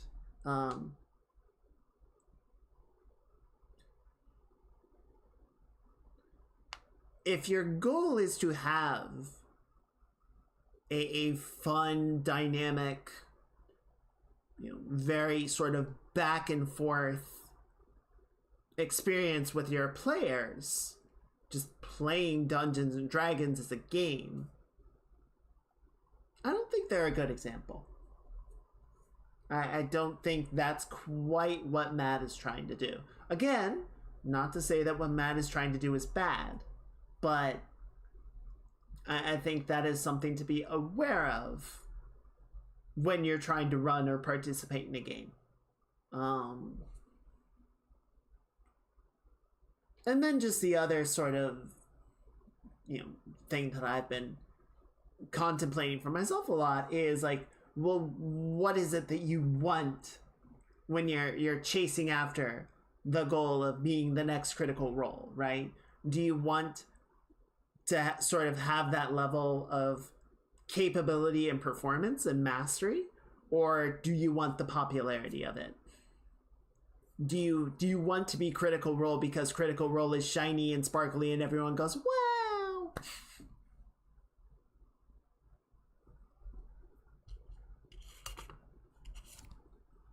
I get what you're saying.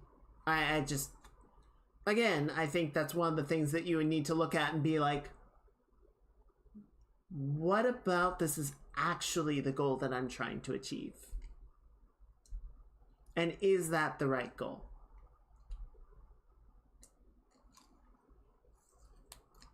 Because I think a lot of just like day-to-day D&D players, both DMs and players, have tried to chase the Critical Role, lighten the distance. And I think for a lot of people it doesn't work out because it's like, oh, this isn't actually the right target to go after.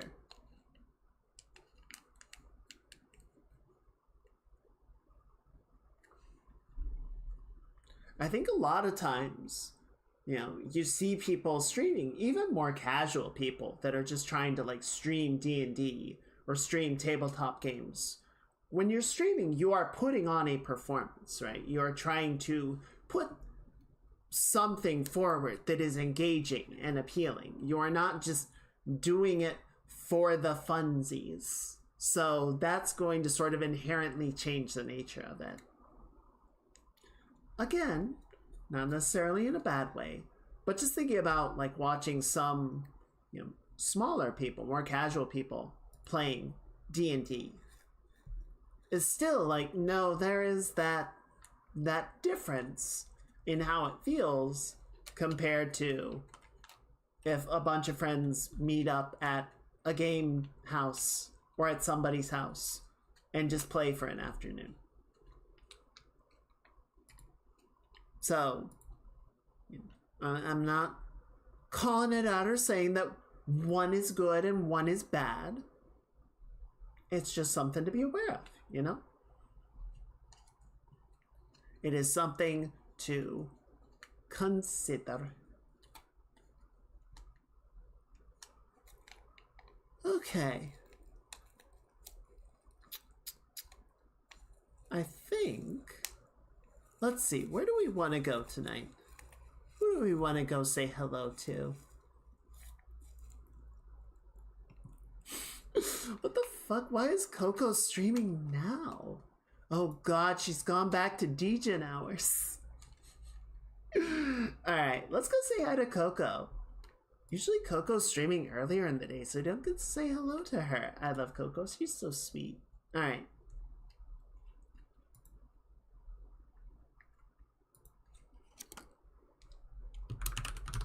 Let's just do our normal comfy raid.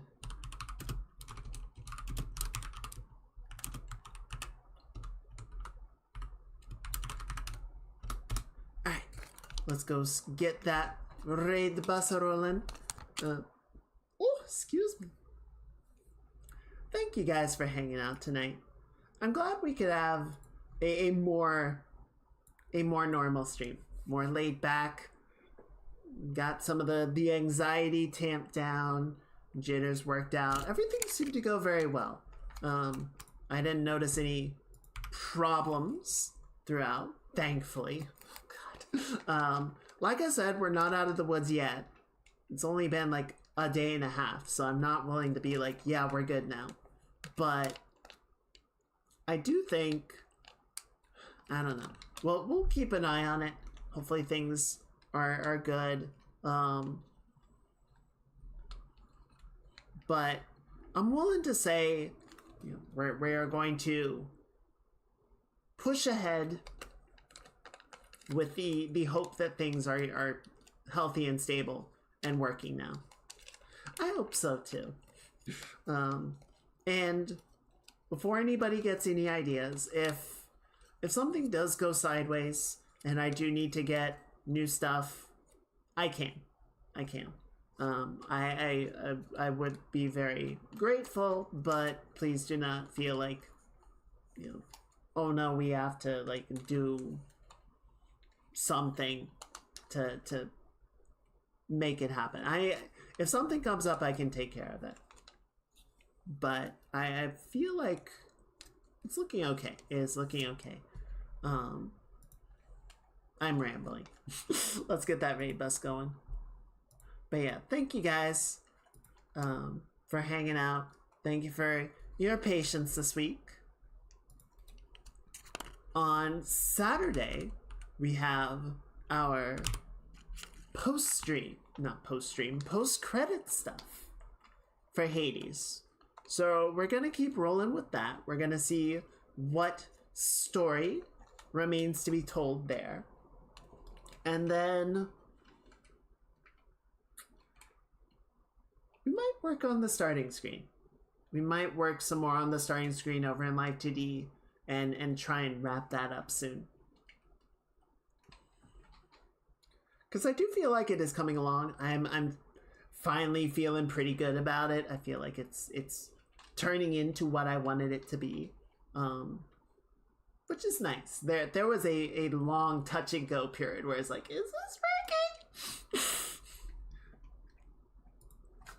And yeah, you guys as well. I hope everyone gets some good rest.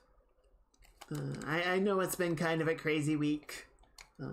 So good job making it. We're almost to the weekend, guys. Hang in there just a little bit longer.